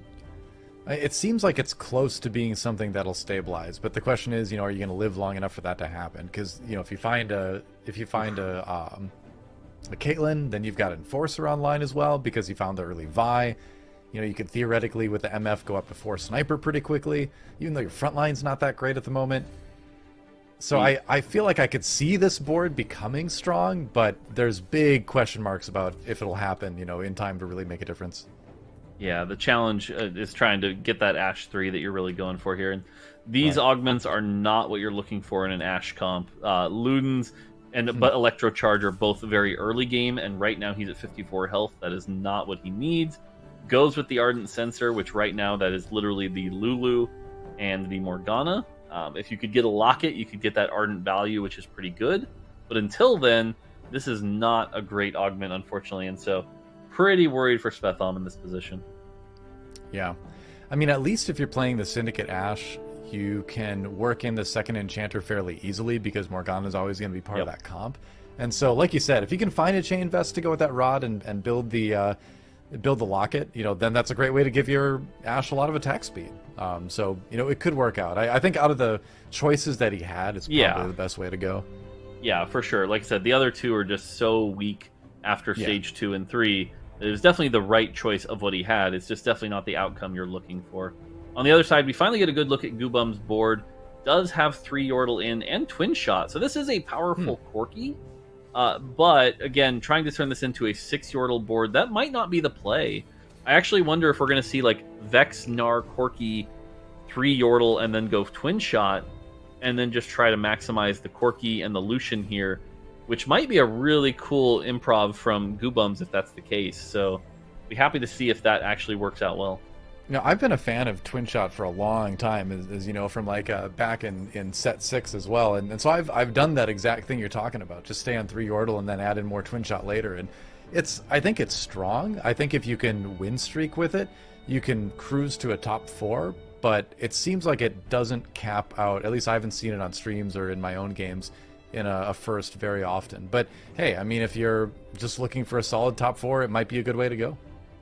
Yep, looking at the augments, Soju with a quick item, Dish Soap with Disintegrate, DQA and Goobums with the Twin Shot Heart, so a little contested there. Noster's got the really good combo of Phalanx and Backfoot, so his back rows all have Armor, MR, and Attack Speed. Spethom we already saw with the Ardent Sensor, and then Trade and Tricked have that Meditation. Meditation, as was talked about a couple times, very powerful augment for your champions without items, giving them a ton of mana regen, so can be pretty good. And so we get a look at DQA's board. Oh, wow. And it's interesting because Goobums was going the AP version based around Lucian and Corki. Here we get to see the AD version based around Gangplank. This is the kind of board that you need to hit Gangplank and power level quickly. You're probably not going to be able to hit Gangplank 3 from this position, especially knowing you're contested. So your hope is that you can convert this into a Jinx with 4 Twin Shots. So that is going to be a challenge, and to be honest, that makes me pretty nervous for DQA in this position as well, unless he gets a lot of good Gangplank procs and maybe farm some extra gold. Yeah, you're going to need a Gangplank 2 for that, it seems like, in most cases. And so with that Gangplank 1, it's a little bit tougher. You can see right there, Corki just stole the kill from Gangplank, so no gold there. Maybe a little bit now. Yeah, there we go, cashing out. So, you know, if you can kind of play the farm plank for a little bit if you can hit the GP2. Otherwise, it's a little bit tough to get that gold rolling. And it's tricky too, because like you're tempted to roll down a little bit here, but you really kind of need the gold to keep pushing forward to level 8, because like you said, when you're contested, you're kind of thinking more about Jinx than the GP reroll. So it's a tricky situation for DQA. Yeah, exactly. The nice thing is if he can get a bow, he'll have really good Jinx or Gangplank items. You know, get that IE Last Whisper BT, which is really good. But again, just needs to stay healthy enough. And the challenge is also right now he is top of the lobby, but I expect him to fall off pretty hard in stage 4 as everyone else spikes up. Yeah, unless he's able to 2-star a couple things by 4-1 and maybe complete some of those items, yeah, it's definitely going to be a downhill slide for a little bit from there. That said, it's still a lot of damage with 4 Twin Shot. It's a lot of AD, it's a lot of extra attacks. So the losses he's taking when he does lose aren't going to be that bad, and it looks like it's not even going to be a loss right now. So still a 3-win streak going into Wolves. So at least he's got the gold going for him, you know, and that's a big part. It's a big part of the game. Nice to have the gold. Yeah, it's interesting because right now there's so many people in the lobby running Lucian and Corki, I think, that they're all running 1-star versions, and so thankfully no one's really contesting each other too hard. Does hit a Gangplank here. If he can spike to 7, find the Gangplank 2 quickly, this could be a good spot for DQA. But again, without that Gangplank 2, pretty worried he's going to not be able to kill much after that. So we'll have to see if he hits that. He's got to believe. We'll see what the Wolves bring. Interestingly enough, this is one of the closer lobbies we've seen as far as like when we hit the stage 3 point. Mostly we've been seeing, you know, 1 or 2 people win streaking and then 2 kind of in the deep depths. Whereas here we've actually got everyone kind of in that 80 to 50 range. Ooh, hits the Lucian for free. That's kind of nice. Is rolling down. You know, it's interesting, and this would be a controversial play, I know, but I almost think it's worth Nicoing the Gangplank here if you're sticking with Twin Shot. Thankfully, he ends up not needing to, so did cost him a bit of gold here, but 4 Twin Shot, 4 Bruiser feels really good. Has the Nico, so now he can work his way to level 8. He's healthy enough. Try to find that Jinx in the late game, because you're not going to hit the GP3 Lucian 3 from this point. Yeah, for sure. But if you can keep the win streak going, if you can get that gold back up, and he's already 30 gold, you know, you can get to level 8 at pretty much on time, like a 4-5 maybe or something like that. And if you're really lucky, you find the Jinx, and then like you said, you're theoretically in pretty great shape. Yeah, this is definitely one of the harder matchups going up against the Syndicate, but Spethom definitely looks a little bit behind. Still level 6, typically at 4-1, that's when everyone's spiking to level 7. So the fact that they're level 6 and only sitting on, it looks like 4 ashes, that is not a good position. So we talked about that earlier, how much we were kind of worried about their position here. Goobum's also kind of dropping a little bit of health here. But yeah, like I said, this is a close lobby other than, you know, DQ8. If you take out DQ8 and Spethom, it's 68 to 55 for everybody else. So very even lobby. Yeah, you don't see too many lobbies with only a 13 HP spread between 2nd and 7th at 4-2. So I think we're in for an exciting finish to our games that we get to cast today, that's for sure. But I'm so happy to see Twin Shot come back. It's been one of my favorite traits for the entire set, so it's cool to see a meta where it's you know, more standard. But that does mean I'm contested if I want to play it, so it's a double-edged sword, you know. Yeah, the challenge is, what we're seeing is that Twin Shot is very good at the stage 3, stage 4 part, because again, you're running those 3 cost carries in Gangplank and Lucian, 2 cost carry with something like Corki. But very quickly here, we're going to start seeing as people hit their 4 cost carries, this is where the comp can really start to fall off unless you hit something. And we see on the other side there, Dish Soap has the Jinx. Yeah. So we were talking about how they could be playing around Sivir, but instead hit that Jinx, and that Jinx did a lot of damage there. So for all the Twin Shot Heart players in the lobby, seeing that Jinx on the other side's got to feel a little bad. Yep. Exactly, and especially if you look at the person's board and they're like, oh, well, they can actually use it. That's kind of sad. I wanted to use it, you know? But that Jinx is going to use those items well. The Socialite thing might work out, too. It's a lot of Lucians. This is an interesting position, because if he hits the Lucian 3, you probably want to move the blue buff off of Corki, you know, but not the Gunblade, and so it's not the best Lucian items here, but it would still be a Lucian 3 with 4 Twin Shot, which is still very valuable. Yeah, do a lot of damage. And you know you're always going to keep an eye out for that Corki to maybe make that move. It's worth it at least. Oh, there's a Jinx too. I'll say there's another Jinx. So this is definitely a lobby where everyone wants guns apparently. So. Yep, exactly. It's like the Matrix. Like Neo got into this lobby and he's like, I need guns. And you're like, okay. Sure. Okay, so I gotta call this out though. So one of the things Jinx struggles with, obviously, is dying quickly, and so there's a couple ways to counter that. Soju's playing deep scrap, which is good, but Jinx often wants either some real attack speed or some life steal. Gets another good carry there, but without that Bloodthirster, I'm just a little worried that his Jinx is never going to be able to live. So unless he pivots out of that, but again, he is kind of deep scrap right now. So yeah. Does he have a sword on his bench? That's what I'm wondering. Because he just picked up a Jinx with a cloak, so it could be very good. That could be exactly what he needed, but I don't know what items he's got on his bench right now. Yeah, it's fascinating to see everybody fighting over the Jinxes right here. So we'll have to see. It's a strange lobby. We'll have to keep an eye on that later. We're going to look at Nostra 11 for now. Wait, Noster is also Twin Shot. Like, what is this lobby? Everyone's just decided that we're all playing Twin Shot? Like, and if anything, we saw earlier, who was it? It was Trade that was playing the Senna. This is actually really beneficial for them, because with everybody pulling the Gangplanks and the Lucians out of the pool, there's going to be a bunch of 3 costs pulled out, allowing someone like Trade to possibly hit his Senna 3 if that's still his game plan.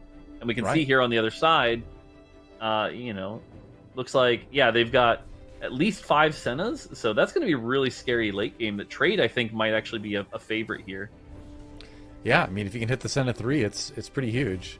I like that we're getting to see all these different variations of the twin shot board with different front lines. Like here we see the 4 bodyguard version, and it did not look super inspiring, but then again, that is against the 5 innovator on the other side. So that's a very standard strong comp at this stage in the game versus like a less standard, maybe a little bit less strong comp. But the bodyguard versus the bruiser front lines for twin shot, we'll have to keep an eye on which ends up performing better. Phalanx 2 looks kind of appealing. Then again, Disintegrator 2 is pretty solid with twin shot just because you're hitting a lot. I don't know. Yeah, honestly, all of these choices are pretty good here. Yeah. I think Phalanx is a little overkill. He's already got enough defenses.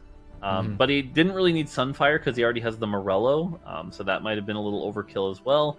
Like I said, I think they were all kind of okay choices. Looking at the side, by the way, Goobums did just hit that Lucian 3.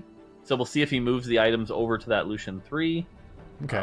But yeah, again, right now it does feel like this is the 3-cost reroll game, and so everyone's pulling those 3 costs out. We'll have to see if Soju can hit that Jinx too. I know he was looking for that. You mentioned earlier he got the second Jinx.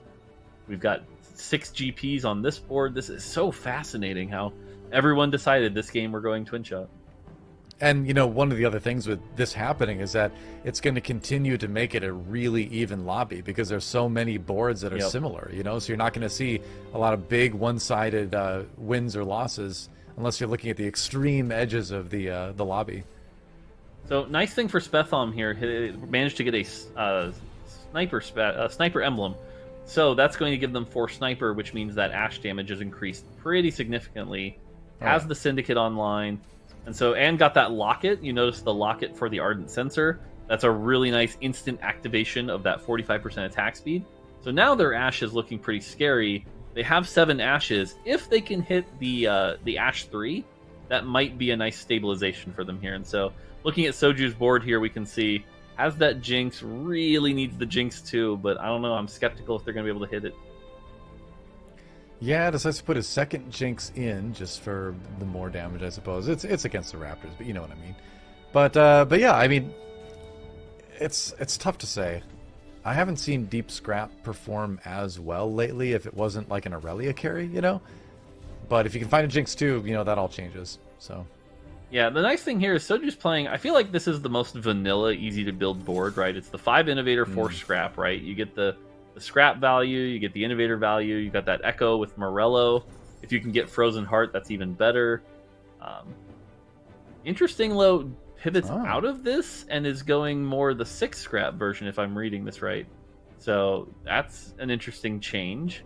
Not a lot of people, I think, would get out of 5 Innovator there. So it does go the 6 Scrap version.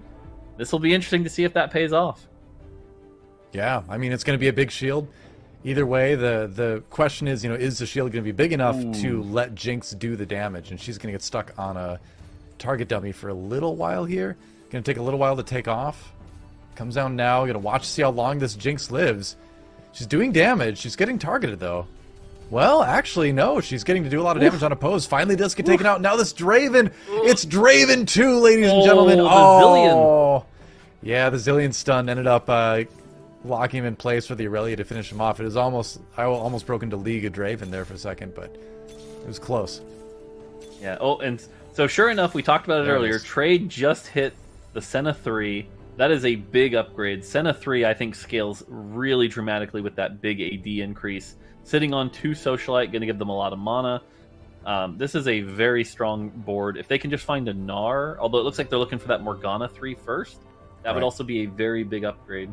So, well, I mean, it's a perfect lobby to do that, right? I mean, everybody else is rolling for 3 costs, 3 stars, so if you're ever going to have a good chance to find it, now's the time. Going up against a Vex 3 and a Lucian 3 on the other side for Goobums, it's all about trying to pin down that Lucian 3. If you can get to it, he backs himself into a corner a little bit. And Vex is going to be hard to get through as well. Now things get a little bit scary here. Can the Senecasts do enough? They do a lot, but they don't quite do enough to keep everybody alive. And that was a pretty convincing win for Goobums, actually.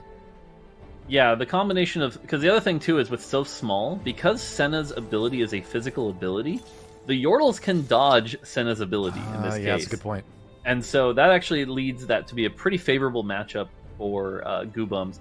Now, again, I am curious why Goobums hasn't moved the blue buff, but we'll have to see if that ends up being the case, because blue buff Lucian, very strong, gets those big casts. But I guess you're kind of waiting it out until you get through all the Well, no, he's pretty much all through the single item component rounds, so yeah, might as well do it now. Dish Soap out in 8th place. Noster looking like they're about to go out. Spethom did just drop around. At least Spethom did make sure it wasn't an 8th, though. That's got to feel pretty good. Noster was the one running the gangplanks, and you can see he's at 8 gangplanks. Feels really bad to be one off that GP3. Yeah, it looks like he's going to be taking a trip to Davy Jones' locker instead of GP3 land here. Yep, that should do it. Noster11 knocked out in 7th? Yep, okay. Wondering if it was going to be 7th or 6th. It's going to be Spethom taking 6th. And so our lobby, as we talked about, I mean, when things are pretty even, people drop rapidly. 5 players left. Soju and DQA tied at 11. Oh, Soju! That should be the Jinx, too. And the QSS. Now, the question is, where does that go? I think he already had an Edge of Night on his Jinx, so that should pop off, and he can put it on someone else. Correct. It'll definitely pop off, as well as the Cloak. That'll move those items, allowing him to move them around a bit. Jinx 2 is good for Soju here. The other crazy thing to talk about here is now all those gangplanks went back in the pool. So for someone like Goobums, who's playing that reroller, you can actually, maybe get that GP3 and strengthen your board even more. DQA, though, has this really nice VIP Draven. Found the Zeri 2. Only has 3 Debonair in, but this is still pretty cool to see. This is a nice version of the Draven comp. Does have 2 Challenger as well. So yeah, this is a good version. It does feel a little bad that you're stuck with that Camille 1 sitting there, but yeah, considering you have Stand United, I do like that DQA ignored his twin shot heart here. That was a smart pivot. Yeah, I think that's another thing you kind of need to learn. You see the best players do it. Sometimes you just got to give up the augment. That's how it is. I think for me, what feels really bad is seeing that frozen heart on the Zeri where it will never be anywhere near the enemy team. But you know what? Draven's just kind of taking care of that. He's not worried about it. It's like, Zeri, just pew-pew. Just do your shots. I'll handle actually winning the round. Yeah, for sure. And we get to see, again, that power that Draven... These are very good Draven items. Even when Hodge rolls the AP-AD version, Draven scales pretty well with the AP, since he has that high flat base damage. Has that Stand United, so this is just a really good setup here. I also really agree with taking out the Silco here. Silco might risk the accidental, destroying your own comp here, instead getting in the Vi. Man, if you could get the Frozen Heart on Vi, that'd be great. But otherwise, this is a great Draven comp. And again, with Stand United value... good, this is a solid late game comp. Really love to see it. Yeah, and there's no better time to have Enforcer come online too than this stage in the game, where you can do something like possibly enforce the Aurelio or the Jinx on the other side. We'll see what goes on. It's on the Jinx, yeah. So she's going to take a lot of time now to get the damage rolling. And the thing is, Draven's not going to wait. He's going to get the damage going right away. Zeri adding a little bit as she dodges around. But it's all about the Draven. The Jinx, though, doing a lot of damage right in front of the Draven because the Jinx finished off. It looks like she can. And all right, it doesn't matter in the end. The Jinx actually gets it done. And I guess, at the end of the day, that's the strength of that scrap. You're just so durable against this comp that you can survive even a Draven 2 board like that.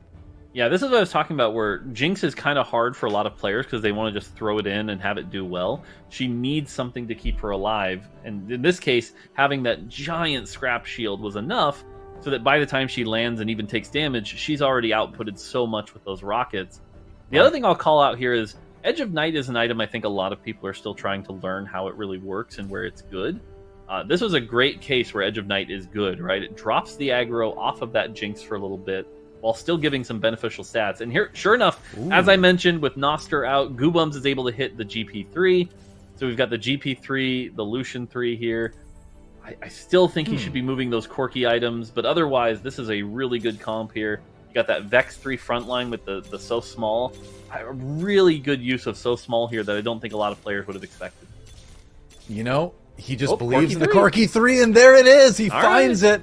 So yeah, I mean, I don't think you were wrong, Mort, in terms of wanting to move the items over, but you know what? Goobums just believed, and he was rewarded. The faith came through, and there's a Corki 3, so it should be pretty high damage. The question is, can he survive long enough against this VIP Syndra? That's also a 3-star Malzahar. Debonair Malzahar on the other side. Ooh. It's a scary board. Yeah, Debonair Malzahar, that's really scary, because again, we talked about the AP scaling.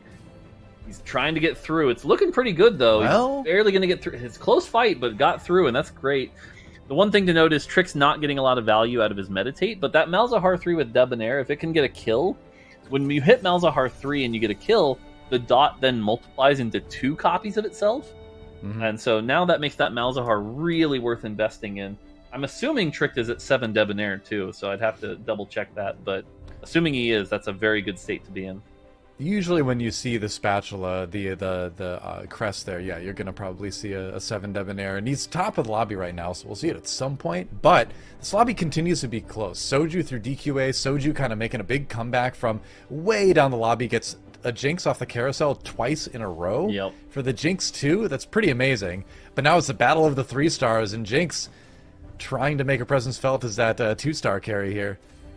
And yeah, since this is a Ghost Army, he might have a chance. There we see the Edge of Night drop aggro, and yep, is able to beat the Ghost version. DQA gets knocked out. Soju loses the round. So Soju at least getting a top 4 here. So we've got Tricked with the Debonair, Tricked and Trade, Debonair, the Senna, and then we have the Sharpshooter. And yeah, sure enough, look at this, 7 Debonair. Very powerful version. The only thing is, Syndra is definitely kind of falling off at this point.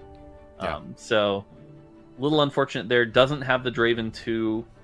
Man, if you could hit the Leona 3 also, that'd be another really big spike. But if you can get lucky and get that Malzahar to get some big procs, that could be the difference here. You know, the thing with the Leona 3 as well is that Tricked has a ton of gold. So right now you have the luxury of making that choice. Like, can I go to 9 or do I want to go ahead and roll this down and hit that Leona 3? Because it's so likely that you will, because so many 3 costs are out of the pool. If those people die, that is changing a little bit.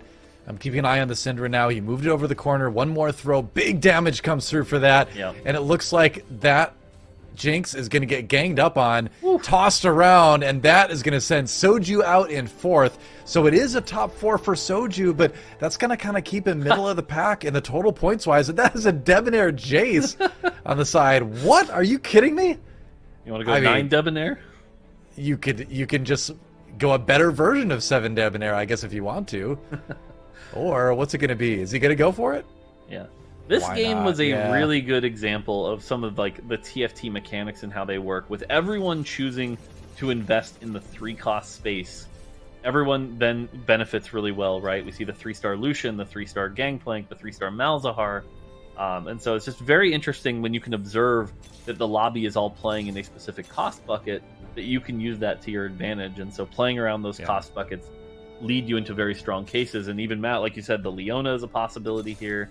Hopefully, passes the Leonas, hoping to try to maybe hit like the Draven here or the Jace, but it should be a very close fight here.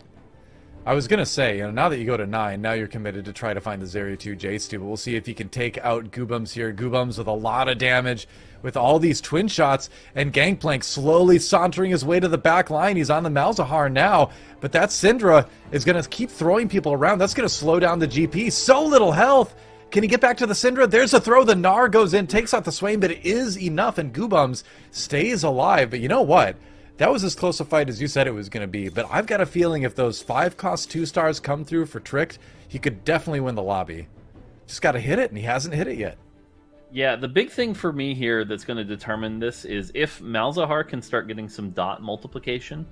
That's the thing that's going to make or break this fight. If Malzahar ends up just getting stuck on this Vex and can't get through it, I imagine Goobums wins all these fights. But if Malzahar can somehow get that dot on something a little weaker, we could see a big switch here. And so that's the thing to watch out for. Now with this positioning, Malzahar's probably going to hit the Gangplank first. And so if you get that good dot, this might go the Debonair way. All right, well, we're keeping an eye on the GP, and you saw the last-minute swap between the Syndra and the Malzahar to try to get it away from the Vex, so I think he's keeping in mind exactly what you said, and there it is. The Malzahar dot spreads around, and now with the last toss from the Syndra, that should be about it. Yeah, you nailed it, and that's it. That will be it for the game as well. Tricked manages to win it in the end. An impressive showing with that. The Debonair, the last-minute swap of the Malzahar and the Syndra, that's what did it. You really are a Malzahar enjoyer, aren't you? Are you Mort? Yep. Malzahar expert aficionado, Lemonkiwi. Impressive stuff to see, isn't it? I want to see that kind of Malzahar love in the next update. That's all I'm going to wait for. He doesn't need it. He clearly does not need any love right now. Malzahar's doing just fine. Wow. And yeah, Mortdog, you're exactly right. We had so many twin shot players today. 1, 2, 3, 4, 5. Noster, Goobums, DQA, Dish Soap, and Soju at some point with a Jinx at stage 4. So with so many different versions of it. Wow. What were the key factors that made Goobums' board better than the rest? He had some really unique items that made me scratch my head a bit. Of course, the RFC Gangplank, you had a Morello on Lucian. I know that Morello came out in the early game. You guys weren't the biggest of fans, but you do what you can, what you got. But what about this board made Goobums better than all the other twin shot players? So I think the big difference was the blue buff on Corki pretty early gets him multiple casts. And then the other thing was he invested in Lucian with the static shiv, which gives you the magic resist shred. And the combination of those two worked really well. Whereas a lot of the other boards were investing in Gangplank. Gangplank is a lot harder to play. He gets CC'd a lot, requires very specific items to do well. He can farm you that extra gold, but as a carry, he's a lot less reliable. And so Goobums kind of chose the reliable version, as well as he also had that so small. And I have to give him props for how he used the Vex. And, he didn't go 6 Yordle. He went 3 Yordle, used the Vex, used the Gnar, a Vex with 35% dodge, and I believe he had Quicksilver on it, which actually ups it to 50% dodge, which makes Vex a very powerful tank. That is the big difference, I think, on those boards, is having that front line to then protect the Lucian and the Corki. Yeah, that 3-star Vex frontline is always a chef's kiss on that one. And speaking of twin shots, we saw DQA not in that top 4, I believe, but at least he turned this twin shot into somehow a Draven VIP Debonair 3 with legendary synergies around it. You both were a big fan of that. But Doa, when it comes to Draven Debonair, even earlier on the day, we saw people just go straight deep into the vertical of Debonair, and then in this case, DQA decided for Debonair 3 and splashing other synergies around it. So what weighs on your decision making when deciding how deep into Debonair you want to go when it comes to Draven VIP? Well, I think it kind of depends on who your VIP is, right? I mean, if it's Draven, oftentimes you can be a little bit more flexible, especially if Debonair is contested, because Draven kind of just does a ton of damage as long as he's the VIP, regardless if it's 3, 5, more is better. But if you can't, you can certainly work around it. Whereas something like Syndra, you want those Debonair stats from the higher tiers of the synergy. So it kind of comes down to like who your carry is, who you're building around, how much you're contested, but mostly it's who your carry determines how many Debonair you want. Oh, Goobums had a great Syndra. We actually got to see it on screen, not just from another lobby. Well, speaking of other lobbies, let's see how everyone else performed. Who topped the other ones? We have a Yippee with a 5 twin shot Corki carry, so some more twin shots. We got Tricked with the VIP Syndra 7 Debonair, so going all the way with that trait. Pawn Up with a 7 Debonair. Oh, some Zeri VIP, and Nico with a 5 twin. So man, it is the twin shot hour. But Mortdog, we haven't seen a lot of Zeri as in a primary carry today. So does that stand out to you at all, what Pawn Up did? Yeah, I mean, Zeri is definitely one of the harder champions to play around, right? You have to get a 5 cost. You have to find the VIP version, which means you are already in Debonair. And then figuring out what items to put on her. People still haven't really optimized Zeri items. And so seeing that come out here is really good, because if you can pull it off, it's very strong. So. And in your opinion, and Doa, I'd love to hear from you as well, but Mortdog, what in your opinion are the best Zeri items right now, or what are the best options at least? Yeah, so Hand of Justice, right now Zeri, her attack speed is kind of capped, and so you're looking for things that just buff her universal damage, so like Giant Slayer, Hand of Justice, and Quicksilver is a pretty good combination. Any combination of those items I think is really what you're looking for on your Zeri. Yeah, because we've only seen Zeri be kind of emotional support buddy for Jhin players today. So maybe we'll get to see other legendary carries, because I think it's been Jinx all day. Well, you can see how everyone has done well or not done so hot. Doa, anything sticking out to you? Well, I'm glad to see Liquid Robin over in Lobby C getting a top 4 there. Ripple Overdrive, who won his last game, 5th, so not great, but still a decent amount of points. Goose actually taking a 3rd as well, so a player that's certainly struggling today, but hey, a solid top 4 in the end there. But it all comes down to this last game, and you can see just how close it is. Like, look at that, like from Kev Chen at 9, like there's only 4 points of difference between him and Dish Soap, and then you take it one step further, there's still a huge amount of fluctuation that we could see in this list after the next game. The crazy thing to me here is like if you're anywhere below Basso, so like I think Sox, Sphinx, DQA, Lucky, they really need to get a first place. Everyone else, it's pretty close, but even like Soju, you're really looking for like a third or higher, and you've got to kind of hope that the people directly above you don't do well. In a way, you're kind of rooting for Ponup and Spencer and Ramkev to do well to keep those points up there. But this is going to be close, and to be honest, like it's going to be really hard, I think, for anyone Spethom and below to break in. They've got to do really well. And surprising, DQA had just a good start to his day. I think a first place in our first game, and now is potentially not going to be going into day 2. So, reminder everyone, we just finished up game 5. There is only 6 games per day, so we'll be heading into our final lobby to determine the 16 players going on into day 2. And once you make it into day 2, at least you get some money out of it. But that does mean we have to say goodbye to Mortdog and Doa, but not for too long because we'll see you tomorrow. But it's been great to have you both on. Any last goodbyes? Go ahead, Doa. Go ahead. No. We're both so polite. No, it's been great. Love casting TFT. Love casting with Mort. It's a ton of fun. I'm going to be I'll probably wait a little bit after this game, but I'm going to be jamming games all tomorrow morning and hopefully not tilting myself before the broadcast like I kind of did today. But either way, TFT's fun. It's been a good time. It's going to be a good time tomorrow. What can you say? Yeah, it's been fun. Interesting to see the meta. We've definitely seen some, strong stuff come out. Debonair, Twin Shot, Innovator, Syndicate have definitely been some favorites, but we've also seen some other innovation in the Innovation Cup. So, it's been fun. And we'll be back tomorrow. Yay!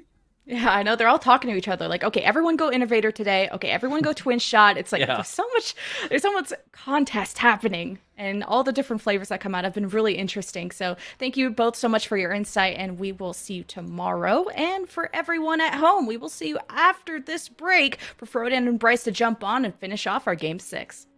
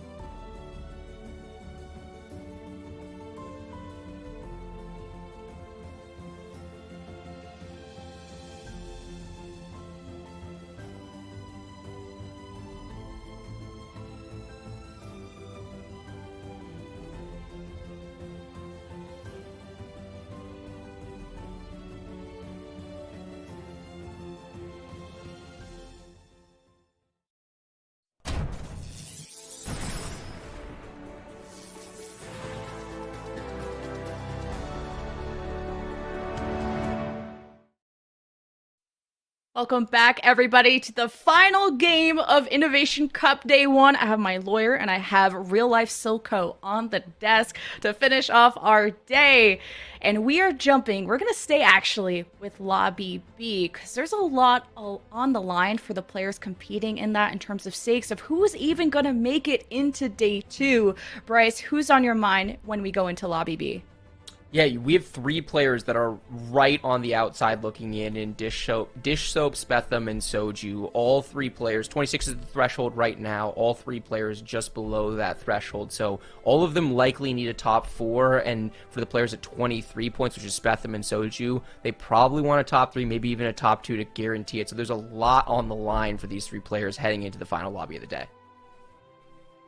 Brodan, who's on your mind for this one?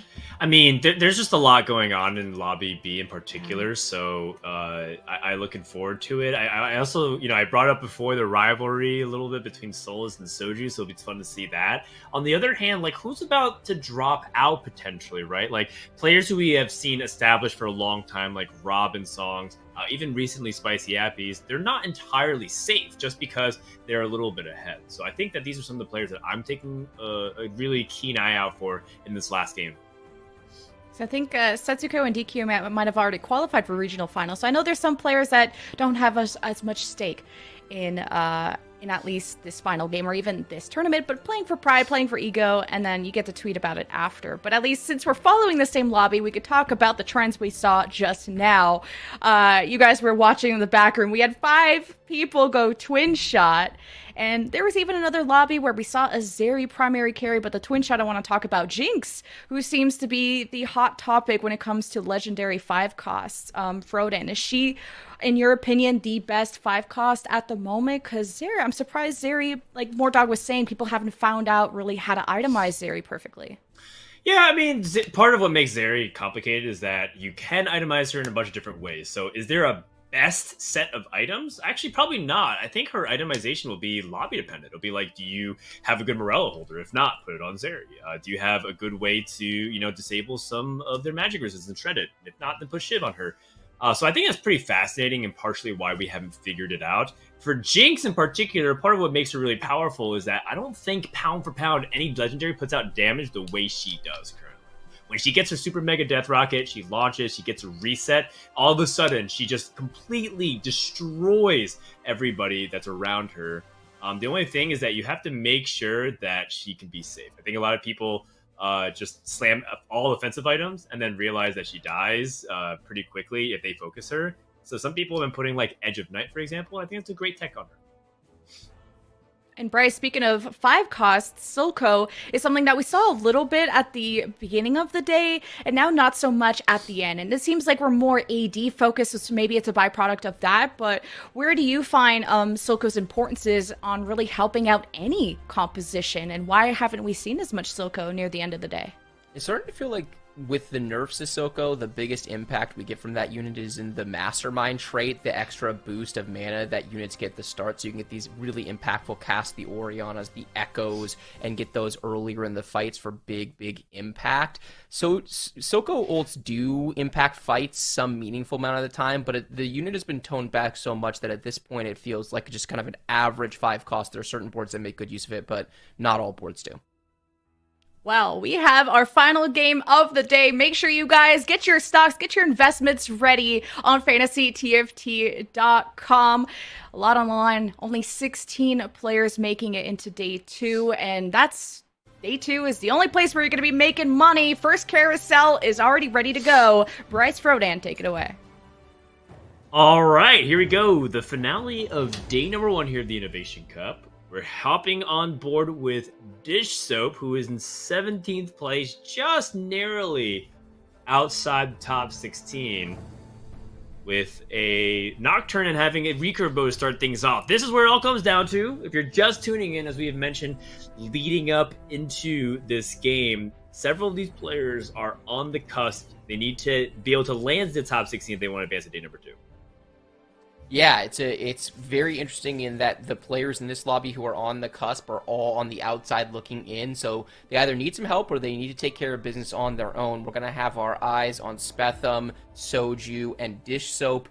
some big names. Betham, relative unknown, but Soju, who anyone watching this tournament knows Soju. Love him or love to hate him, he is in many ways the face of Teamfight Tactics, and he is in pretty good form right now. So it'd be disappointing to see him going out on day number 1. He's been struggling a little bit in some of his games today, maybe not quite playing up to his capability. And Dish Soap, a player who is rapidly moving up the player perception rankings, been crushing ladder for some time, and the more people who get a chance to watch this player play, the more they think he might be special. So on board with Dish Soap, grabs that early Death's Defiance and has a pair of Warwicks and a Tryndamere. This is a very interesting opening. What are you doing from this situation, Dan? Yeah, I think that this spot is a pretty good opportunity to reroll Warwick. Death's Defiance is a very good item for melee carries in particular because it absorbs the damage that's being dealt and returns it back, aka you want to get in the face of your opponents and you get a lot of damage reduction, which is one of the strongest mechanics you can possibly get in TFT. So, I think that the Warwick carry is something that people don't really talk about, but you know what region is actually playing a lot of Warwick? China. China actually really likes Warwick reroll and thinks it's a pretty underrated composition. Yeah, and good items, starting bow. Warwick can make use of multiple bows. A lot of people think that best in slot itemization for Warwick involves a Shiv and a Titans and a QSS. I think this Death's Defiance probably takes the place of the QSS, potentially as a defensive item. There's also a really, really good itemization capability in Insu's Rageblade with Warwick, which is moving up popularity. But forget about Warwick, Dan. We are itemizing Tryndamere. See, now that's interesting to me because Tryndamere is significantly weaker than they were. So I want to see if this works out. I'm pretty open-minded. It could also have been just a game time decision of, hey, look, I need to just play for a safe top 4. This is a Runaan's Hurricane that can slam right now. I can streak because my board's actually quite strong at this stage of the game. So I think it could just be a recognition of what's going on here and saying this is a little bit more reliable to play than to roll for Warwick 3, which I don't even know if it's that good given my current setup for it. So I'm okay with it. And I think Dish Soap wants to make sure you can get off on the right foot instead of lose streak with the right items. Yeah, absolutely. It'd be interesting to check back in and see where their board winds up from here. Hopping on board with K3 Soju, who is level 5 and lost. So he's playing Clear Mind. This is a really interesting augment we haven't had a chance to talk about yet today. How Clear Mind works is you generate additional EXP when you don't have units on the bench. So the art form of this is about how to build your strongest board while holding no units. So oftentimes you wind up having to play pairs on the board just to be able to hold them for possible upgrades. We see Soju is level 5 and only playing 4 units. Dan, he literally can't afford enough units to play on his board. Yeah, and he even has like an Alistar in his shop, which is probably just like completely bait at this point. So quite some unusual early game here for K3 Soju, but having a Morello slammed is pretty good. I think that Soju actually has semblance of what could be powerful of a mid game. And I think with him committing to like lose streaking is basically saying that he's going to play for first. Soju's at 23 points. Puts him at 20th place. That basically needs top 2 or better. So I think in his mind, this is his best shot at getting. Yeah, it makes sense. I'm not sure that Alistar was bait, by the way. I'd be really curious to see playing around that Alistar, because the thing with Clear Mind is you're going to wind up having extra spaces on your board that you don't necessarily know what to do with, as we're seeing here. And an Alistar, early in the game, will cast and do a meaningful amount of CC for this stage of the game, and he does have some potential extra board slots to play around that. So I don't know. I would have been potentially interested in playing it, but Soju opts not to. This is an augment that is, very first rate in style. It is very, very strong augment in the data. If piloted correctly, you can get a lot of value out of Clear Mind. Yeah, very much so. Because you basically can get a very quick level 8 as long as you're able to have a strong board, and then you can get to this lot of gold, and you can build a strong board with the gold that you save instead of actually pressing the buy EXP button. So Soju does get a win over Tricked. Does have low enough HP to get first pick. We'll see what happens from there. In the meantime, checking in on how Trade's board is facing off against Noster. Does end up getting the win here. A little bit of a streak going on for Trade. I wonder how he got to 98 HP. Or we're on someone else's POV right now. We're on Yeah, I Goobum's think we might POV. Okay, I yeah, apologize. yeah, no problem. We're on Goobum's POV watching it. Sometimes hard to tell when we're ducking over, particularly mid-fight. On board with Goobum's 100 HP, level 5. This is one of the best early game players in North American teamfight tactics, and quite frankly, I think he might just be one of the best players in teamfight tactics. Certainly is this set. I think that, you know, look, I'm friends with him. I feel like I sleep on how good he's become. You were talking about this earlier today that he used to be a sort of a one-trick, and now he is an Omega Flex, an excellent strongest board player, an excellent slamming items player, a style that feels similar to GV8, but with a little bit more control to it. I think he really understands how to play to different sets of outs, re-roll, playing around 4 and 5 cost carries, very good at item slamming. You know, I haven't done my power rankings yet, but I actually think Goobums is going to find his way into my top 5 by the time we're coming out with him next week. We'll see. If he keeps up this pace, right now 31 points, 7th place, very much in a good spot to qualify. If he keeps this up, he's in a good spot to qualify for regionals just off his tournament performance alone this weekend. We'll find out if he's able to keep it up as he's going up against Noster, a player who he's had some choice words with. Including using the phrase "not good." I asked him, "What are your thoughts on Noster's climb?" He says, Noster's not that good." And of course, he was just joking. I think, like, he clearly recognizes that he has, he's definitely performed very well in the past couple of patches in particular. So I like this little friendly rivalry going on as Goobums does get another laugh at Noster here, taking a 4 streak. That's not to say that Noster hasn't done well himself. Looks like Noster's in 5th place with 1 point over Goobum so far this tournament. So both these young guns are definitely having a great day 1. Yeah, great day 1. They're both qualified onto day 2, essentially mathematically guaranteed from this spot, but I guarantee you they would like to finish ahead of each other. So a nice subplot. You've been talking about the Soju Soulless rivalry, and I'm here for the Goobums Noster rivalry. And it could be, you know, a little bit of me instigating it in the chats, because I'm usually the one asking players their opinions on each other, just to bring up the in the middle of conversation here. How about this for a conversation piece? An early Senna 2 with Bloodthirster for Spetham, but doesn't look like it's enough because Spetham stayed intentionally low level.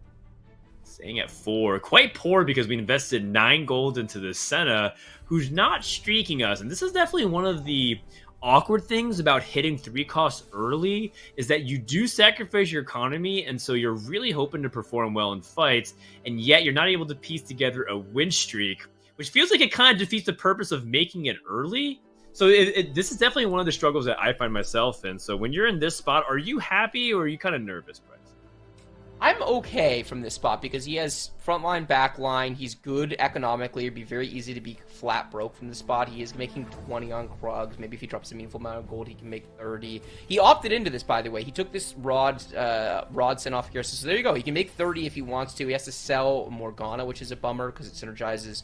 It's a pair. It synergizes so well with his board. And actually, the more I think about it, the less I'm interested in selling this Morgana pair. Yes. Yeah, but so he opts into this, right? He takes the rod-based Senna, and there's some interesting anti-synergy here too, because the corner socialite is super valuable if you can protect it. So if you can build a Banshees, for example, or QSS, your corner carry, then it's okay. You can take an Exiles. He's really not interested in building Banshees, which means that unless he finds his way into a QSS, then his 2-star Synda carry is at the mercy of a 1-star Blitzcrank, and here we go. Here is the Blitzcrank, and goodbye, Senna. Man. Yeah, I mean, Senna will get targeted immediately, and everybody will redirect their aggression to her, and her Piercing Darkness isn't gonna even hit anything, because Singe flipped her into the back line. Oh, God, what a disastrous sequence of events. That being said, Senna didn't die. It looks like it is, 2-star Senna. as the TFT community likes to say, a BT diff. It is a BT diff. I think that it is. It's a really close fight, but Morgana casts again. Once they kill Poppy, then it's a 2v1 situation. Oh my god, the perfect damage. Ziggs bombs, kills, and immediately auto attacks. The 1 HP diff, one more auto attack from Ezreal will do it. Dan, you and I have been the kiss of bad luck. It feels like every time we're calling one of these 50-50s today, we're getting it wrong. I know. These are so close, and you can ultimately tell that some of these margins are very thin. The bottom line is, just don't get your setup. And I think what it really also, I think people really get baited by the Socialite Hex in particular, feeling the need to like put their strongest unit in it. Senna 2, even without Socialite Hex, is way ahead of the power curve at this stage of the game and should be able to net you some really nice kills. So we'll see. I mean, Spetham could also just be continuing to intentionally blue streak. We'll revisit that idea later as they are going up against DQA, a player who has struggled today. DQA started off real hot, hit that 3-star silver. Everything looked pretty good and primed for another run from DQA. Having already qualified for regionals, DQA didn't really have the highest stakes to play for, but we were anticipating another strong continuation performance from the previous tournament that we were able to see from him. It looks like today hasn't gone well. Have you been able to observe DQA and see like what's been going on with him at all? I really haven't. We haven't gotten to spend much time on him on broadcast, and I haven't been watching him in our in-between games either. I don't think he was in particularly good form coming into this tournament. He is playing Twitch Reroll here, which is a composition that was really strong last patch. The data on it this patch is so. I think you can play it from really far ahead with the right augments. Featherweight is one of those augments. It's a very, very good user of featherweights, rerolling for a whole bunch of 1 and 2-star 2-cost units. So not the worst position I've ever seen for Twitch, but only 5 Twitches so far, and he's going to take some meaningful losses moving in. The board is okay for stage 3 as long as he's able to get this Twitch 3 online, let's say, by very early stage 4. He should be able to play his way into a top 4, although I think it's unlikely he top 1s from the spot. Yeah, and I think ultimately DQA could just be trying to finish strong here. Just get a good finish. Very, very unlikely he was able to get through it. But Twitch still is capable of doing pretty well in lobbies, like you said. So not really a bad macro choice in that sense. Going up against Noster, who has rolled some, not a lot, not down to the 10 gold or 0 as we've seen some other players go for. Really likes to anchor himself behind the idea of just having any kind of twin shot in Yordle. Seems like that is the early mid game of choice. Yeah, it seems like he's rewarded, be able to take down this Twitch. Now just has to face off against a Zillion. The Zillion can't 1v2 very well, single targets, and DQA ends up taking that loss as we go into the stage 3 carousel. Things are looking a little bit scary here for DQA. He has to hit kind of quickly if he wants to turn this around. Yeah, he absolutely does, and taking stock of the lobby with DQA at the bottom and Dish Soap all the way at the top. We were on his board to start the game, saw that double Warwick Tryndamere drop from neutrals, and he is able to parlay that into a Tryndamere 2 with a nice 4-challenger, 3-Chemtech board with a 2-star Tryndamere. Be interesting to see if he stays on that and rerolls or if he goes in some different direction by the time the game is over, but certainly playing it to his advantage, 100 HP heading into the Stage 3 carousel. But yes, taking a look at what Noster is able to get. That's a 2-star Corki, very big. Yeah, and Playing around twin shots, it feels like every game we watch this man, he is playing around twin shots. He clearly favors the opening. We've seen him reroll it a couple times. With this itemization, I would say he's very unlikely to reroll it. I'm seeing Draven from here. How about you? Yeah, I think Draven is the likely candidate of holding these items. I don't think that there is many other alternatives with this combination in particular. Jinx is another champion that could potentially hold on to this. So we'll see. Noster going up against Goobums, juking out the future sight. Ends up missing. So a little bit of uncharacteristic, chill Goobums. I think probably he feels very comfortable that he feels like he's qualified. So if he misses, not the end of the world. Plus, if he's going up against Noster, this board looks like even if he did land the Zephyr, it might not make a difference considering how one-sided this fight was. Yeah, it's for sure the case. Unclear if he's dodging the Zephyr because he's dodging the Zephyr or if there's something else going on in this fight. But what we do know is the rivalry, Dan. Noster takes blood here, so it's 1-1 draw in their matchup so far. Noster clearly with the stronger board than Goobums at this stage in the game. Both hovering around basically the exact same HP. Solid position as we're heading into the end of Stage 3. One interesting dynamic that Noster has to tackle is, will he look for a fast 8 to play around Draven, or is he prepared to roll a meaningful amount of gold at 7? Rolling more gold has been more and more popular as time has gone on, as we get our first look at Dish Soap's completed board, and this is going to be a tough one. Noster's board is strong, but Dish Soap's board is cracked. Yeah, and this, I stand corrected. This Tryndamere is doing a ton of work.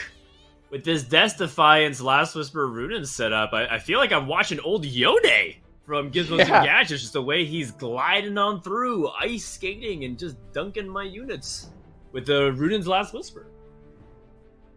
Yeah, absolutely. And the fact that he slammed that Titans onto the Warwick suggests to me that he is going to probably stay level 7 and reroll for the 3-star copies of both of these units. I think that it makes a lot of sense from an itemization perspective. There's not another unit in the game that I'm really excited about holding Last Whisper, Runin's, Death's Defiance. You were talking about Death's Defiance being really good on melee carries.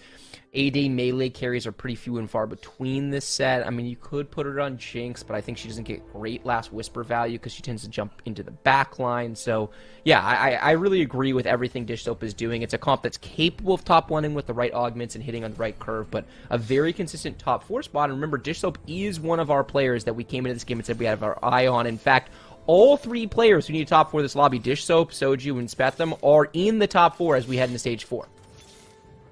That's right.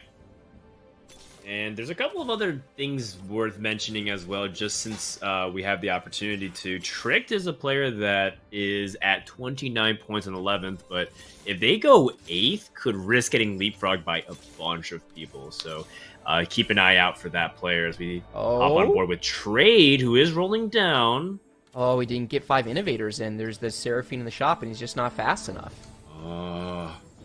That is unfortunate. And, TFT is not a really super mechanical game, but sometimes your mechanics do matter. And that's part of what makes TFT pretty compelling. Some players choose not to focus that as a big part of their strategy, and some people take big pride in their speed of the roll down. And as a result, I guess there's some questions of what if? What if we hit the 5 innovator? Would that be able to stabilize us and stop this massive bleeding losing streak at 7 losses in a row? Yeah, and like you said, this is a really impactful position. Trade is on the outside looking in. Tricked also in that kind of dangerous position where he's getting really low. And as you look at the other players in the lobby, we've got DQA, who's now pushing levels, has hit the Twitch 3, and you've got Soju, who just hit level 8 on 4-2, who's been playing Clear Mind. So we know Soju is about to get stronger. So if you're Trade and Tricked, you need to get strong ASAP. This is danger territory. That's right. Skips past a level 7 Tom Kench, doesn't have the ability to fit it in easily unless he wanted to replace some of his valuable units. Finds an Oriana at 2-star. And we'll see if that's good enough to stabilize. Here's Soju's first attempt at 8. He rolled a ton of gold, has an Irelia pair with some pretty good items into the Socialite Hex. Everything looks set for Soju to potentially spike as long as he can hit that Irelia 2. Able to get to that back line. That Quicksilver working wonders. Time Bomb's not able to do anything. Finds the Quicksilver has worn off its effect, but it's only just a lonely bear to take down the rest of it. And that's another loss here for Trade. That's 8 in a row. It's so tough. And we saw Soju actually buy a VIP Draven at the end there on the bench, so maybe another out that you could theoretically play for. If he hits the 2-star Aurelia, I imagine he'll want that. But with the corner Socialite Hex and a QSS Slam, these are very scary Draven items. So if he can get a VIP Draven rolling, that might be his ticket to a top 4 and his ticket into tomorrow. Only time will tell on that one as we hop on board with Trick 2. We have correctly called out. Really just needs to finish in the top 5, let's say, in a position that looks at least somewhat stable. Malzahar did take a slight nerf on the last patch, but a very good carry, especially with these items. An excellent user of the Gunblade, Blue Buff, and Giant Slayer. Yep, and now we get to see the opposite side of it as Trade for the player we were watching needs to find a way to turn it around. Basically rolled it completely down to 0. Losing here would be yet another nail in the coffin. And Trade was a player already on the ropes, very, very unlikely to make it to day number 2, barring a miracle, if not impossible. And now, just pretty much just down and out. Trick does get a win, trying to stay in it. Soju takes a loss, so does Noster. Don't look out now. DQA, the Twitch reroller, is the one streaking and making his way slowly but surely to the top 4. Yeah, this is the stage of the game where you expect Twitch to be re-rolling. A whole bunch of people are just starting to get strong and transition their boards. We'll see more of that as we head into 4-5. DQA, meanwhile, has spent a bunch of his gold earlier, spiked, hit his 3-star carry, and this is when Twitch will shine. The thing with Twitch, though, is that unless you're able to hit really early and get a bunch of 3-stars, the comp usually gets outscaled, but lobbies have been higher in pressure today, so that might be harder and big hits for K3 Soju. He hits the Wow. Echo 2 and the Aurelia 2. We are cooking with gas, Dan. Yeah, that's massive, and I wonder what we do with the Zeri and Draven now. He sells Draven. He has a Zeri in the field that doesn't really do anything. He's looking for another scrap.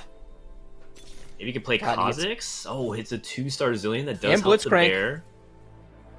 Not bad. Really important roll down here for Soju. It does get shrouded. The downside is he didn't get the position. And it is some of his most impactful units. That being said, Quicksilver stops the Frozen Heart from being very effective on Aurelia. First Blade Surge, able to get the reset. Twitch is still working onto the back line, so his Twitch Pierce is on it. is still very effective. A couple dodges could potentially swing things, but Aurelia not targeting Twitch gave DQA the ability to clean up a lot of these units. Oh my no, God. the Encore was not able to get off from the Seraphine because she died in the middle of the cast. And so while visually the ability went off, it didn't actually go through. DQA keeps his streak. Wow, that fight was so unlucky for Soju. First, Aurelia dashes into a position, so it takes very early aggro in the fight from the Twitch. The Twitch kills it, and then Twitch kills the Echo as it casts. The channel time on that Echo ultimate is so long that Twitch is able to step out of the Echo ultimate, dodges the damage, dodges the attack speed slow, barely kills the Seraphine as she is casting, so the cast comes through and does no damage, and then not enough time for Orianna to cast. I feel like that's a fight Soju wins the majority of the time. Unfortunate the way it plays out, but only one unit of damage, not the end of the world for Soju, whose board state is still very strong for this stage of the game. It's pretty strong, but you can see that he's starting to mix and match, saying, I don't have 4 scrap components, I'm going to sell that. I'd rather play a Striker. Obviously, you would prefer to have Gnar into this so you can get 2 Socialite. That is a really big deal. You don't think the mana gain is that important on Aurelia? It's like, she just needs to auto a couple times, she'll be good, right? But it does end up having a significant impact as the fight continues to progress. So we'll see here as Soju will need to find not only that Gnar, but also that Senna that he's currently missing. Going against Spetham, who does have the Senna in the other corner, we get to find out whose corner carry is going to be better, and I'm pretty sure the Aurelia is going to be able to wipe the floor, because the Senna, I feel like, doesn't put out enough damage quickly. Does end up dealing with the Echo, but I don't think it's going to be able to hold up here. Yeah, Aurelia is just too strong. I will take my 4-cost carry over your 3-cost carry. Trade goes out in 8th place, doesn't even get to see his final items. Noster down at 16 HP, and this is really good for Tricked. Tricked is just trying to hold on and score a few points here to be able to advance tomorrow, and they might be able to pull it off. Meanwhile, Dish Soap, Spetham, and Soju all in the top 5. Spetham and Soju just hovering around that 4-5 spot at 37 and 39 HP. We're taking a look at Dish Soap's board, who went to level 8 and is trying to 3-star this Tryndamere. Only 3 copies of the Tryndamere, though, so very, very far way away. Is he going to hold on to all these units? He does, so maybe he's thinking about transitioning. Could you play Jhin from here? You could play Jhin, Zeri, and Draven from here as like a triple backline carry, but I am curious what he wants to do. He is picking up more Tryndameres, then selling them, then passing them. So I think at this point, Dish Soap is dizzy. He's dizzy soap. I think he's not entirely sure what he wants to do with like shops like these, because like you could justify a lot of these buys, but his bench is full. He has so much gold. He has so much HP. The most important thing for Dish Soap, just take it slow. Don't panic. I think he's fine. In the end, he still has a Tryndamere. It looks like he's very competitive in these fights, if not just straight up winning them. He's destroying Soju's backline. Can any unit take down this Death Defiance Tryndamere whatsoever? It's up to Irelia. Soju definitely needs this win. He's able to do it, dealing a nice amount of damage to Dish Soap and keeping himself alive. Yeah, absolutely, and I think that Dish Soap knows the path that he wants to go, and I think you called it out perfectly. He wants to play around Draven. He would love to find the Chosen Draven. He's starting to transition that board slowly. He can play around it because he has the Challenger components. He's already got the Chameleon, which is a big deal because you get Clockwork off of it. If you want to go that direction, you can even play 4 Clockwork in this composition sometimes, and there is the Debonair Zeri, which is a huge hit. We know he wants to make this transition, but, you know, whereas Soju was finding it felt like infinite Dravens, only one Draven for Dish Soap, and he is functionally out of gold. The problem with making transitions like this is it's very expensive. You have so much of your gold on your board, right? If he wants to make this transition, he wants to sell the Trinity, he wants to sell the Warp, but he can't afford to do that until he finds the Draven so that he doesn't wind up just making his board way weaker. I love the hold. I think that a lot of players would sell off a couple of units, accidentally destroy a lot of the core of their board. And yes, Dishop knows that he's going to lose, but he's trying to lose by the fewest units possible. He did lose by 6 champions, but it could have been worse. We've definitely seen failed attempts to transition and result in a complete wipe like Liquid Goose. Oh, we're hopping on board with Speth, who found a 3-star Gnar, has double trouble, immediately gets another 2-star Gnar. Some people need Gnars in this lobby. This is going to be tough, and now, all of a sudden, we have another contender in this lobby. This double trouble board looks very strong. Very strong and very wealthy, in a really strong spot from the fact that he's 3 stars. All 3 of the core units on this board. He plays an extra enchanter just as a synergy bot. Actually is able to be on the right side of positioning. I have no idea why Noster is not using Blitzcrank to hook the Socialite square. That makes absolutely no sense from where I am sitting. But hey, maybe he's trying to position for a different board he thinks he can beat. But Spetham is really, really strong, and he's going to be able to level and play a 3rd Socialite, which will be a very big deal for the extra healing that this Senna is going to get. The Senna is going to be really, really hard to deal with, and if you're in this lobby, you need to be thinking about finding a way to play Blitzcrank, because there is no way that Spetham can protect this Senna in that Socialite spot, so you need to deny the Socialite spot if at all possible and find a way to have Blitzcrank on your board. It's a unit that usually gets scaled out in the late game and that people try to transition to better units, but I think that the value is going to be so high against Spetham, people need to be looking for that tech. Right. Noster and Goobums go out. Noster takes the 7th, which means Goobums has tied Noster.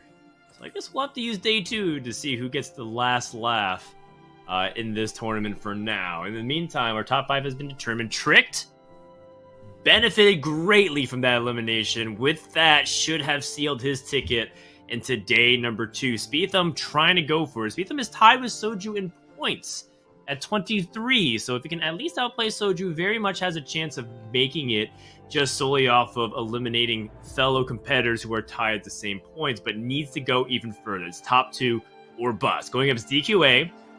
Does have that 3-star Ezreal. The Zephyr does land onto the 3-star Gnar. No one's attacking this Twitch whatsoever, and able to work onto that back line. That Senna is completely stalled by Frozen Heart. This is complete and utter positional domination from DQA at the beginning of this fight.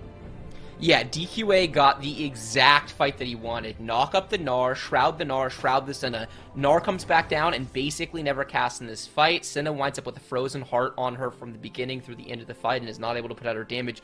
Spetham's board is very strong, but not a lot of positional flexibility because the Exiles, he cannot clump units. Because of the Socialite, he feels like he's wedded to that square. So a matchup that maybe in a vacuum he's capable of winning, he loses. It'd be interesting if they wind up in the one-on-one because you can do things like backline the Morgana in order to get the Frozen Heart in. You can tech in Enforcer potentially at level 8 in order to stop that Twitch from having the same impact. So there's still some tools left in Spetham's capability, but not able to tech them in just yet, as we see Dish Soap was able to complete that transition. Here is a Draven 2 with the Zeeks and the double lock in the backline. It is very scary going up against Spetham, who has a bad angle on the Senna. Once again, this board is clearly positioned well. Now the Senna is on to the Draven. The Draven is able to sustain with the Bloodthirster, is getting popped by the Senna, and it does win that fight slowly but surely, and able to take down Spetham. So despite having this very strong double trouble board with 3 stars, all of them itemized, Spetham takes back-to-back losses. Soju takes a loss as well with that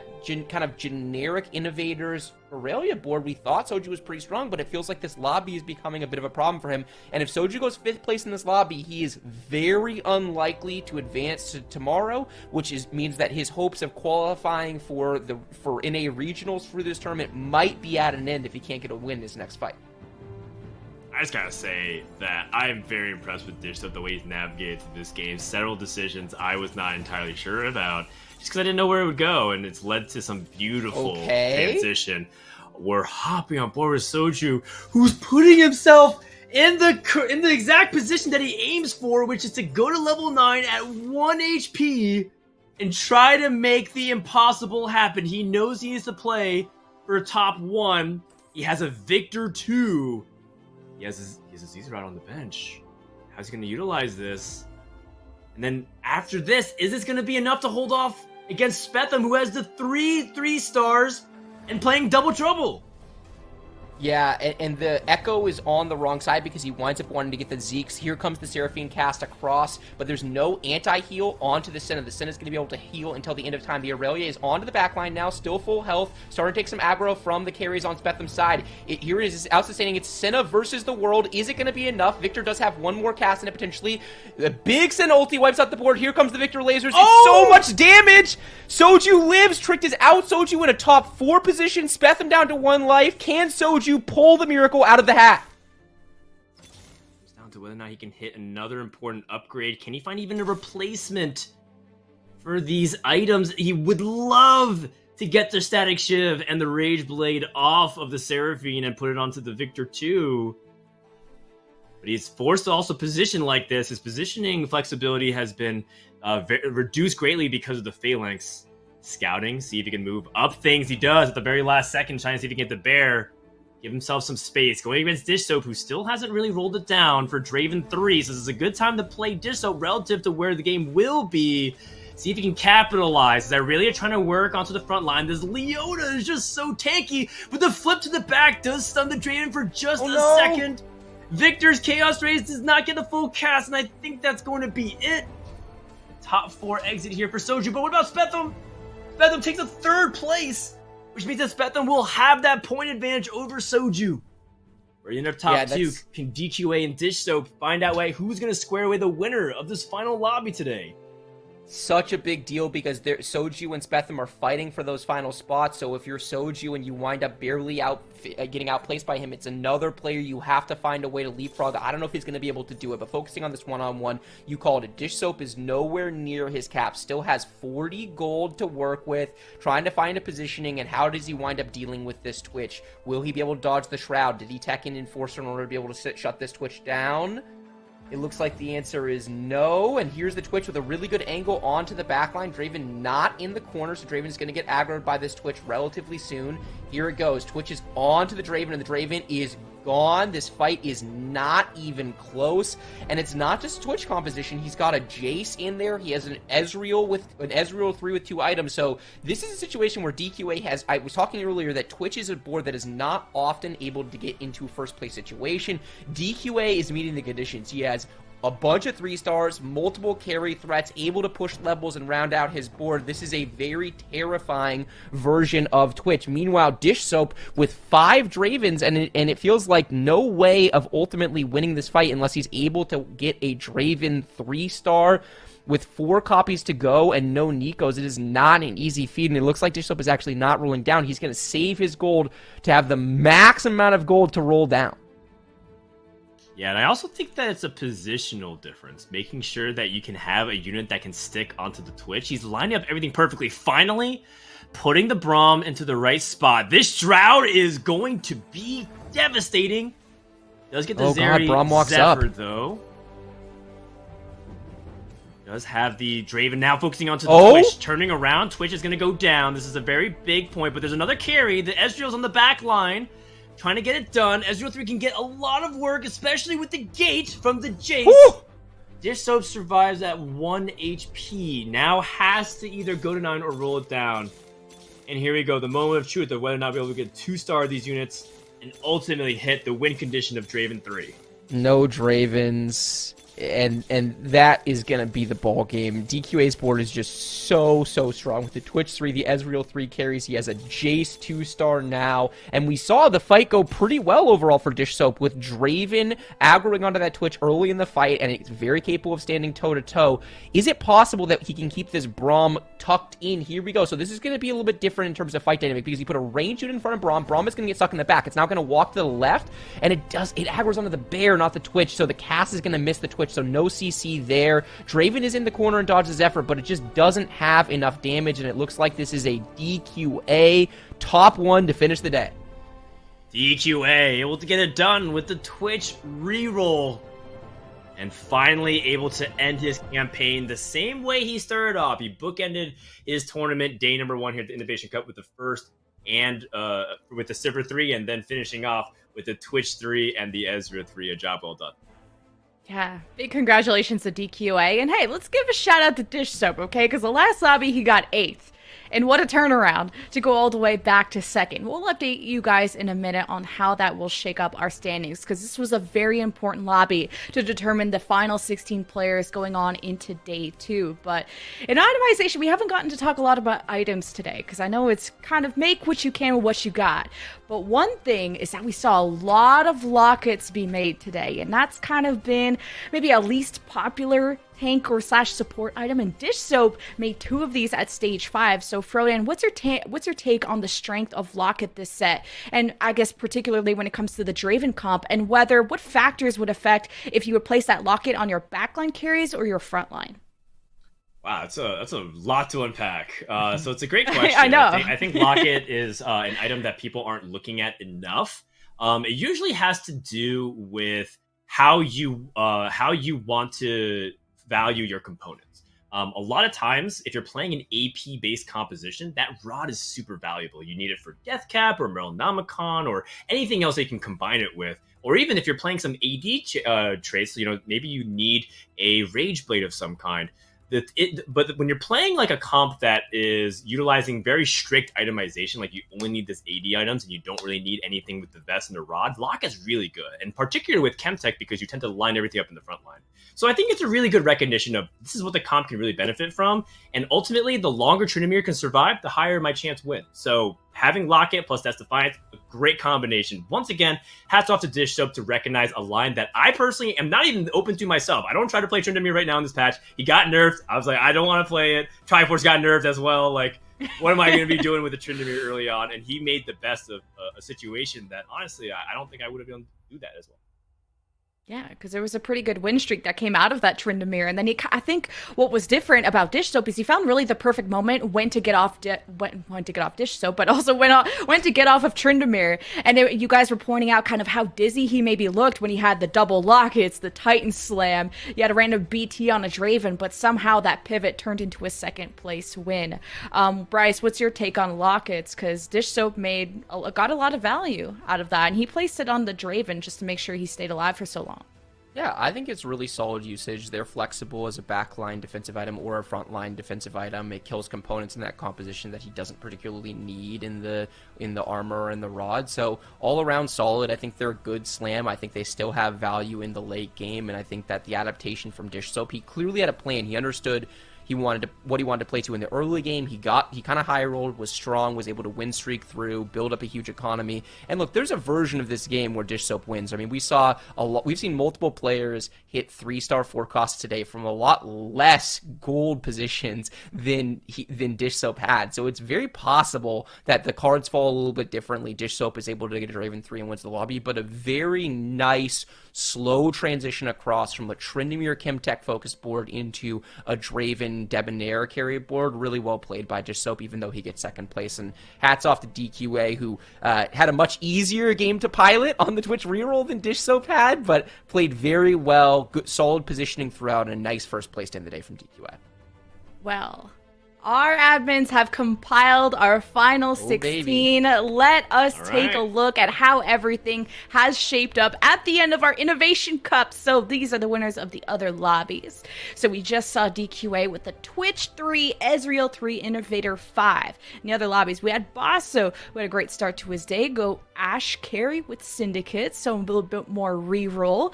Asa with the 6 Arcanist, Malzahar. I know we've been talking to Mortdog about wanting to see some more mutants, and finally a full vertical, or almost full vertical Arcanist making it through. And Nico with a Jace carry for Enchanter. I think that's the one I'm scratching my head the most, as in I wonder how that looked. Yeah, Ronan, what do you think? That board probably needs a little bit more words to help give us a good understanding of what that composition was. For Enchanter, could have been something he teched in late game or something that he played the entire game. Who knows? Either way, taking a look at what happened in the other lobbies, I really like when players are able to put their best foot forward, even if they feel like there's nothing else really to play for. So Ramkev, I mean, he's taking a victory lap, a nice second to wrap up a dominant performance. And also, just to put it in perspective, the last tournament Ramkev performed, he also had a day one almost similar to this, where this man was just not bot foring and putting on quite a show. So shout out to him. Shout out to Solus, able to get a fourth, which means that he has one more point than Soju. That's gotta sting. We're going to hear about it on Twitter. And yeah, Panup, second place in lobby. See, I know he was innovating earlier on today with the VIP Syndra lobby win. And here are your top 16.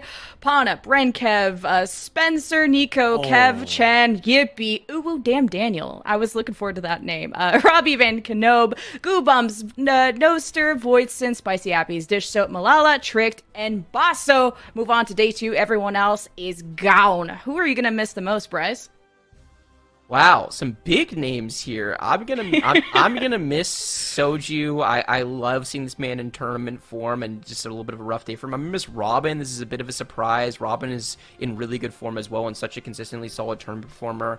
Asa and Sox go down as well. Setsuko obviously had a little bit of, hopefully everything is okay on his side of things, and we'll see him back soon. He's already qualified. Goose goes down as well. Honestly, if you look at the left side and the right side, there are far more big kind of known staples of TFT type of names on the right side than there are on the left. So I said earlier when, Dan lambasted me for not picking a horse, and I was like, I'm excited to see some of these new players that I don't know as much about and see what they're able to make happen. And that's going to be the story of this weekend, because you have a whole bunch of relative unknowns that are going to be trying to fight for one of those 4 regional spots.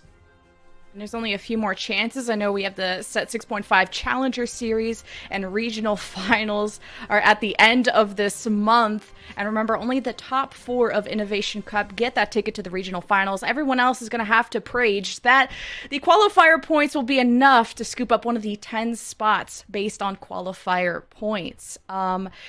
So we will have a winner's interview with the top scoreboard player from today. It will be Panup, and I know we're going to be so excited to dive into that mind of his favorite comps and how he dealt with all the pressures of today.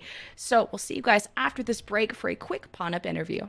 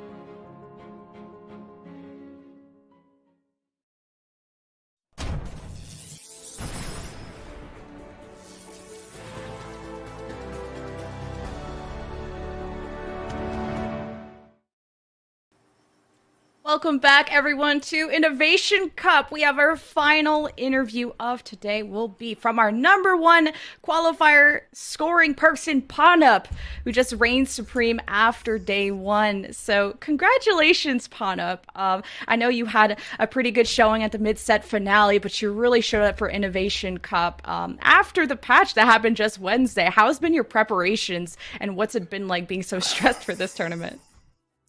Thanks. It seems like I've just been playing a lot of reroll comps and just trying to practice all the different reroll comps for this tournament. And it's been pretty hard to learn them all because I didn't play them at all last patch. But it seems like they've been going pretty well. Awesome. Yeah. So do you think reroll is normally a core part of your strategy? I think you're, a relatively less known player, not one of the big streamers or big names coming to this event, but a staple for, I've certainly been in a bunch of lobbies with you. You're someone who's been at the high, top of the North American ladder Sick for some flex. time. Well, I just would casually played the same lobbies as the guy who scores #1. Yeah, this interview's about me, Esports Law, Bryce Blum.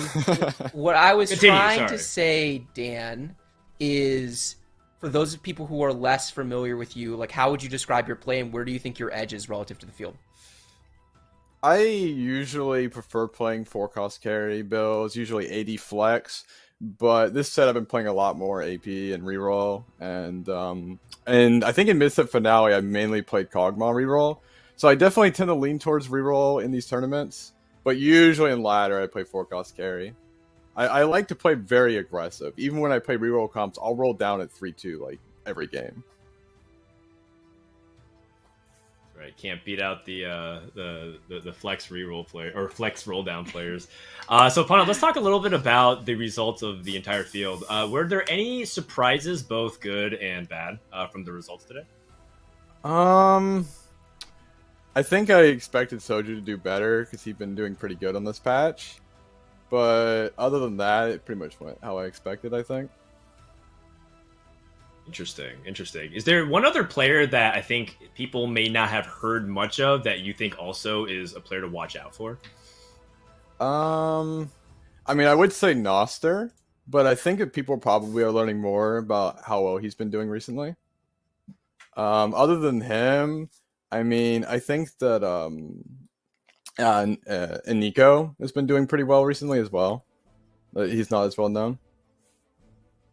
Yeah, very much so. And it's funny because both of them have their own claims to fame, getting #1, and of course, Nico winning things like tournaments in Set 5. So those are good call-outs. I think they're going to be players to watch out for tomorrow. Yeah, well, Panup, how do you think your own personal performance or just basically your decision-making today? Are you happy with how you did today? And what are your confidence levels going into day 2? Yeah, I'd say I'm pretty confident for tomorrow because I'll just keep playing the same, Debonair Talon, Debonair Syndra, Debonair Draven, and I think that, getting pretty good at those Debonair comps. We were all very surprised when we saw the one of our first places with Syndra VIP. We're like, oh, that Panup guy, he's up to something. So, well, you're also up to a day 2 showing. So congratulations to you, and thank you so much for the interview. Thanks. Okay, well, boys, that is day 1. We've seen everything from the innovators, even some Twitches, to twin shots, Debonair, and everything in between. It's been an exciting day, right, Bryce? It has been an exciting day. The meta is definitely starting to take a little bit of shape. Reroll super strong, 3 costs really strong. Some of the vertical synergies, Debonair was clearly kind of a class above the rest, but we saw a meaningful amount of Syndicate in the top 4s.